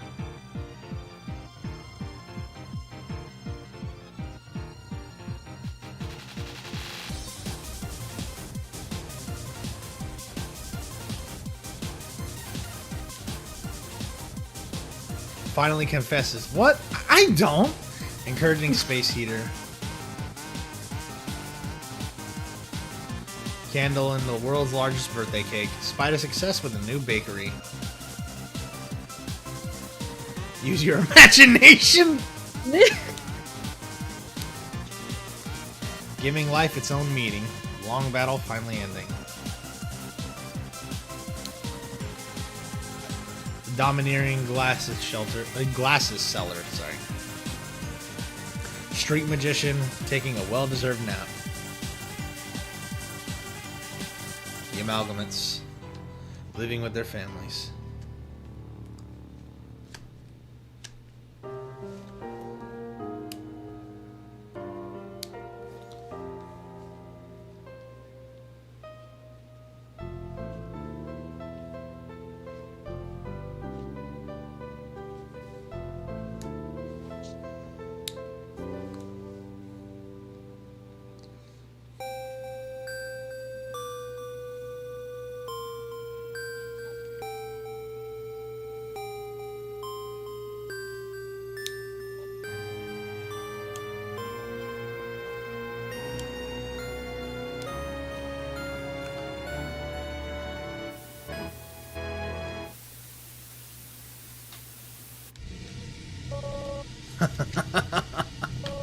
Did you really think it was over?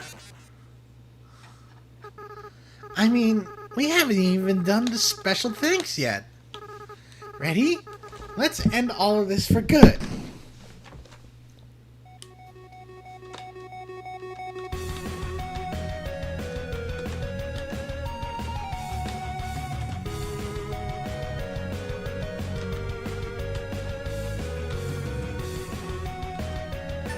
Oh, fuck!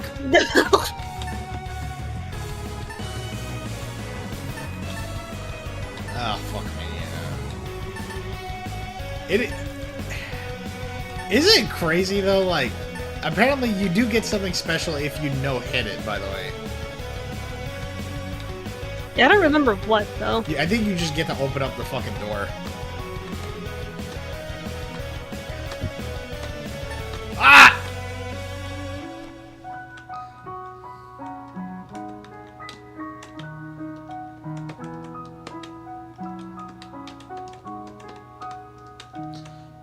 Ah!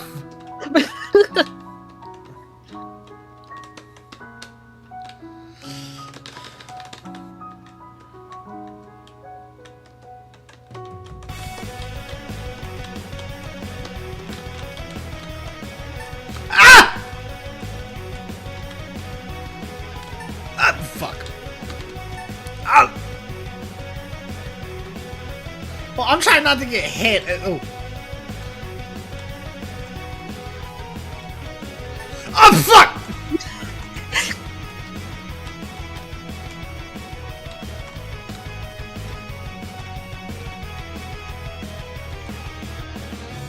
No, no, no, no,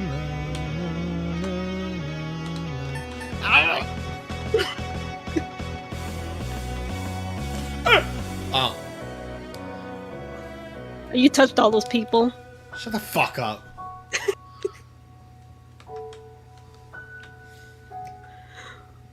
Thanks to friends and family for supporting us, and Undertale team thanks you, the player, from the bottom of our hearts. Without you, all this would be impossible. Good night.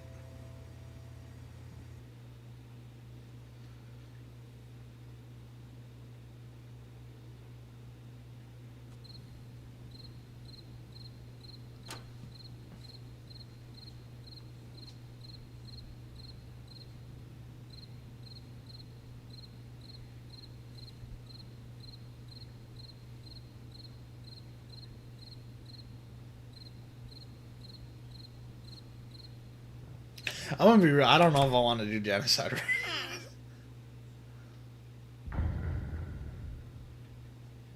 Not just to ruin this, but man, it's gonna take forever. It's gonna take longer. It might take longer than these last couple routes. I'm gonna be real with you. It's also very boring until you get to Undyne. Yeah, it is very boring. But also, we've done this game for like 4 streams straight. I'm like, I kind of want to do something else, you know? Undertale Yellow. Undertale Yellow would be fun.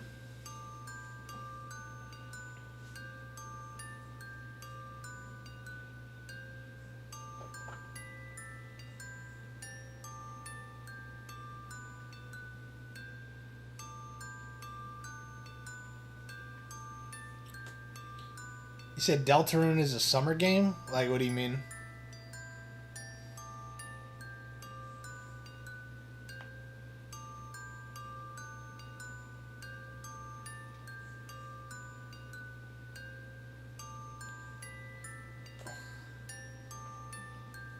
The vibes, I guess? I don't know. It feels more like an autumn game to me. Well, it also helps that it came out on Halloween.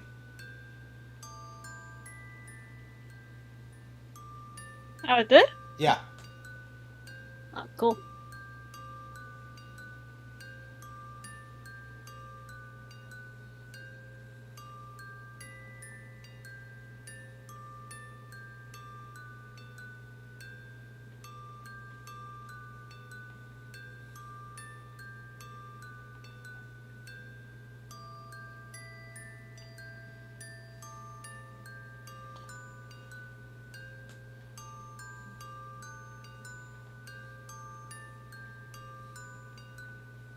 I don't know. I'm kind of curious on what I should do now.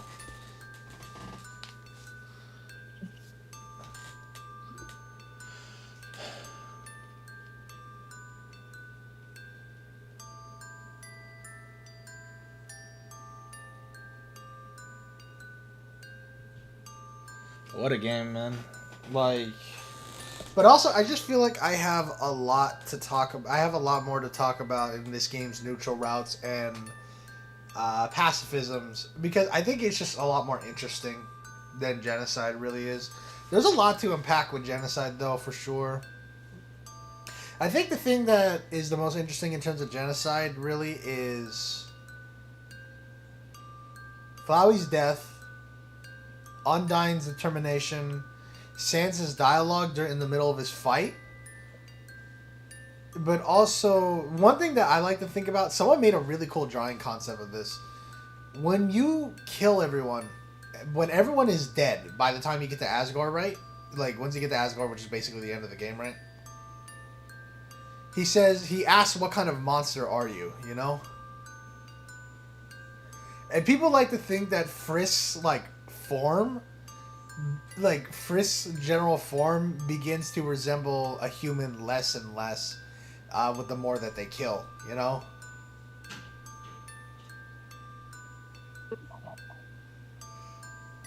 But no, I really. But this is just also one of those where this is. But the way I can, but the reason why I'm just like genocide to me is just not fun.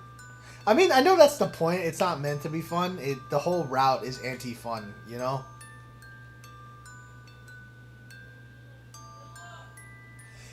Genocide route is like morbid curiosity. You kill everything in your path just to see how far will things go. That's why you do it.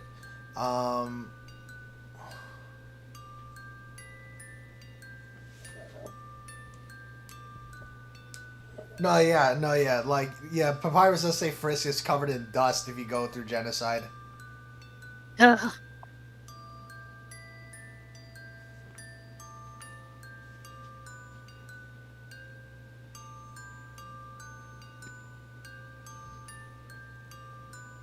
There's always something really interesting about, like, how the other humans might have handled seeing monsters and stuff. You know what I mean?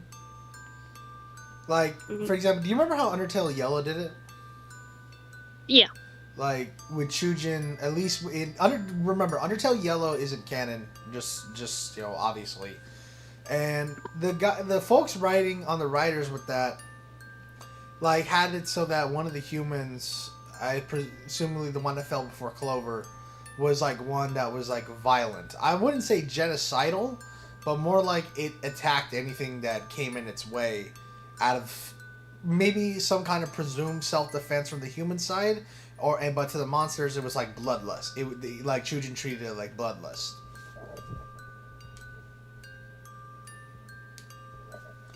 Like, there genuinely could be a two sides to every coin type issue if a human were to kill monsters that approached it, monsters that approached it, like, because the human can see it as fear and self-defense,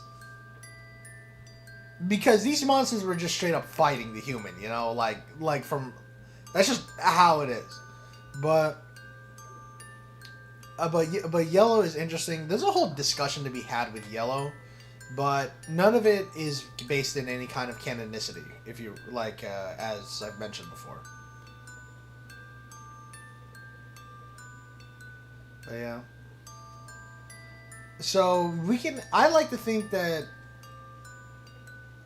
like, it's hard for me to say, because if any of the humans could have been violent in any way, be it out of bloodlust or self-defense, I feel like if every human was kind-natured like Frisk was, then there probably would be more monsters not too keen on killing other humans, you know? Maybe? You know? Yeah. I don't know.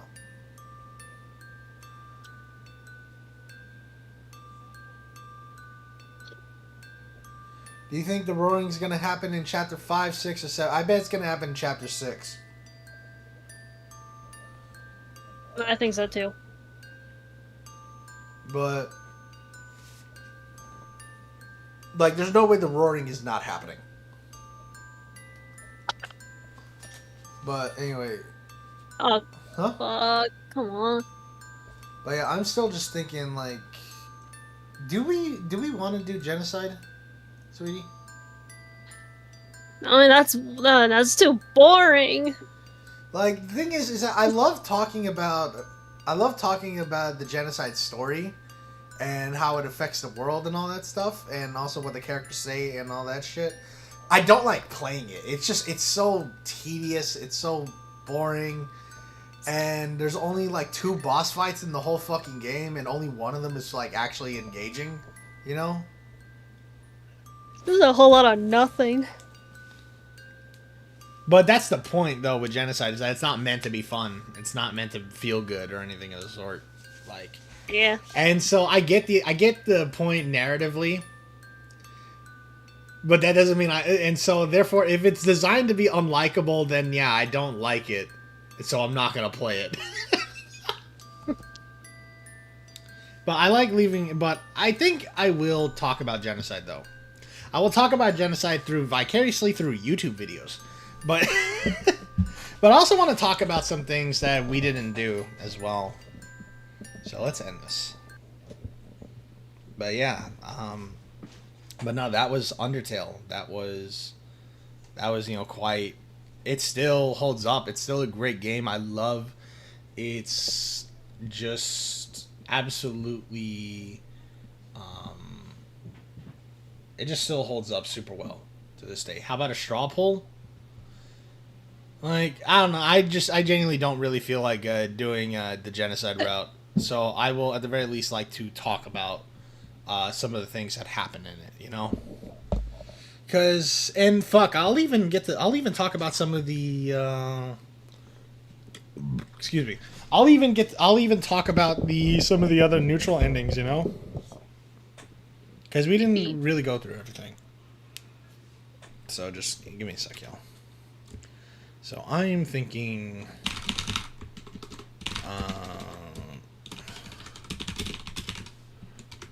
so I want to talk about the neutral endings. I don't. Ew, Shay just appeared on my feed. Oh. Oh, Shay, man. What a goddamn shame, dude. What a goddamn shame. Fucking piece of shit.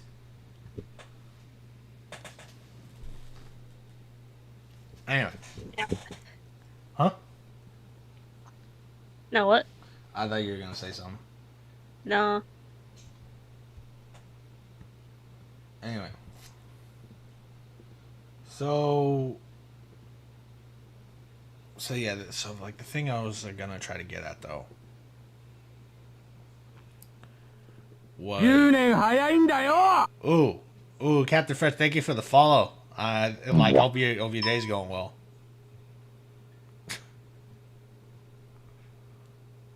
Let's see what we got here. So we won't go through every single neutral route because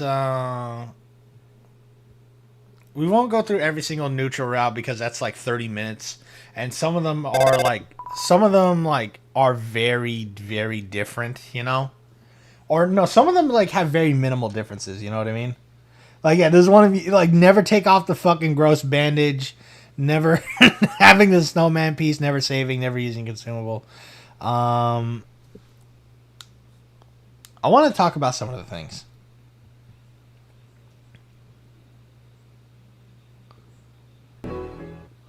Did we do Alphys Befriended?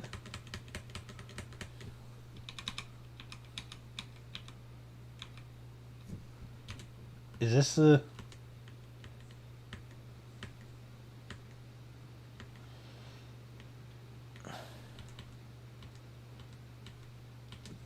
I'm trying to look for the one... No, we didn't do Alphys Befriended.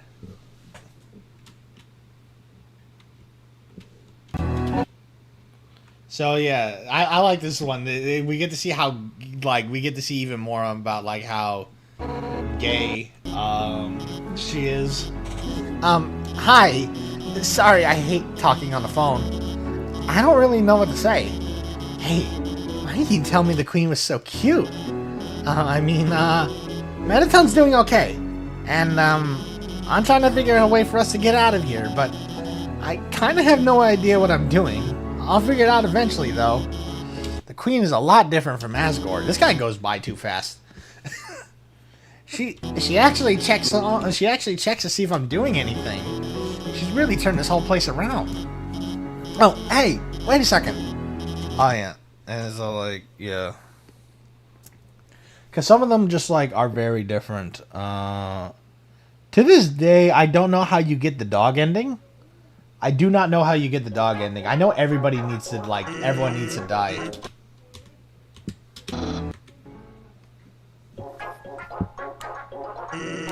It's been a while, huh?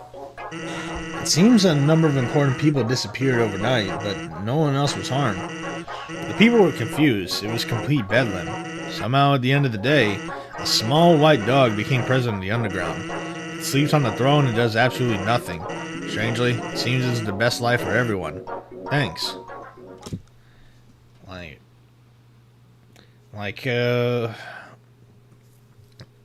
Yeah, I still don't... This guy goes by way too fucking fast. And why is this stretched? What's with you people and putting a 4x3 game in stretched?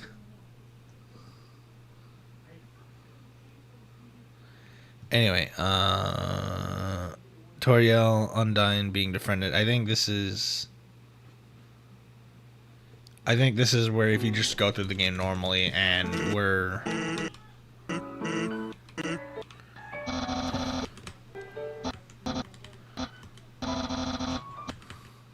We said that the Queen disbanded the Royal Guard, and where Undyne swears to take vengeance on you. Toriel Metaton dead. But it's probably for the best anyway. The human souls the king gathered seem to have disappeared, so that plan ain't happening anytime soon. But even though people are heartbroken over the king, and things are looking grim for our freedom, the queen's trying her best not to let us give up hope. So, we're not giving up down here. Don't give up wherever you are, okay? Who knows how long it'll take. But we will get out of here. And yeah,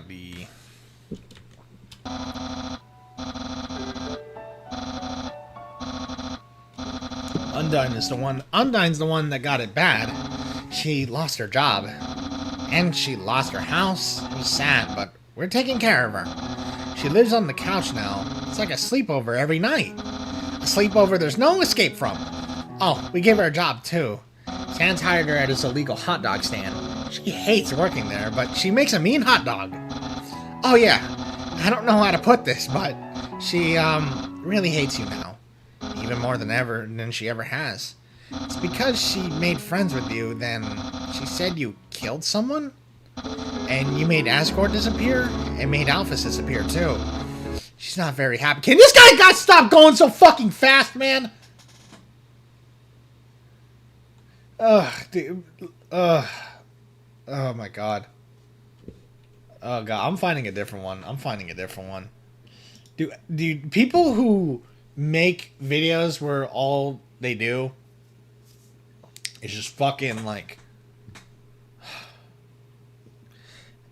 don't want to use this one, dude. This is so ugly. This stretch resolution shit is so ugly.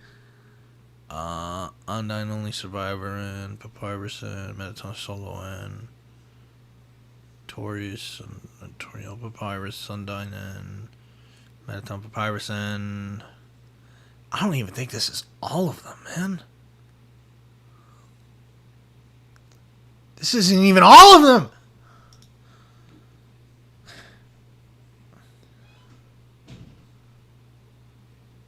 Do I really need to fucking go this way? Do I really need to go this way? 81 neutral endings. Why is there that much?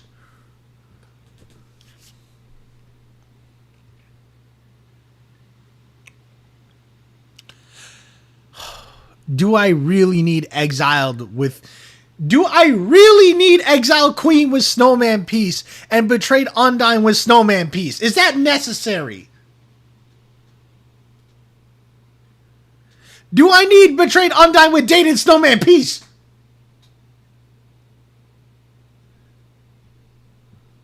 Man, I got another artist Is crashing this... out on my Are timeline. these really constituting different fucking endings? Or are these just stupid variables?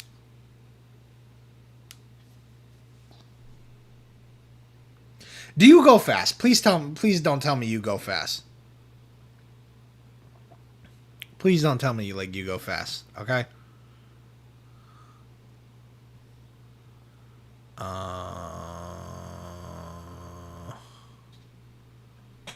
the fuck is family ending?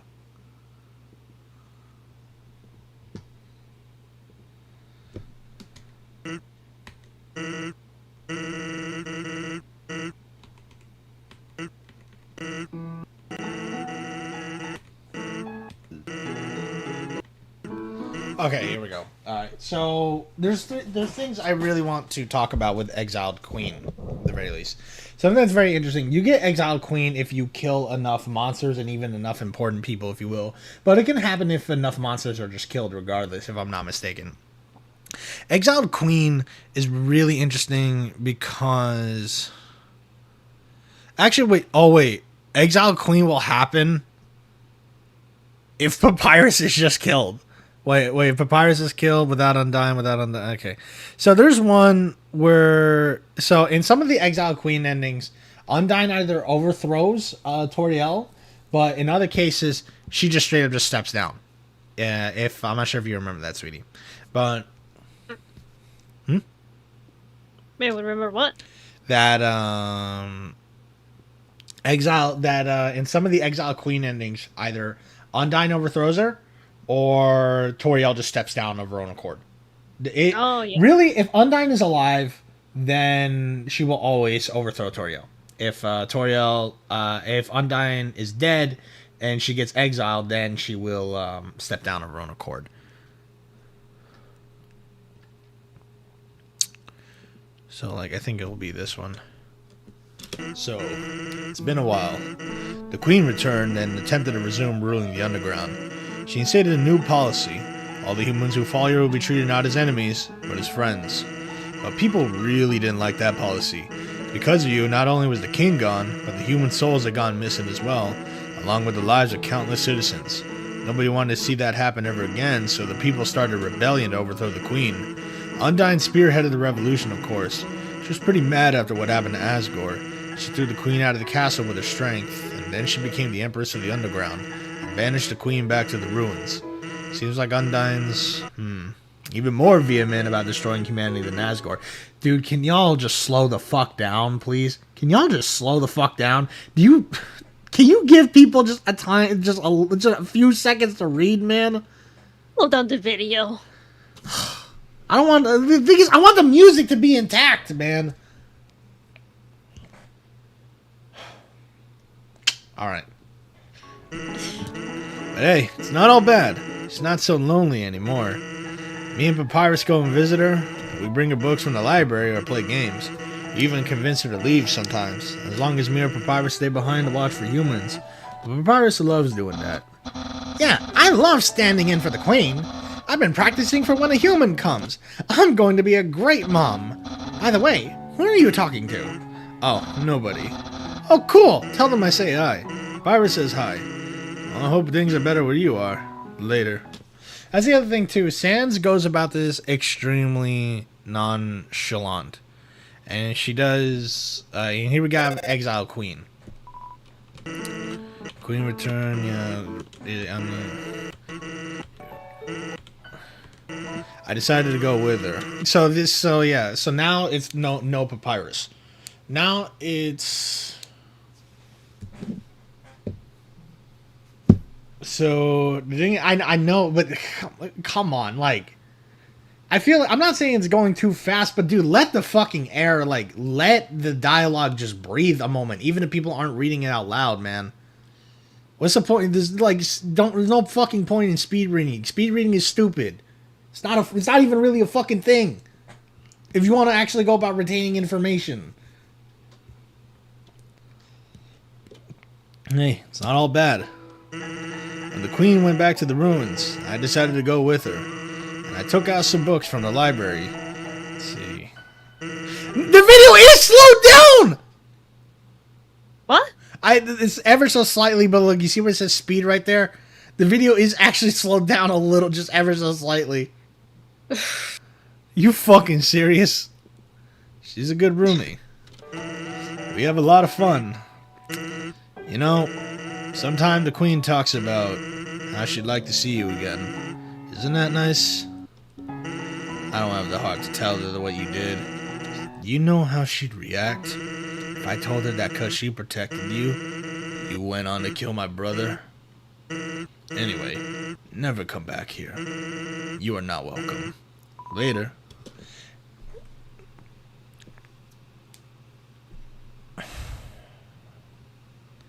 And then there is one where... So Betrayed Undyne. Betrayed Undyne is what you get if you do the hangout with her and then decide to kill someone afterwards. So...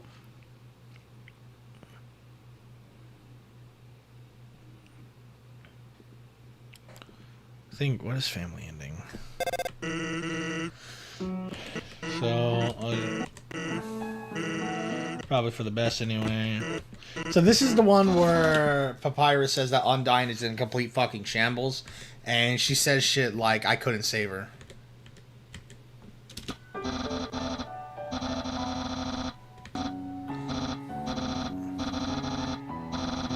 So, wait. Family ending... I thought I hit... Oh, wait. That's if you don't befriend the Alphas.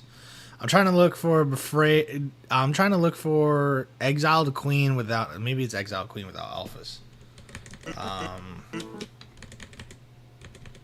That's what I'm looking for.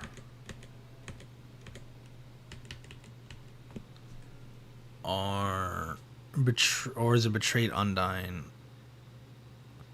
without Alphas or consumables?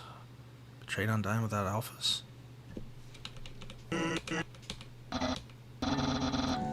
Undyne's the one that got it bad. She lost her job, and she lost her house. It was sad, but we're taking care of her. She lives on our couch now. It's like a sleepover every night. A sleepover there's no escape from. Oh, we gave her a job, too. Sans hired her as a legal hot dog stand. She hates working there, but she makes a mean hot dog. Oh yeah, she still blames you for the disappearance of Asgore, and Alphys' disappearance too. She's not very happy. She says things like, I couldn't protect her. It's harder to get her to do anything now. I even suggested we try to get revenge on you, you know, so I could see you again. But she just looked at me and said, revenge won't bring anybody back. I have no idea what you did, but can you please bring back our friends? If you made them disappear, please. Undyne's not doing very well. Bye. And that's it then too. Papyrus is the one that ends the call, but yeah, with Undyne being betrayed and also with Alphys gone,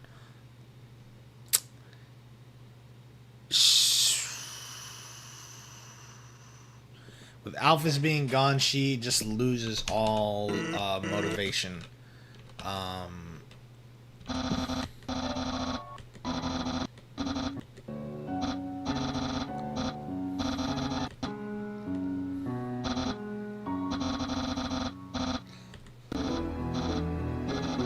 Killed someone. I know that sounds ridiculous, doesn't it? But she feels so hurt and betrayed and angry at herself too. She says she doesn't understand why. She ever let herself become friends with you. That she knew what humans were like, and yet she still failed to resist. More people got hurt because of her mistake. I really can't understate how much she hates you. It pains me to say this, but you should probably never come back here. If you do, Undyne will definitely destroy you. Not even the Queen can stop her. So, goodbye forever. I'll miss you, my friend. That's the other thing too. It's devastating.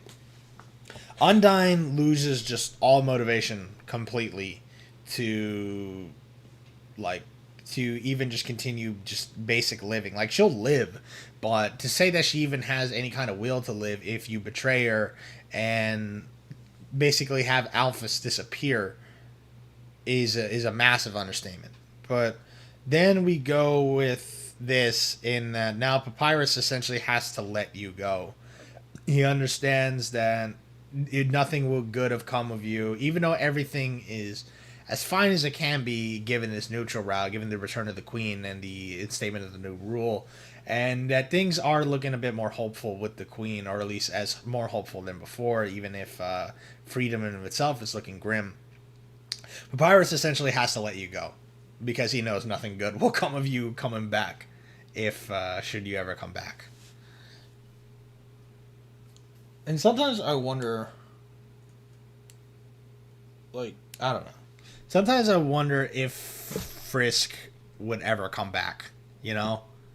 If depending on your neutral route decisions, would Frisk ever come back? Could Frisk ever come back, you know? Could they climb up that mountain the same way and fall down?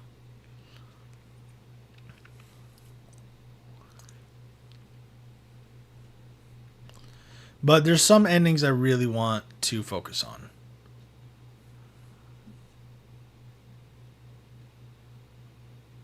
So I think if you do King Metaton ending, without Papyrus, I think you get to have the that moment where Metaton reflects on his time with Alphys. Whereas if you have Papyrus alive, Papyrus then kind of steals the last half of the call, you know? If I'm not mistaken, I'm not entirely sure. Metaton ending with let's try Metaton ending with Papyrus.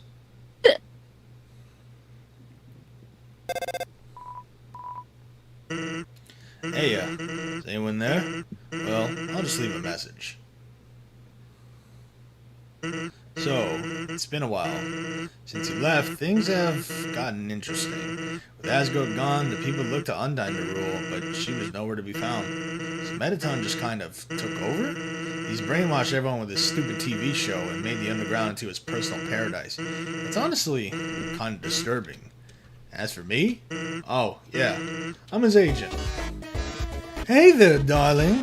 Thank you so much for your hard work. Thanks to you, the underground is more exciting than ever. Ooh la la! Statues, monuments in my beauty, flowers in the arrangement of my name, hedges in the shape of my smile. Under my rule, the underground's problems are over, baby. Crowding? Dreariness? Who needs the sun when you've got the spotlight? Economic collapse? Education problems? What? Everything's covered in golden glitter. There are no problems, beautiful. And I've instituted a new policy on humanity. If a human falls down here, they can join my fan club for free. Oh, you might be wondering about Alphys. Don't worry, I built a statue of her too. Really though, I realized I was not the greatest to her. So I went to apologize and to ask her to help me rule. But I couldn't find her. Trust me, I looked. Anyway, I hope your life after meeting me has been worth living. It must be a struggle. Please think of me always. Just constantly think of me posing beautifully. Oh, yes. Oh, my other agent wants to talk. Okay, no, so we can have the Papyrus for it. So that's the other thing, too. Metaton decides kind of at the last minute that he wants Alphys around more in his life, and realizes that, you know, things just haven't been the best, but it's far too fucking late, you know? And as you know, we see Metaton as a ruler. He is just finding a way to make it about himself, and his descent into narcissism and like going full authoritarian. This is the worst possible outcome for him in every conceivable way. Hey, it's me, Papyrus. Imagine me wearing cool glasses and a suit. And imagine Sans wearing sunglasses being a bouncer. That's our life. It's so cool. Things have gotten way better since you came here. Well, minus the fact that everything sucks. For anyone that doesn't worship Metaton, and minus the fact that my friend Undyne is missing, who knows where she went? She never liked Metaton's show. People who don't tend to kind of disappear. I miss her a lot sometimes. If you see her, can you tell her I said hi? Thanks. See you later. Mm-hmm. There's also another one where Papyrus is the ruler and everyone else is dead. Papyrus ruler is really interesting as well.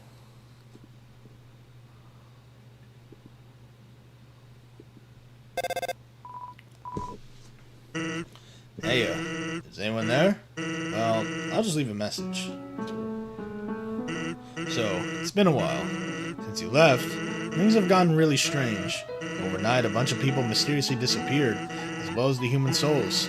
People were heartbroken. Everyone they looked up to, everything they were relying on, in one night disappeared. Everyone clamored to elect a new ruler as fast as possible, so, by process of elimination, Papyrus became the ruler? Why doesn't he talk to you about this? And that's really interesting to think about the neutral route from the perspective of the monsters, too. Is that this is also just when you think about it in a video game sense, because there's a lot of narrative with Undertale regarding saving, resetting timelines, and all that stuff. So to us, it feels like lifetimes, almost. It feels like we've been doing this for days, months, years of resetting and seeing every possible different outcome. But for the monsters, forever, it really just feels like they just woke up one day and went about their days. And the next day, everyone that was like seen as a possible leader to them just gone, like overnight. And same thing for freedom just overnight. Like, it's insane the amount of shit that happens in one day for these people. Hello, human. It's strange. Asgore, Alphys, Metaton, and Undyne went away. Sans says they went on vacation. I hope they're having fun. Oh yeah, I'm the ruler of the underground now. Everything is improving a lot here. Productivity is up, because I tell everyone to keep working, and no one goes hungry, because I cook everyone spaghetti. Meanwhile, my brother handles the paperwork. Strangely, he seems to be working hard. It sounds messed up, but I'm proud of him? Oh no! As for our human policy, we've decided, Sans, what was it? We can't judge humans to be all good or all bad. Right, so it's case by case. If they're evil, we give them puzzles. If they're good, we also give them puzzles. That seems the best way. Is Sans gone? You know, don't tell my brother, but despite the improvements we made, sometimes this job is kind of hard. Since the king went away, lots of people just want to give up. Sometimes even my best encouragement doesn't work. And I miss Undyne too. She never answers my phone calls. She must be having a lot of fun on vacation. I just wish she'd send a postcard. But hey, I won't give up. And I can't give up. I have to make everyone give up giving up. We'll get out of here, slowly. Then we can all hang out again. That's the other thing too. Is Papyrus has that innocence in him, in that Sans doesn't want to. Sans is doing a number. Sans knows why everyone's gone. He knows why all the important figures disappeared. He knows why all it happened, and if it wasn't for Papyrus, I would say if it wasn't for Papyrus's whole puzzle resolution, I would actually say that the idea of that you can't judge humans to be all good or all bad is amazing. It's actually, in my opinion, one of the best resolutions possible for judgment of the humans on the neutral route, have it be case by case, because Toriel's idea of humans will not just be treated as enemies but as friends sounds really good, especially if you go through the the family ending and all that stuff, and especially with just how kind the monsters are. But you gotta imagine that Frisk was quite literally a 1 in 6 probability, or 2 in 6 if we really count Kara, because I don't really know what Kara's relationship was like with the monsters, but generally it doesn't seem like it was really horrible, you know what I mean? And like the thing with it is that with Frisk they got really lucky when you think about it, you know? They got really lucky, like in the family endings at the very least. They got really lucky that this one human that fell down and changed everything overnight just happened to be the kindest soul they ever met. But who's to say that the further ones that drop down here will be the same? Like, you could possibly, like, because it's unsure why Frisk ended up climbing Mount Ebott, and Asriel says that Kara's reasoning for climbing the mountain were for not good reasons, which some people suspect could be, like, you know, suicidal. And the thing is with it is there's nothing to convey how the other humans treated the monsters when they came down here, but there's also that entire thing in regards to there's also just a whole thing in regards to, like, what if a human that comes down here is kind, is like, is kind to everyone and doesn't want to kill anyone, but they also don't want to stay either. They want to go home. How long will it be until they get desperate and decide to try to kill a boss monster so they can, you know, leave? You know what I mean? Yeah. So, like, a human being trapped down there. Because if monsters see that as being trapped, then what is it like for a human that, even if the monsters are really kind to them and they're really kind to the monsters and all that stuff, what if they just don't want to stay there? What if they just want to go home? What do you do? What do they do? Like, could they give in to that, you know, to that temptation, you know?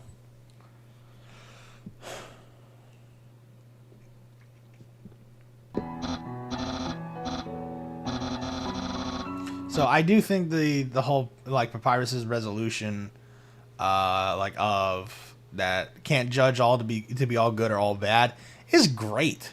It just, you know, just doesn't really. It just, like, sadly, it's the wrong person to really instate it, you know.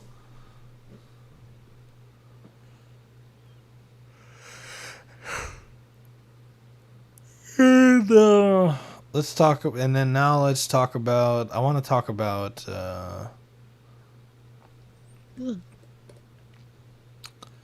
No King. I think was it. No King ending is really eerie.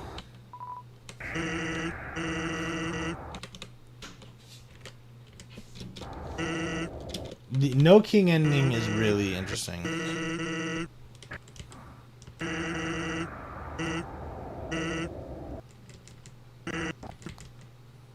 So there's two variations of No Kings.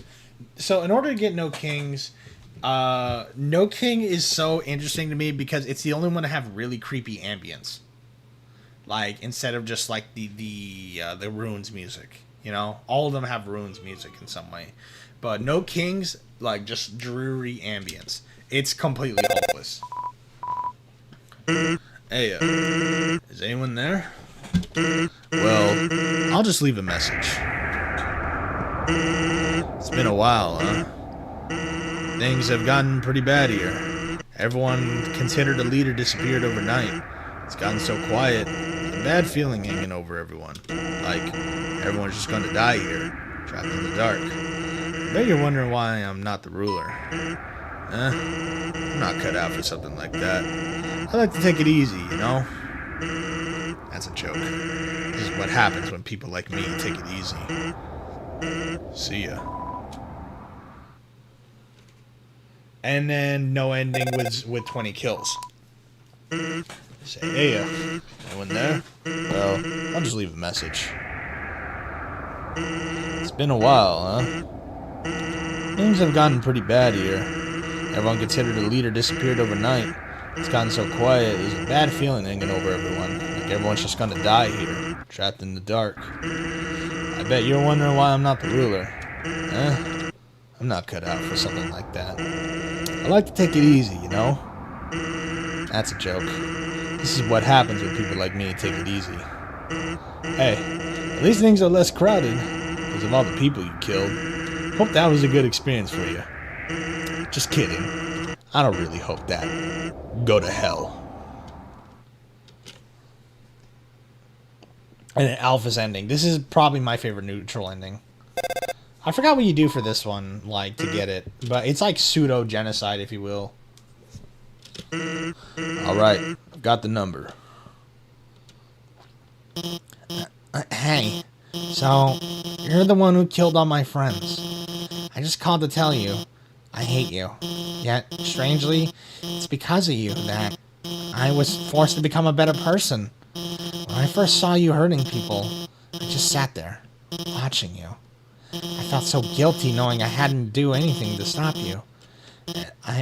Oh shit. Oh man, this goes by so fast. I felt like all I do was hope you would destroy me too. But when Undyne called with crazed desperation in her voice, I realized I had to do something. Even if it meant everybody would have to learn the truth about me. It's strange, you know? Even after all the bad things I did, people treated me like a hero, and then they asked me to run everything. So I'm trying my best here. I think I have some good policies, but, you know, talking to people still makes me nervous. I'm no Asgore, you know? God, I miss everyone. Now that they're gone, it feels so clear what I should have done. What I should have said. Undyne, Asgore, Metaton, at least Sans is still here. He's a good guy, and with him around, you know, just daydreaming here, but I really should have killed you when I had the chance. Which, it just leads me to wonder what was Alphys's chance. It probably was during the whole time. It was during that surveillance the whole time she was watching us, you know? I guarantee it there, right? But now I just kind of want to talk about some of the interactions, you know?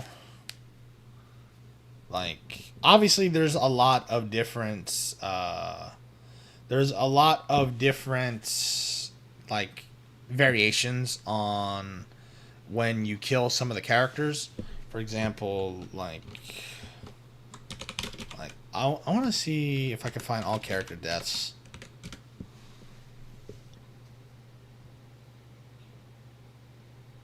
Well, there's the off-guard betrayal kills.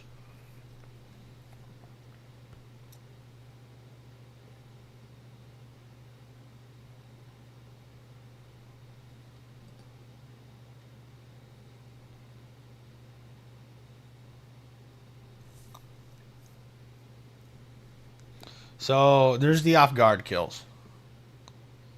The off-guard kills are really interesting. These are, like, if you... As I mentioned before, when characters don't want to, like, decide that they want to stop fighting you, when characters decide that they want to stop fighting you, you can still go for them, you know? You can still, like, in their moment of weakness, you can strike them down, which it means that no matter how... See, is this the you really... I assume this is just all the genocide routes. It is. It is. No, no.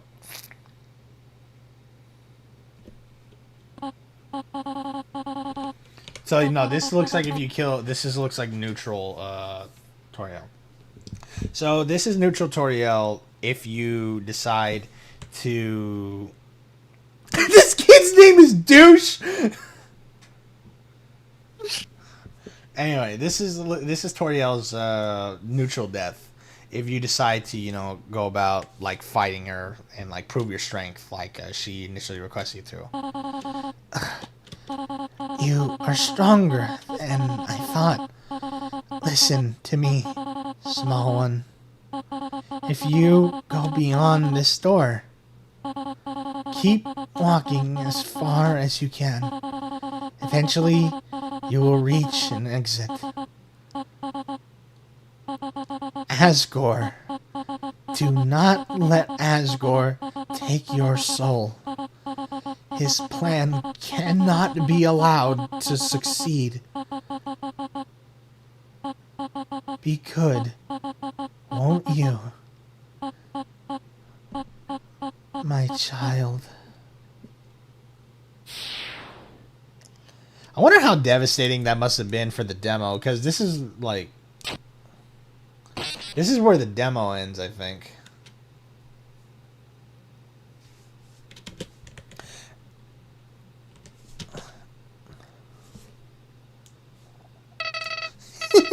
I hope you like your choice. After all, it's not like as if you can go back and change fate. In this world, it's kill or be killed. That old hag thought she could break the rules. She tried so hard to save you humans. But when it came down to it, she couldn't even save herself. What an idiot. There's also a line of dialogue that Flowey has if you spare Toriel, but go back and if you go back and kill her.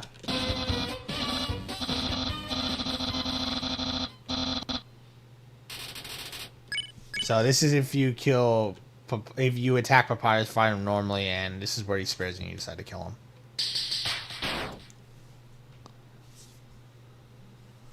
him. Alas, poor Papyrus. Well, at least I still have my head. And yep, there we go. Yep. See. So the thing about this too is, first off, the scene with Undyne, like obviously no Papyrus to talk to her, and I don't even think there is a moment. There's not even a moment where she just like investigates or anything of the sort. And this is where oh. No, yeah. I think, how does this fight? I think it just goes by normally.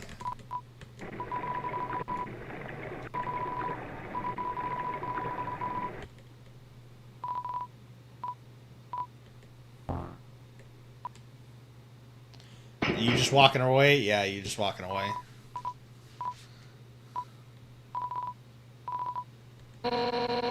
So this one is really interesting. This dialogue is really interesting because I love this dialogue a lot when it comes to like, this is like, if you react to, this is Undyne reacting to the fact that Papyrus just is gone, more or less, or she doesn't really know fully that he's gone, but she knows something is up, like right here. And instead of like having that whole spiel that we had in the pacifist stuff, instead of just having that like, why should I tell you? Like, instead she just goes, forget it. Look. Papyrus didn't come to his meeting today. Say what you want about him. He's weird, he's naive, he's self-absorbed, but Papyrus has never missed a meeting. And no matter what time you call him on the phone, night, day, afternoon, morning, he always answers within the first 2 rings. But now he's gone. And his his brother isn't around either. What did you do to him? What did you do to him? Pirates who have trained every day, even though I know he's too goofy to ever hurt anyone. Go ahead, prepare however you want. But when you step forward, I will kill you. That's the thing. Some of the stuff that hasn't been shown too. When you do the Shyren interactions, if Shyren like does the whole like Shyren's hosting a concert and Sans is like out selling tickets, if Papyrus is killed, it doesn't say Sans is selling tickets. Instead, it says a hooded figure is watching, like from the back or something like that. So, because Sans agreed to be this protector role for Toriel, and even if Toriel is dead, he still abides by it and basically watches your every move.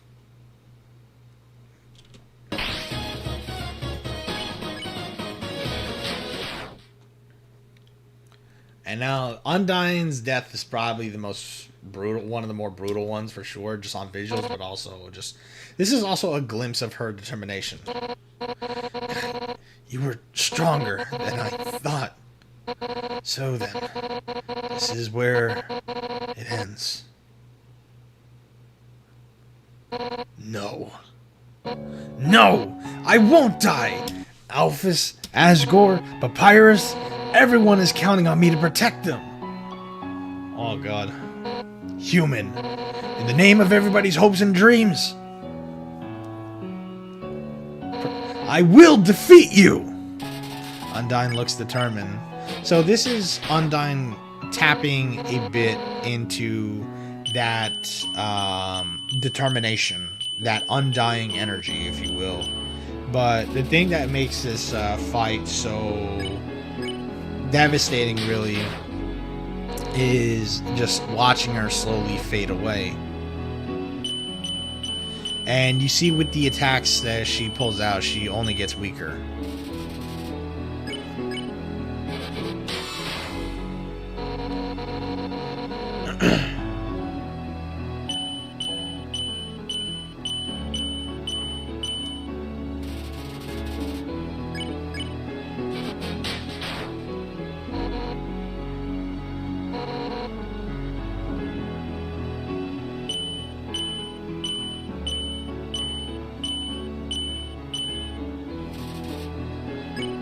Says Undyne's body. I won't give up.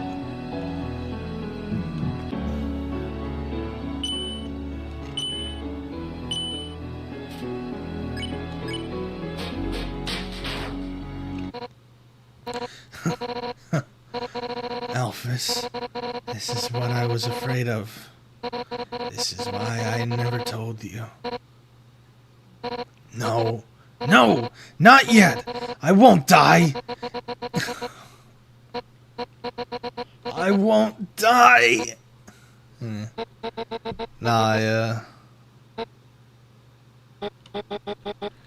And I think the reason why her body becomes like this, too, is its determination. We saw the whole thing with Alphys saying that, like...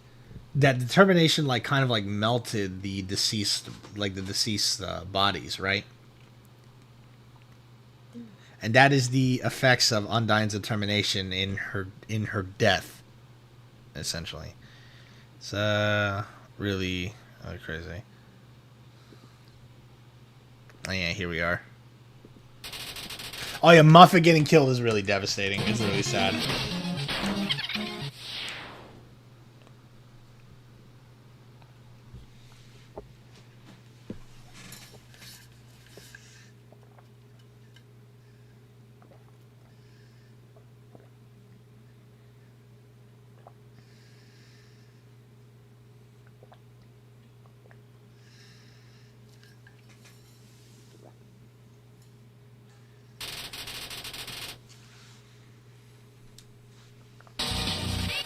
Oh yeah, this is killing Mettaton.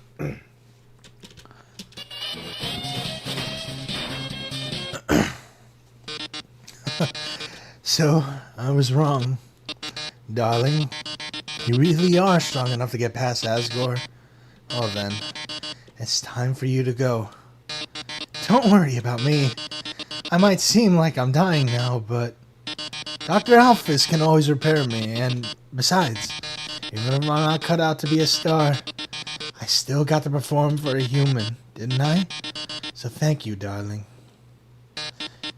You've been a great audience.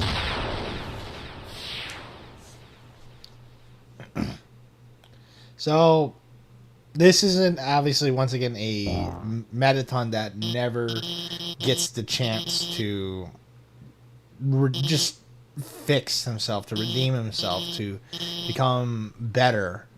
And this is also one of the reasons why Alphys disappears as well. And this is Alphys saying, don't worry, I can always build a different robot. Keep in mind that, like, and here's the thing, is you hear her say, I can always build a different robot. She tells instantly by looking at the damage, there's no bringing him back. And even though the relationship wasn't exactly the best leading up to this, that is still a dear friend of hers that she lost. And that's just something she can't live with. Especially considering that she feels responsible for all the shit that's happened with the amalgams. But now she feels guilt because she's had this feeling that, like, in one of the endings, she says, I should have killed you when I had the chance. And now she's, like, kind of living with that weight now even more with these neutral endings where either Undyne dies or Mettaton dies and she, you know, disappears.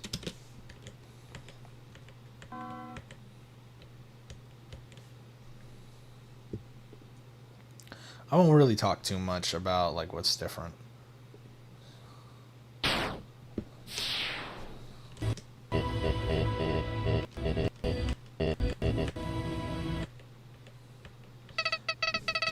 But, well, that's the point, yeah. I think that's just kind of the point. Yeah, this is killing Flowey. I knew you had it in you.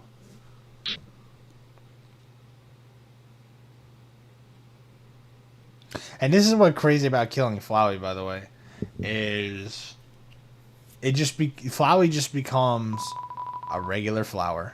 I says regular, I mean, it looks damaged and fucked up, but, like, yeah, Flowey, by all means, when he dies, just becomes a regular old fucking flower. Which is insane, considering that, if you remember the genocide endings, if you will. Oh, man. If you want to talk about the genocide route, because the way that the characters die is very different in genocide. And I'll get to that in a moment. But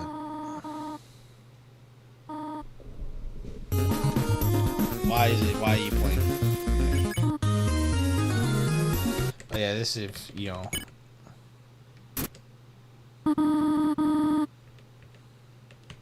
So yeah, this is where if you just completely let her guard down. There we go. You, at my most vulnerable moment, to think I was worried you wouldn't fit in out there. You really are no different than them.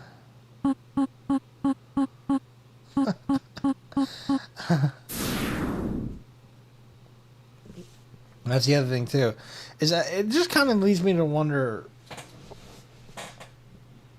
is that it feels weird that Toriel is viewing the monsters as vicious killers and all that stuff. And to be fair, that perspective does kind of come from the fact that four other humans, five other humans came by here and died, you know, to the monsters out there. So it does make sense why she just sees them as savages, even. because other humans fell down here and died after leaving her, and she didn't see them die or anything of the sorts. However, they all got killed by either Asgore or the other monsters up there. It's really something.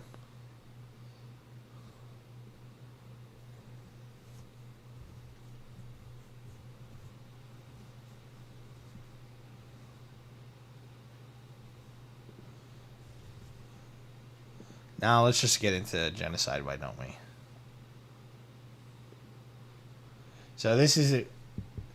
Is Deltarune? No, Deltarune won't be the next stream. It'll probably be like a while before I do. I want to do some other things before we get onto Deltarune, but I promise you we will get to Deltarune eventually because I have a lot to say about that fucking game.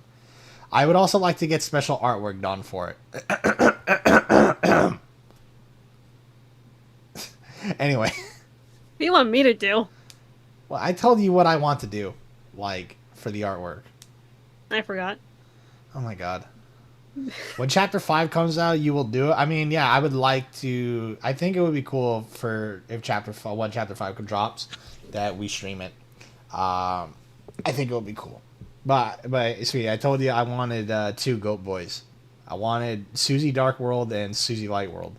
I know, like, part of me thinks that I should kind of play into the Rousey thing, but, I don't know, Susie is just genuinely my favorite character, so that's why, like, I don't know, that's why, like, I want to, like, have Goat Boy kind of cosplay as her, essentially. Well, that makes it easier, because I can just recolor the Well, yeah, flannel. you can recolor the flannel for Susie Light World. Yeah.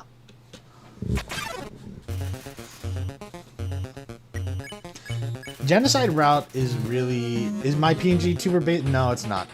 Not really. It's more based on the Dreamers than anything. It's more just based off of the Dreamers in general, but even then, he has a huge variety of differences between them. Number one, he has his own actual hairstyle, whereas the Dreamers kind of... Asgore is really the only one with a hairstyle. Like, But honestly. he's still balding.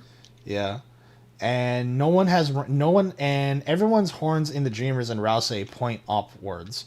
And they're white. Yeah, and they're white, except for Rousey's, who's pink. And mine are curled like the ram horns. Oh, they got hooves. Yeah, you don't ever get to see Goat Boy's full body, but he has hooves, whereas the Dreamers and Rousey all have feet.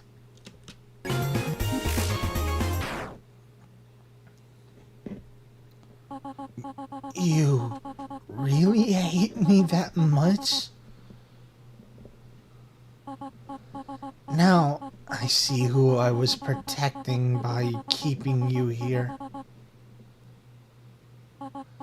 Not you, but them.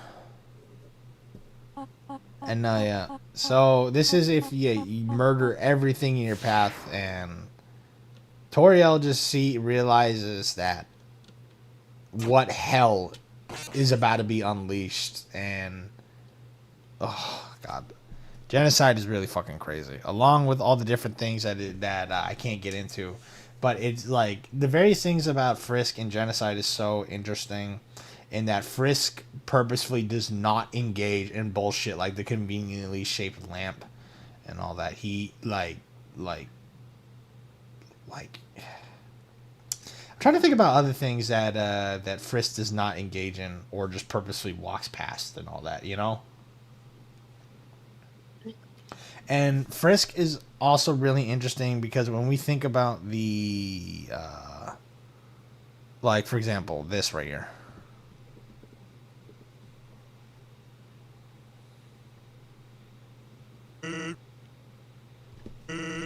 So this right here.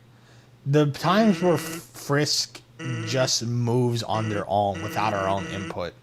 And it's kind of crazy. It's kind of crazy just how, like, much, like... It feels like as the genocide route goes on, we get less and less control of them.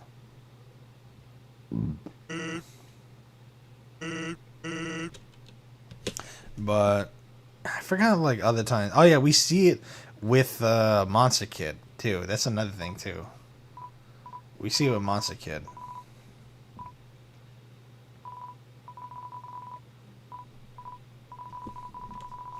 And what's with that weird expression? Oh, man. Man, my heart's pounding right out of my chest. What would Undyne do? Yo. You better stop right where you are. Because if you want to hurt anyone else, you're going to have to get through me first. Yeah, it's really crazy. Monster Kid has a battle sprite. Monster Kid has a battle sprite. But y'all know what's one of my favorite things about this scene is this right here. Watch this. Like, this is what I mean when I say Toby will put a lot of fucked up shit in. Like, in that... And obviously the genocide route through and through is fucked up. And even some of the neutral routes are fucked up. Like, with the different endings you could get, the reactions to certain character deaths and all that stuff to make the world feel more lively. But what I mean is that they, like, Toby went out of his way, like, the team in general went out of their way to put in a sequence where you have full control to just murder a child. Just blatantly like this.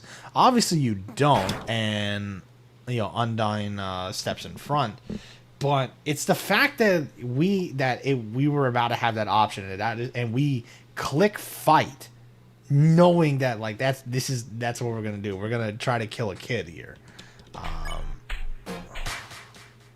Person's name is Eclair. Yeah. And there was a whole really funny ass discussion all over social media because look at the damage this attack does.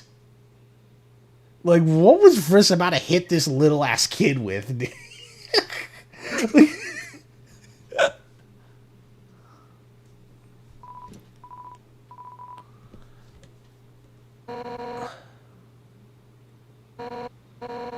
And like, dude, this thing just slices Undyne basically in half diagonally. It's insane. Even just like sliding off. But however, this is where her determination taps in, and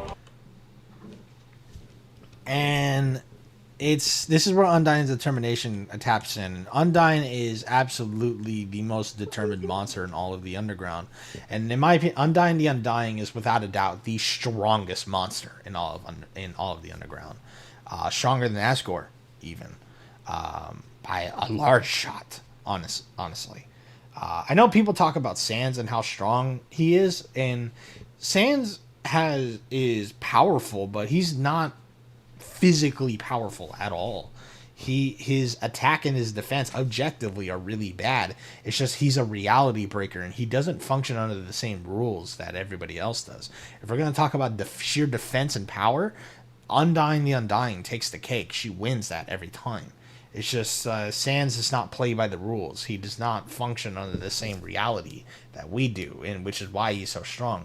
There's no cooldown when you get hit on fighting him. You take one damage, like, basically a second. Not even a second. Like, you just will take a shit ton of damage by standing in his attacks.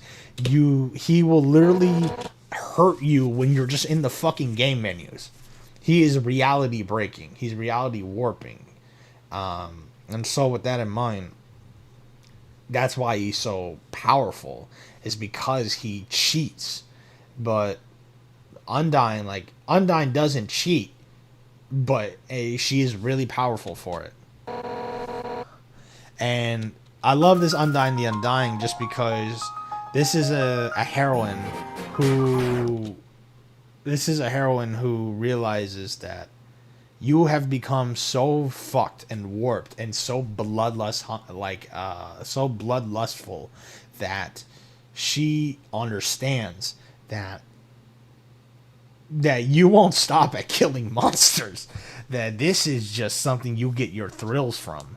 That, you know, once you kill everyone and go to the human world, it's not like you're gonna stop. No, like, Frisk wiping out monster kind would be like them getting genocide. Frisk wiping out monster kind would just be them just getting started, you know.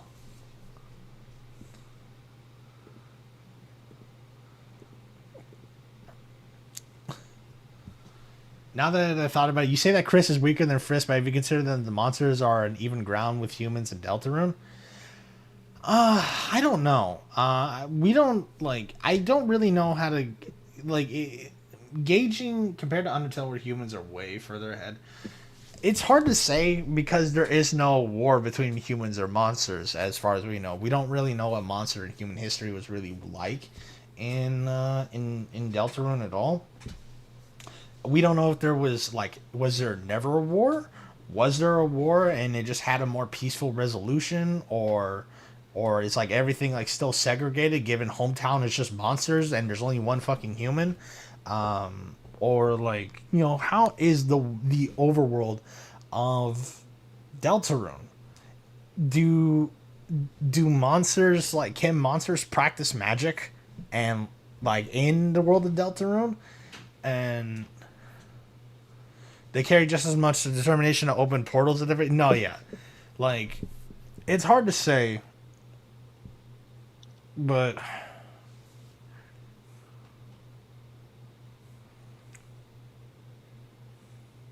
monsters aren't even ground with human. Like, it's hard to say, like, if we're going to talk about sheer determination, would a determined Undyne, would, like, would, would Undyne be stronger? Would Deltarune Undyne be stronger versus Undertale Undyne? This is without factoring in this is without factoring in Undying, And so if we were to kind of compare monsters to each other, I don't know. There's definitely an interesting discussion to be had there. Although, if we're going to talk about the two humans of the Toby verse right now, Frisk and Chris, I definitely think Frisk takes the fucking cake by a huge margin. Frisk is a beast in every fucking possible way. Especially, but we also have to count the variations of Frisk too. I want to say neutral route Frisk is the weakest Frisk, no matter which version of neutral route you do.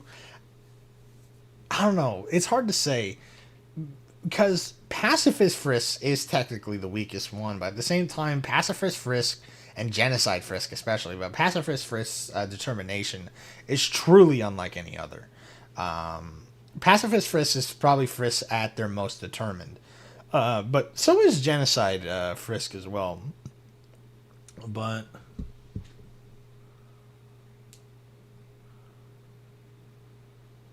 like, no, yeah, Chris is held back a lot of ways because they keep fighting us, the player, essentially. Like, Frisk, like, I mean, yeah, Chris could actually like gain a lot of power by letting us be, but at the same time that's the whole narrative of the game. Chris is trying to be themselves and doesn't like us being there. Chris actively sabotages everything, and so therefore Chris's strength is always purposefully held back, because they keep fighting with us. If Chris literally lets us just be lets us use them as our self insert, like Frisk kind of does, they would probably be just as strong. But I would say as it stands right now, but I don't even think Chris could ever be as strong as Frisk is, just because there's always going to be that fight for agency, you know.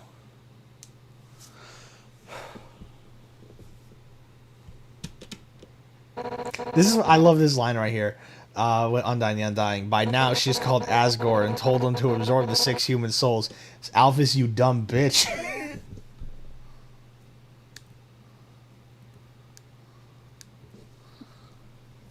Why is she lying? But no, Asgore does not do any of that. And to be fair, they're well past the it's well past. They didn't, no point in giving us like an additional boss fight outside of Sans. The whole point of Genocide, the whole point of Undertale's main 3 routes is that we're supposed to have 3 different final bosses, if you will.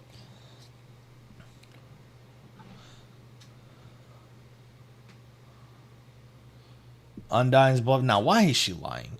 But Metaton Neo. So, didn't you say Metaton Neo actually has like a proper song, right? But it's not like used in the game. It's unfinished. I think you can look it up. It's on YouTube. Okay. It's really good. Yeah, of course. I think it could sound like someone shitting in your ear, and you think it's good because it's him. I'm not even being biased. I really do like it. I would just fucking listen to it. Huh? I'd just go listen to it. Alright. Put it on. I will in just a moment. Jesus fucking Christ. But, anyway. No, yeah, but look at that. 90 attack and 9 defense. So, Neo's attack is it's not as strong, but it's still on a similar level to Undying's attack. But his defenses are fucking dog shit.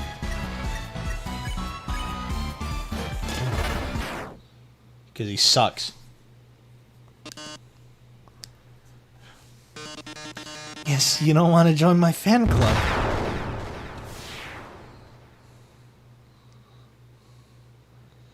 I thought he says something else. I thought he says something like it looks like Alphys hasn't worked it out or something. And yeah, he just completely fucking disintegrates.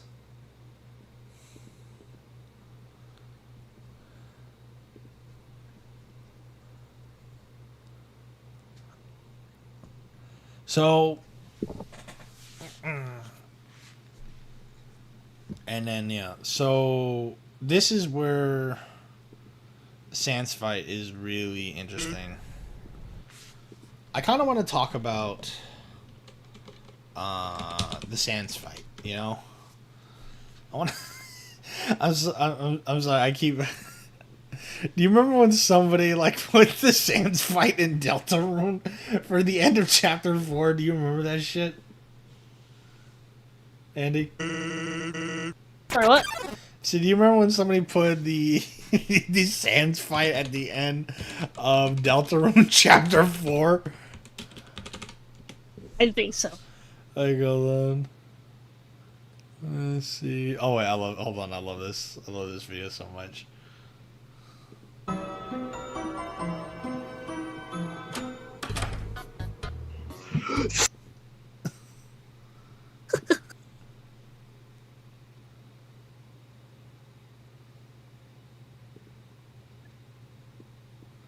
Okay, alright, here we go.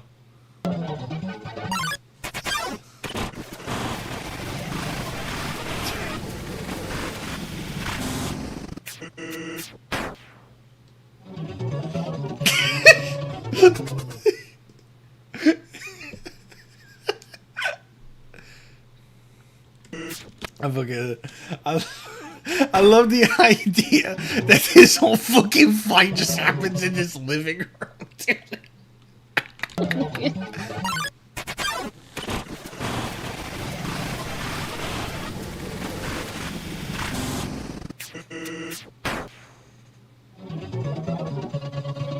I love just Tony on fucking shocked expression.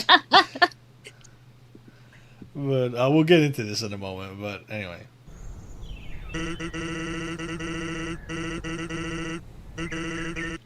So anyway.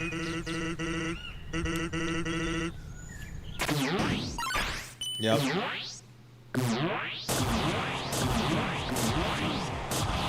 Wow, you suck.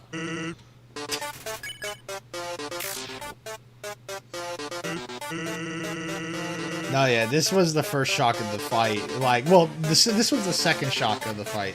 The first shock was obviously that first attack, but but it was, but it's also just, you know, him dodging. Our reports showed a massive anomaly in time-space continuum. Timelines jumping left and right, stopping and starting. This is where it's super interesting because this is like Sans already showed some kind of awareness of timelines resetting and the player's ability to load and all that, but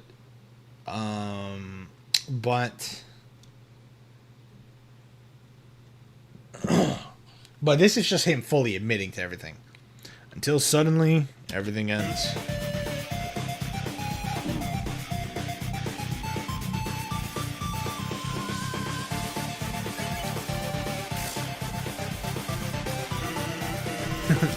That's your fault, isn't it? But he says reports showed, like, you know, jump in the space-time continuum. Like, even just kind of showcasing more of a scientific background, and even, like, blatantly that, you know, even in the moments in the true pacifism where it seems like him and Alphys have some kind of familiarity with each other. You can't understand how this feels.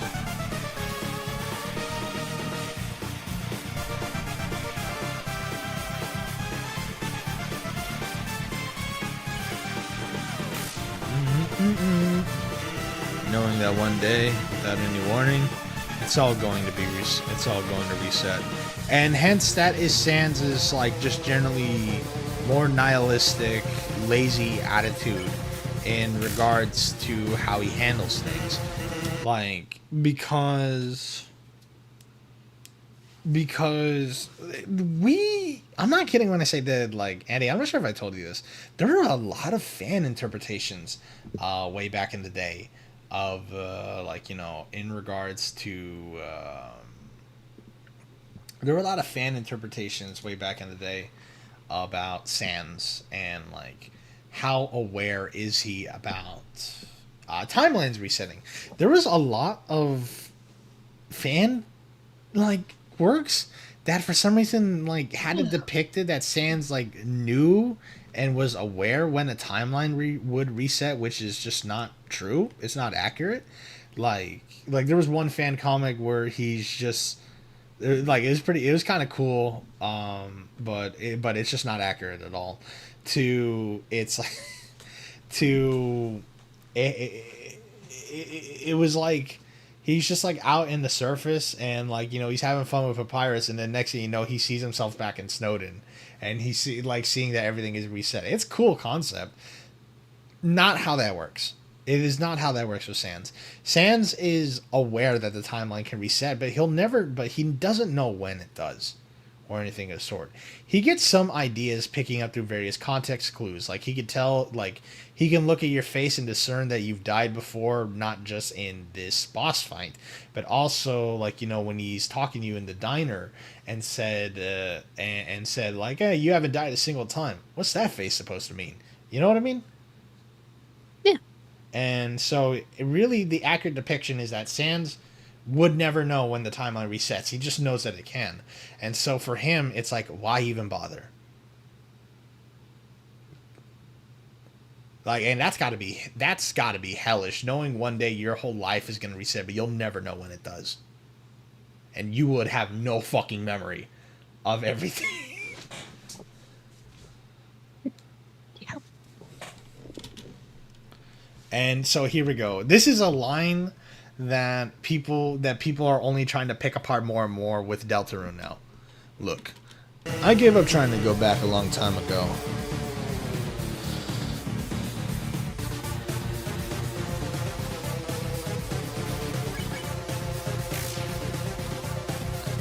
And getting to the surface getting the surface doesn't really appeal to, and getting to the surface doesn't really appeal anymore. So he has a lot, like various lines of dialogue that talk about going back, but it's clear that he says he's not even really mentioning about going to the surface either. There's also that line that can happen when you save his soul in the Azrael fight where he says you'll never see them again. And, you know, people have been using this to kind of fulfill this whole is Sans from Deltarune, essentially. Does Sans have to leave the world of Deltarune and end up in this alternate universe, especially when looking at that machine that he has that apparently can't be used, and the photo of people and it says people you don't recognize. We'll just end up right back here without any memory of it, right?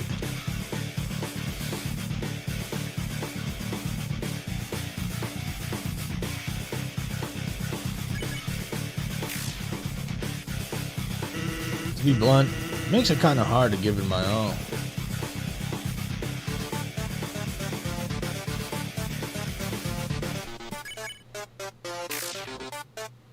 By the way, I'm not sure if you guys know this about the Megalovania track.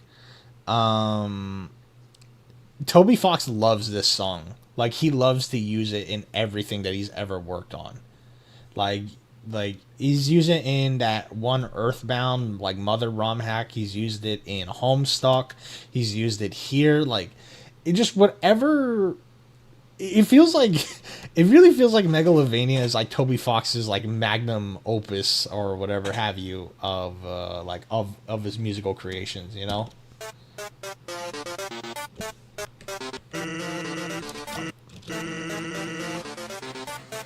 And it's really crazy that the only 2 times that Sans ever gives a shit about anything is in true pacifism, when you give him a reason to keep going and to care. But also if you fucking kill everything and he realizes he can't just idly stand by. And so he knows that he can't really, like, bring everyone back. But really what he can do is just keep killing you until you give up and then just reset everything. And he'll have no memory of all that's happened. But that's also the other thing too, by the way. Flowey has special dialogue for every neutral ending that you get, and he tries to drop more clues on, not on all the different routes that you can take. And I'm not sure if you remember this, Andy, but he has one about Sans specifically. He says, like, smiley trash bag, do not let him find out about you. And he says, like, to tell you the truth, he's caused a fair share of my number of my resets. So Flowey has fought Sans many times. And, yeah, I remember that. Yeah, and people like to think that Flowey has never been able to beat him. Do you want to know something? There's an animation, and y'all know who I think made the animation? I need to check. This is I think it's a Camila Cuevas fucking animation, you know, same woman to make. But it was pretty cool for the time. Is it Camila Cuevas? It is. This was cool for the time. This is pretty awesome for the time, this right here. I'm not sure if anybody was around. I'm not sure if anybody was around when Camila Cuevas was, like, really, like, the biggest shit for Undertale fan content and animations and all that stuff. And, yeah. And it was really cool for the time. And, yeah, there's still kind of some enjoyment to it. It's just too bad Glitch Tail is fucking awful. It also doesn't help that Camila Cuevas is also just not really great of a person, period. She's a horrible person. Yeah. But I want to show something real quick. So, everybody knows the Sans fight, and everybody knows that on the first action that you always do is to jump. You know, the moment he pulls you down. And and there's been a number of things like hold on, I want to show you something. Undertale Red and Yellow, they had a joke fight for Sans in the pacifist route, which is really great. And it went like this. Just watch this.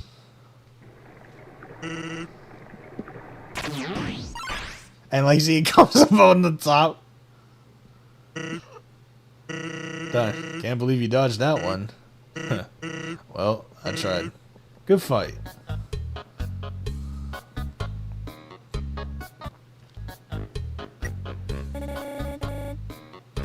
No, I love. One of these days we will absolutely touch on Undertale Red and Yellow. I love this. I love this so much. But there have been so many different. There have been so many different jokes and concepts where Sans, like, you know, baits you, like, you know, thinking you're gonna do the fight and all that, but nothing, like, really happens, and everybody instinctually just, like, jumps. Hey kid, come here for a sec. So I've been practicing this new attack I've created, and since I'm the only one you've never fought here, why not test it on you? Ready?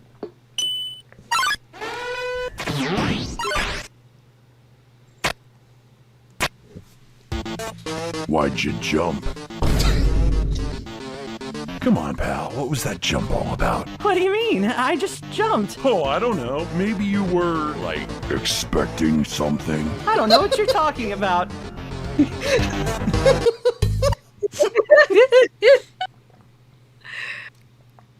Whenever I see these images, like that one right there, I keep like seeing some of them with the fucking this, you know, like all the ones we saw with like Spanish text on them, right? Yeah.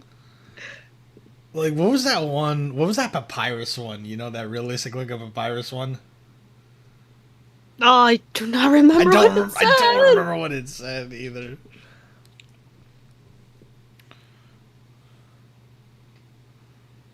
But this fight in general is really great, and the special attack is, the attack before the special attack is great. Sans' death is really interesting. Not just the ways that he had to get it, but this also just kind of shows us how much hatred for Sans that Frisk has developed. Yeah, that you do engage in this, but they're like, fuck this. And then, yeah, and hit him with a full 9. Hit him with a full 9. The amount of hatred for that. There's also been countless theories for why Sans, out of all the monsters, bleeds. And to this day, it's been kind of fueling the Sans from Deltarune thing, because we see that Susie bleeds in chapter 4. You know? I found it. Huh? I found it. Oh, you found the image? Can you send it? Yeah, I'm sending it. Okay.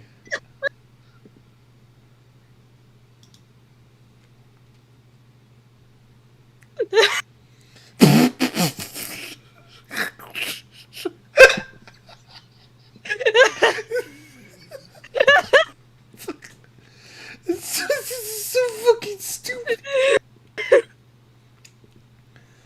Oh my god.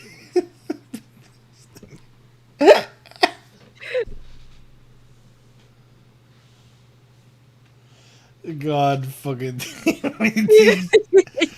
I almost kind of want to talk about the, like, I feel, dude, I could go on, man. Dude, if it wasn't so late, I could go on forever on some of the fan creations. Like, I will do a bit of a speed run for them. But the thing about the Sans' death that's so interesting is not just the way he dies and he's bleeding, whereas all the other monsters don't, but he's the only one you don't get to see die. He's the only one you don't get to see die. He doesn't give you the satisfaction of that.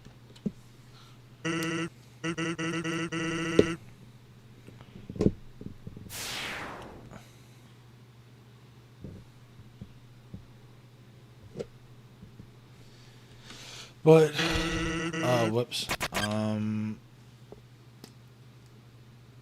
But, and then, yeah, there's the whole thing with Kara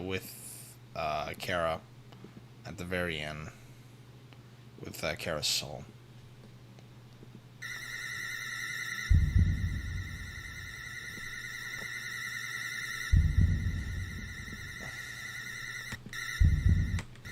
Which, Kara is a hard one. Kara is one I still can't figure out. Kara's whole existence, motivations, and so on is just hard for me to figure out. I can't quite put it together, you know what I mean? Don't ask me to explain, like, how Kara's here and all that. Like, I know it was through your determination and all that they're able to come back, essentially. But...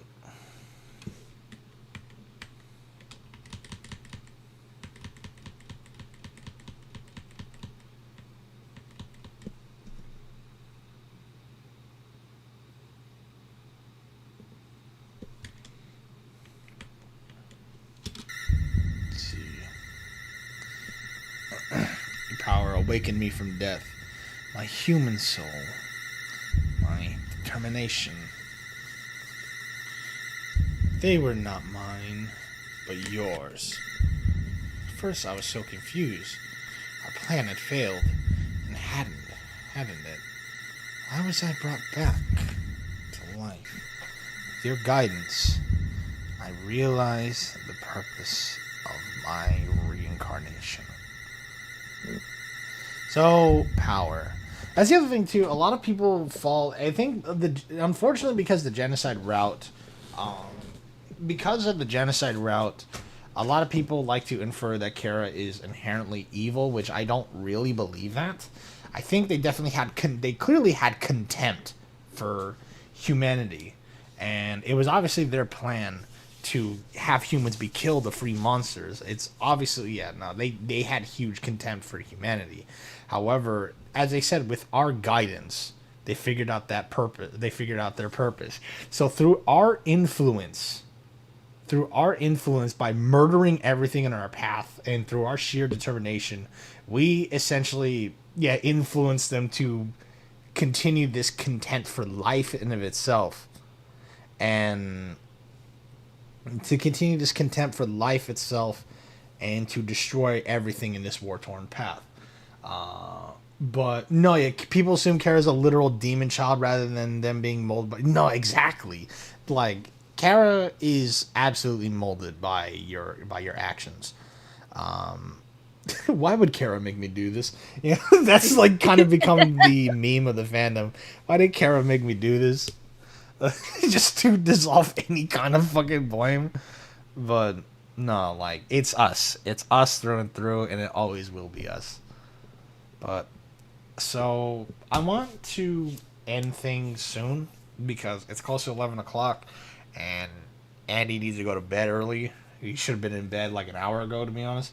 But past my bedtime. no, yeah. But really, I want to kind of give some highlights on creations, certain fan creations that I want to give a highlight to some fan creations that the community has made, in regards to that the community has made in regards to this franchise. Not just all the AUs that we talked about. Like, I'm not really going to talk about the AUs like Undertale, Underswap, Mafia Tale, and all that shit. But I think, and even then I did kind of highlight those, but I'm going to talk about some other ones. First off, Undertale Dreamer Reborn. I did lightly touch upon this, but Dreamer Reborn was truly one of a kind, and is it was supposed to get a game adaptation to continue its story, and it got canceled. And I will always mourn the loss of Dreamer Reborn. Dreamer Reborn in the end, yeah, that's what it was.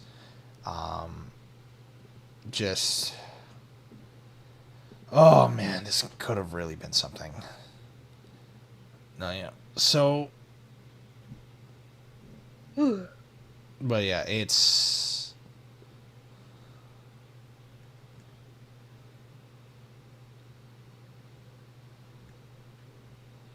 as far as I'm aware, this project is basically dead. Dreamer Reborn was truly one of a kind, and I'm heavily biased because I love story. I just love Azrael centered stories. Because he is the most interesting character in terms of the what ifs and the sheer potentials and all that. It's all really awesome, for sure. The other one is Undertale Growth Spurt. Growth Spurt AU was really, really something. I really fucking love Growth Spurt, and it's one that I still read every now and then, even though it'll never be finished. It's like trying to play It's like Shenmue. Like, the story's really good. It's never gonna get finished, and I'm always gonna be left wondering what could have been. But what we got was truly something wonderful. As Azrael during his more teenage formative years, I love these slice of life one-offs, but I also like the overarching story that it told, like Azrael going to therapy, but also restoring restoring power back to the underground, because this one also had a whole storyline where there were some monsters that willingly stayed in the underground.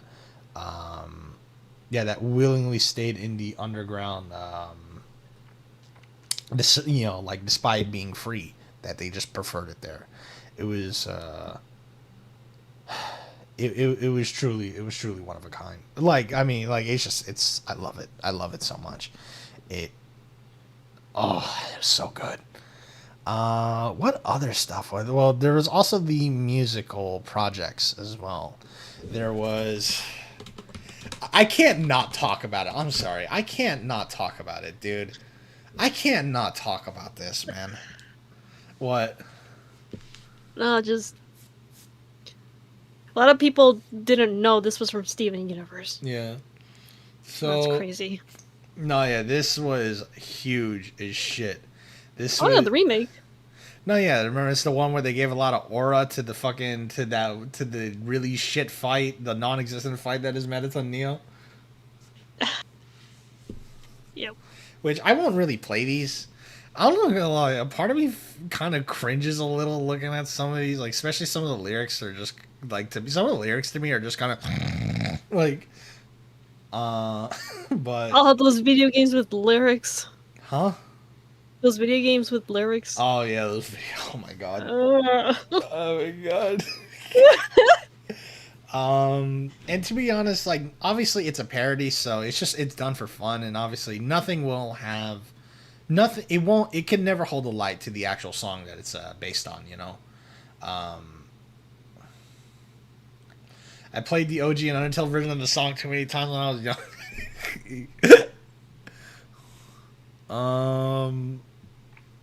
If Undertale was realistic, this was really something.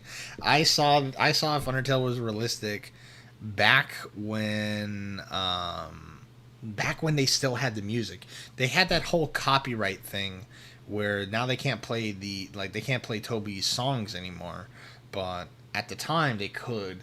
And I love these. You know, they still like some of the humor still holds up. Like, hold on. I want to just put on my favorite part. I like to watch it in the Spanish dub, I'm gonna be rude with you, just because they still have the music. Let's see. I need to find it.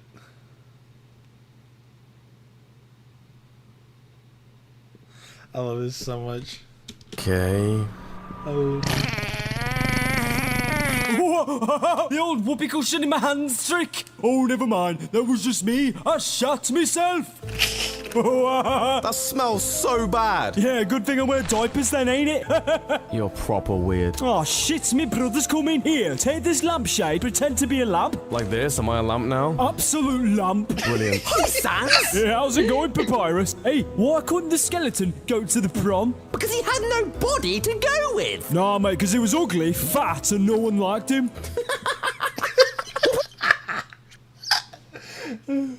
Yeah, it is that. It is. I think it is that. Like, no, yeah. Like, are we talking about as Frisk, right? Dexter Manning? I'm pretty sure that is, like, his name, if I'm not mistaken.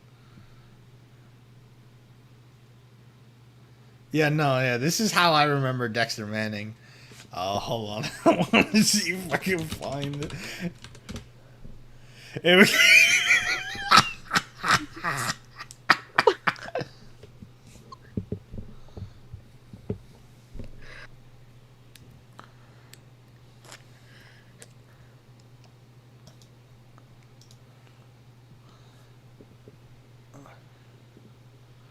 Let's see, and then there was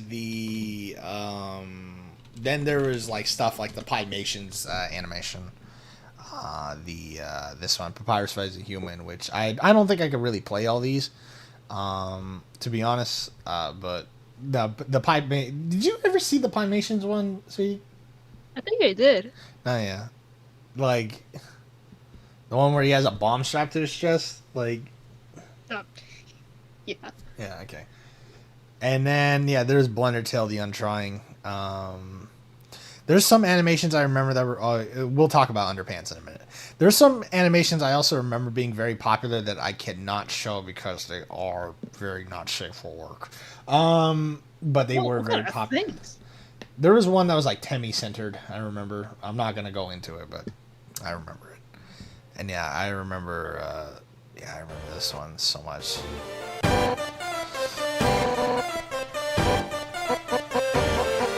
Like, this was really, really awesome. It still is. But But the one part that I just remember the most is the phone call, like this right here.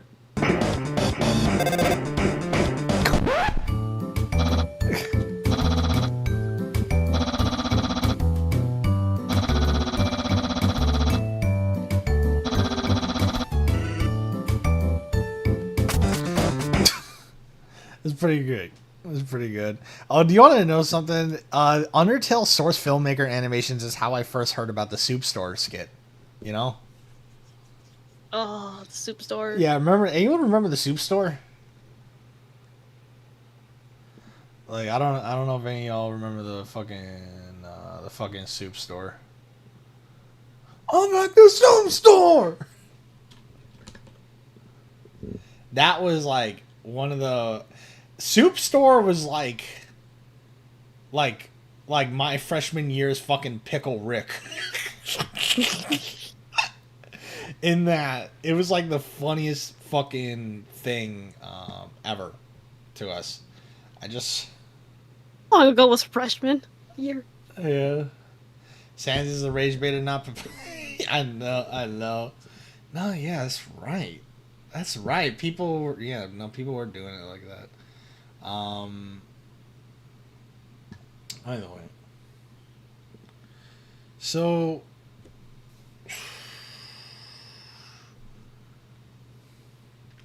but no, it was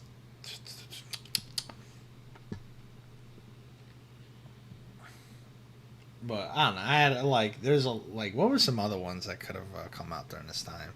I think I remember Funny Bones too, but I can't really remember it off the top of my head. And yeah, there's Underpants. Underpants was like really Underpants was not my first introduction to Senor Bello. For me, it was always the Moki Show. Moki Show was always where it was for me. And wow, feels like some of these changed.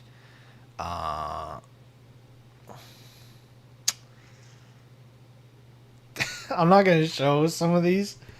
But I mean, I'm not gonna show them in their entirety. But I'm just gonna remember some of these that I like so much. Some of these gags are so great.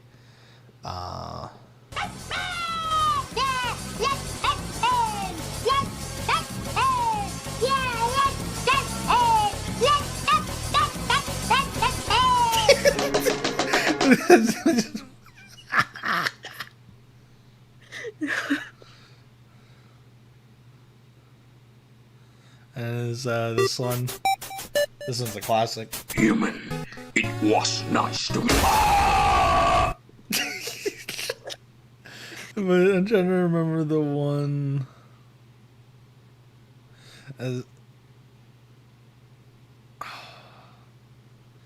Try to remember a particular one.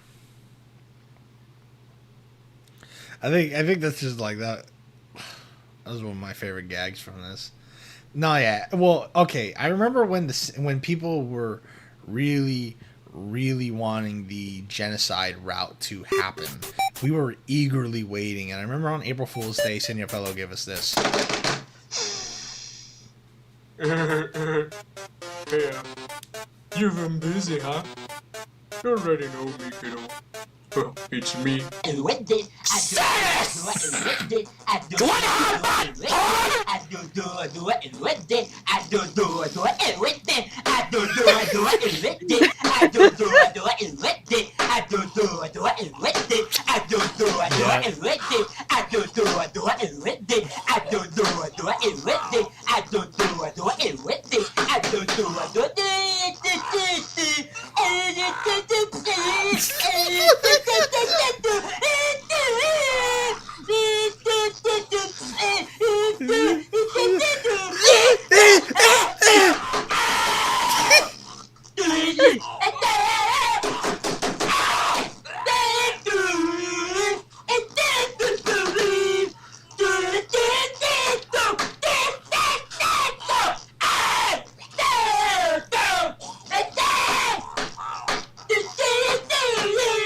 This is my favorite part.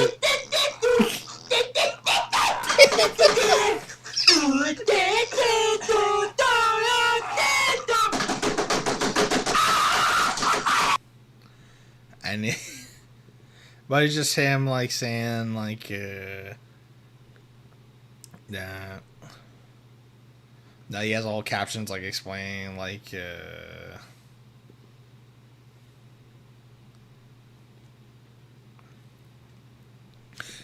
just oh my god, this is when we used to have dislikes.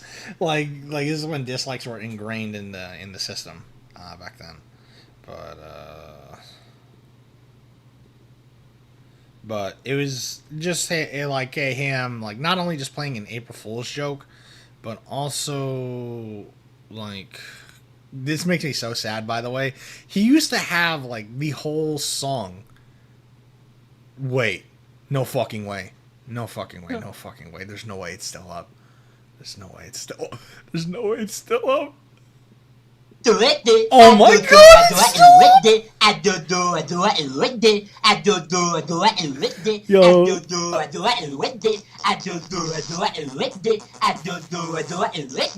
Oh god, this link's still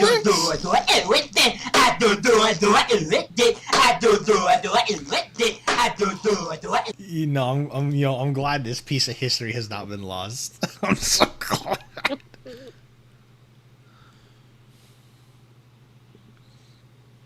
It's still up, dude. And yeah, there is. There's a couple more underpants that I won't get into, but.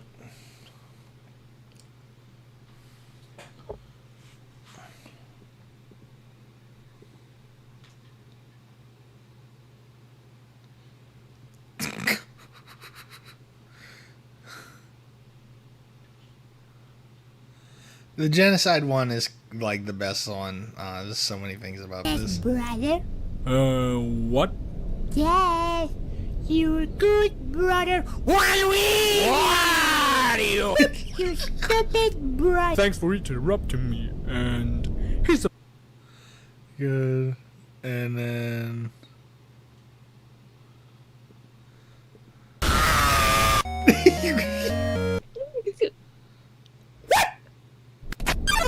It's a beautiful day outside. The birds are singing. Yeah, that one.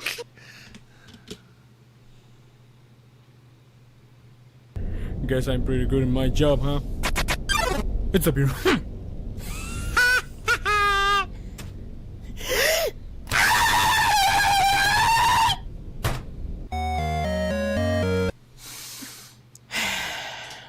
Okay.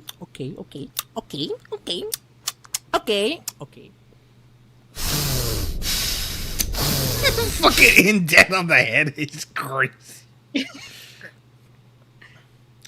Oh, there's one that's like really crazy. Like, you want to know how old some of these are? Like how old this is?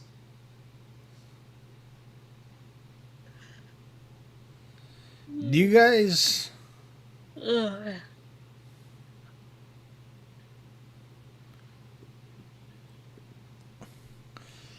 Oh god, my RAM is getting eaten up. I can't because I am too lazy. Hell if I know. All I know is, well, why am I explaining? You're just watching.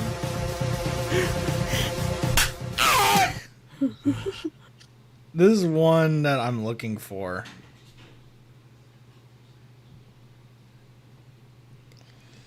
God, this is what happens when you're fucking. You don't. There's one dude. Like, I'm trying to find one that's a reference, but my shit's being so slow. I don't even know what that was. This is going to end and replay again and again. Look, I gave up trying to find a way out a long time ago. And I'm not talking about the surface. It doesn't appeal anymore. Because even if we do, we come back and do the same thing without any memory. There we go. There, look at that. Look. You see, like, you guys see what I'm about to say. Look at that. That's how old this is, man. That's how old this is. That it was. That like it's the whole thing where it's like, I got you. I can't give it all. Everything keeps replaying.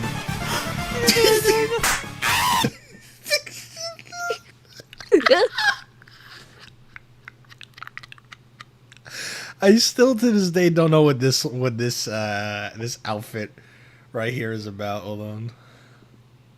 More memes. But that's ridiculous, right? What is that about? What is this outfit about? Oh, I recognize it. I just don't remember. That's ridiculous, right? Like, I don't know. Toho? Is that what you say? Yes, yes. Okay, Toho. Okay. I don't recognize. Like, I recognize it. I just don't know what this outfit's about or, like, what I've really seen it in. Nor do I understand its significance for them having it.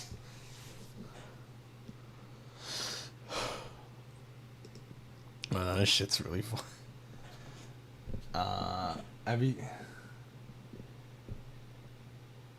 Have I seen the Stronger Than You animation that's stupidly well animated? Well, if we're talking about the remake one that came out last year, no, I've seen that one.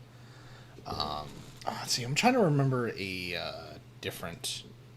I'm also trying to remember something else here. But yeah, I can't talk about like Undertale shit that was impactful for the time without talking about Glitchtale. Look, I don't like Glitchtale. I think it's bad. Like, I think that first season was actually kind of alright, but then it just got much, much worse as it went on. But this was like truly, and I mean truly impactful when it came out, like, you know, having this whole expanded universe thing, and like, I can't deny Glitchtale's impact and influence and all that stuff, even if I don't like it. That's all I'm really going to touch on it for it. I don't think the writing is particularly good.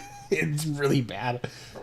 What else has come out? Okay, all right. You know what? I'm going to bring this up for just a moment. All right. Yay! So, I'm not sure if you guys know about Act of Flirt.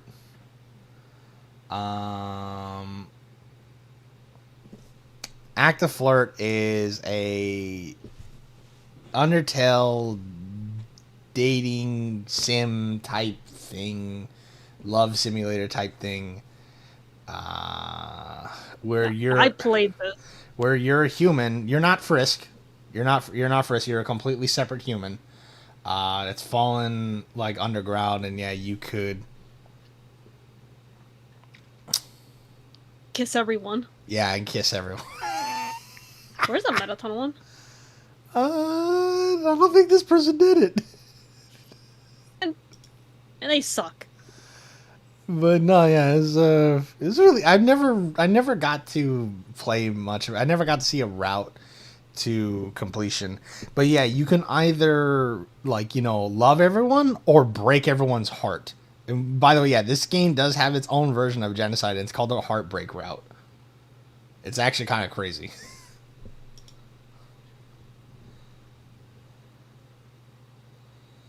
But no, yeah, that's the one I definitely want to touch on. And, you know, obviously I have to talk about Undertale Yellow, the fan-made prequel story that tells the story of Clover, the Yellow Soul, if you will. And Undertale Yellow, I won't talk about it too much, just because I think it's pretty damn good. I think it's like great. Do I think it is on the same level as Undertale? Fuck no. Absolutely not. But I think it's a really great project. The music is awesome. The presentation, the gameplay mechanics, even if the dodge mechanic I think is beyond like too strong, is very good. Yeah, like for fan-made standards, it's phenomenal. This is like I would say in terms of fan projects, this is like the fan project equivalent of a masterpiece, if you will. Because that's the thing about fan projects, is that most fan projects, 9 times out of 10, they don't they don't really meet the standard on the same. They're rarely ever on the same bar as the actual thing it's based on, and that's fine. That's okay. But I think what they made here with the character designs, the world that they built around the Wild East, especially, is so fucking good. The soundtrack is so good, dude. I can't not talk about Undertale Yell without talking about Vigorous Terrain. You remember Vigorous Terrain? You'll remember Yes, it. I do. Okay. I love this song so much. It's so good. It's such a good one.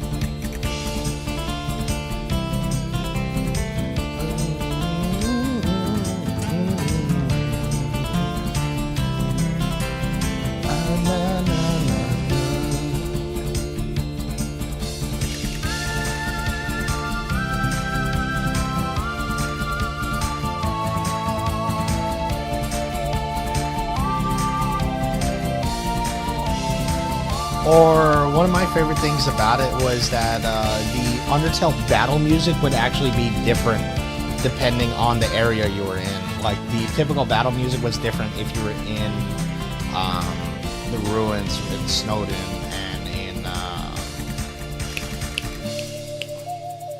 and like in the Wild East and all that. There's definitely some complaints I have with this. I think the dodge mechanic is too strong. I think that, I think the dodge mechanic is too strong, and I think it's kind of crazy that you can go through the whole game without using it until you get to Cereva, and then it becomes fucking pivotal. Let's see, I think it's too easy to get the true pacifist ending. Like, you can get it on your first run. What was that fucking guy's name? That vampiric dude that you encounter in the ruins? I cannot remember his name. I forgot. I really forgot his name. But apparently you could kill him and it wouldn't affect shit. Damn. Like, that's kind of ridiculous to me.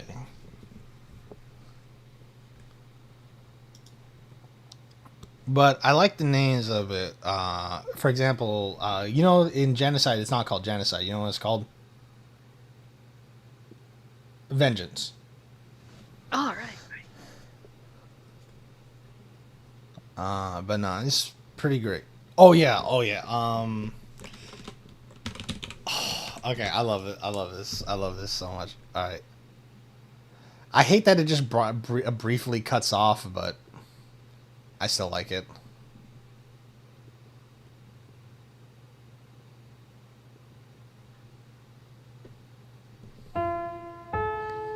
Because there are two pacifist routes.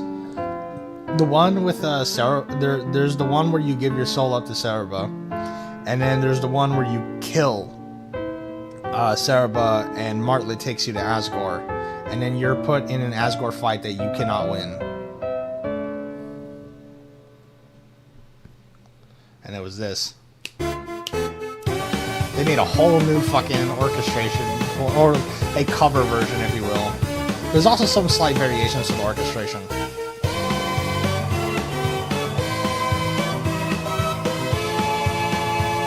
This was also, like, maybe, you remember when I put this in my VF, too? Oh, yeah. This version? Yeah, I remember.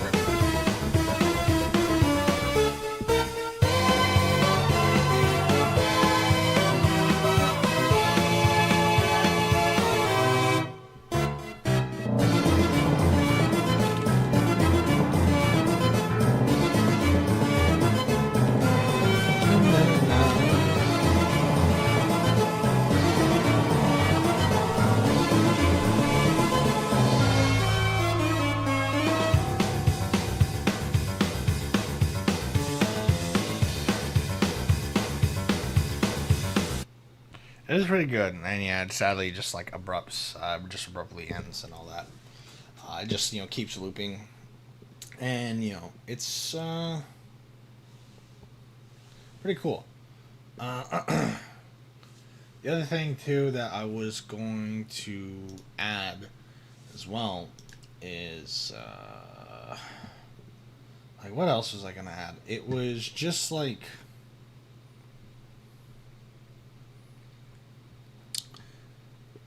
Oh yeah, dude. How could I forget? How could I forget?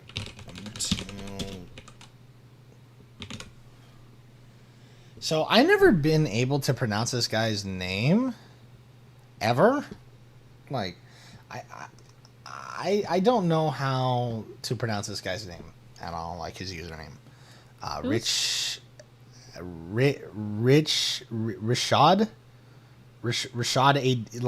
EB.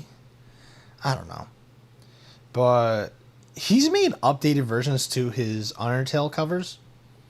As of recent, or not as recent. I mean, yeah, he's been doing them, like 10th anniversary version and all that stuff. But I remember him a lot for just... I remember him a lot. The first one I ever heard of this guy was his Asgore Metal cover. And this is the last thing I kind of want to focus on in terms of fan content. The music covers went insane. Which, yeah, these were great.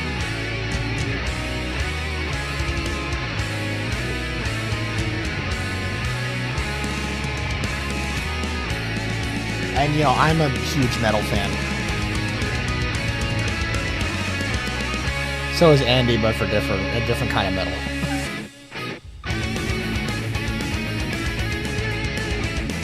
But these were awesome for their time. I mean, even now, I still think they're great. I'm not even saying at the time, but this was, like, definitely one of the best things to come out during the era of Undertale fan content.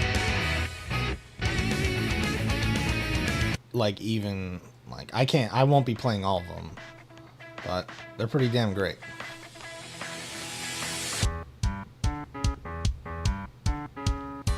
And yeah, this Family Jewels right there, another really great metal guitarist who makes excellent covers.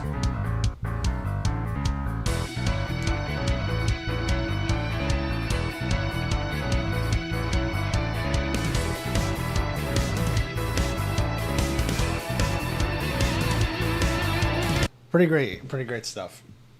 And then there is the acapella. I forgot what Smooth McGroove, I think was his name. Yes, Smooth McGroove. Like Smooth McGroove is still doing acapella covers, I think, to this day. But no, these ones definitely like hit like crazy, for sure.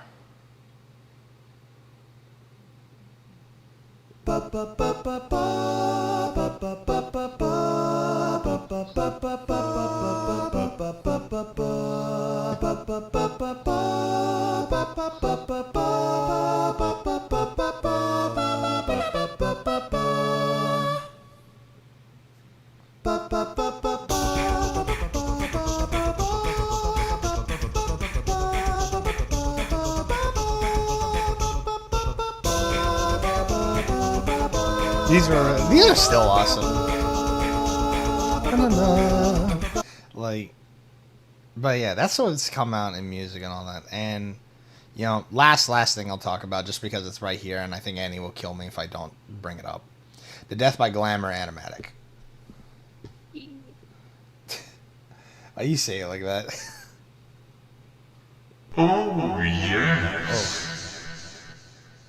This was pretty damn great for the time. Just how, you know, just to skip ahead of some parts.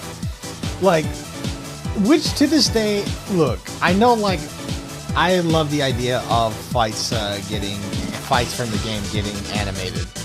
And even now, like, I will still eat that shit up, you know? And people are still doing projects like this to this day. In fact, there's still some animator out there that's doing it for Deltarune fights. But no, this was really great shit. It still is. This still is awesome, man. It's cool that it... Oh my god, this is 10 years old as of this year!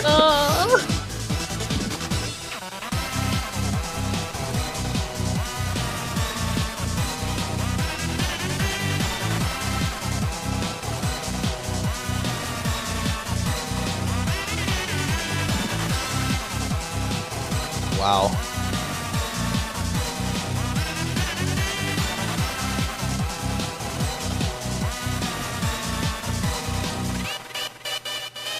It's pretty great shit. I would show the whole thing. I can't. Anyway. Anyway, so, but to also just kind of talk about further, just one more thing, I promise, just how much this game really, like, like how much I adore this game's music is, in my favorite fighting game, I make no secret, is Sega's Virtual Fighter. And, you know, I love Toby Fox's music in general, but let's see if I put it in here, if I pull up that one, and then if I pull up, I'm going to pull up some of these. There we go. Let's see, is it? I wonder if it's in here. But Sega's Virtual Fighter, you can mod music into the game so long as you figure out the right file conversions, right? And I want to see if I can find anything. No, yeah, I changed one stage to Chaos King from Deltarune, obviously. This stage got changed to Fields of the Hopes and Dreams. And but if we're going to like,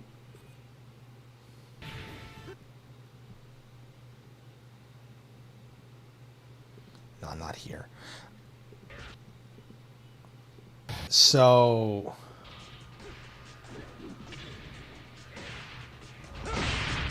see,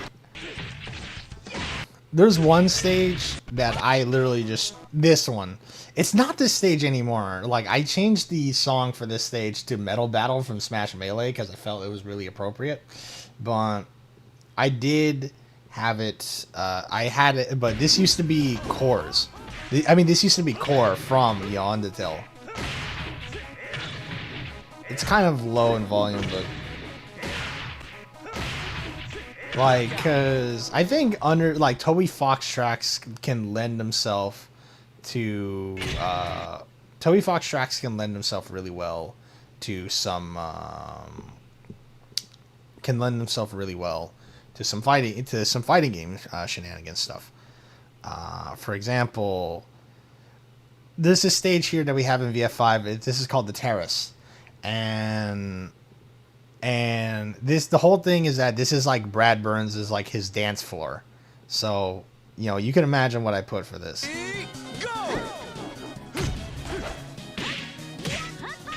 God, my stagger was so shit back then.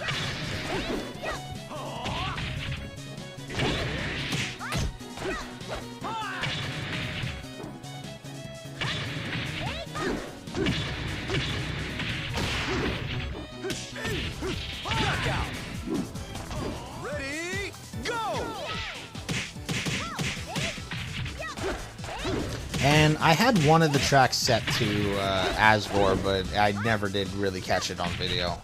Ooh. Man, this is when Genesis used to go by Play Silent Hill. Die.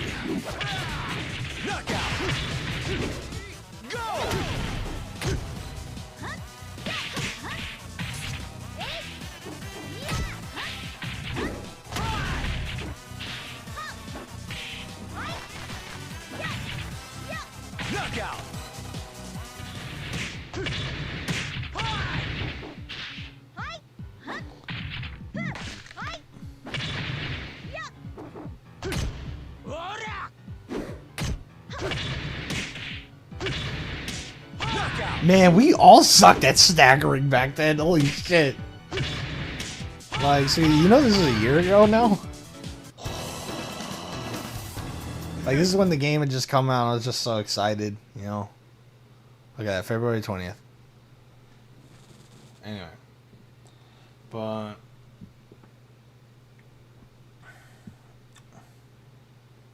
so, no, thanks. Like, that was, like, you know, as far as I wanted to take it.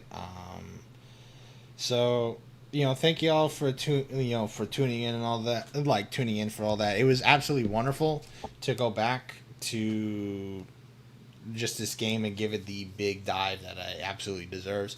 I think tomorrow I'll be back to stream, but it will be your regularly scheduled Left 4 Dead. It actually might even be something special, if you will.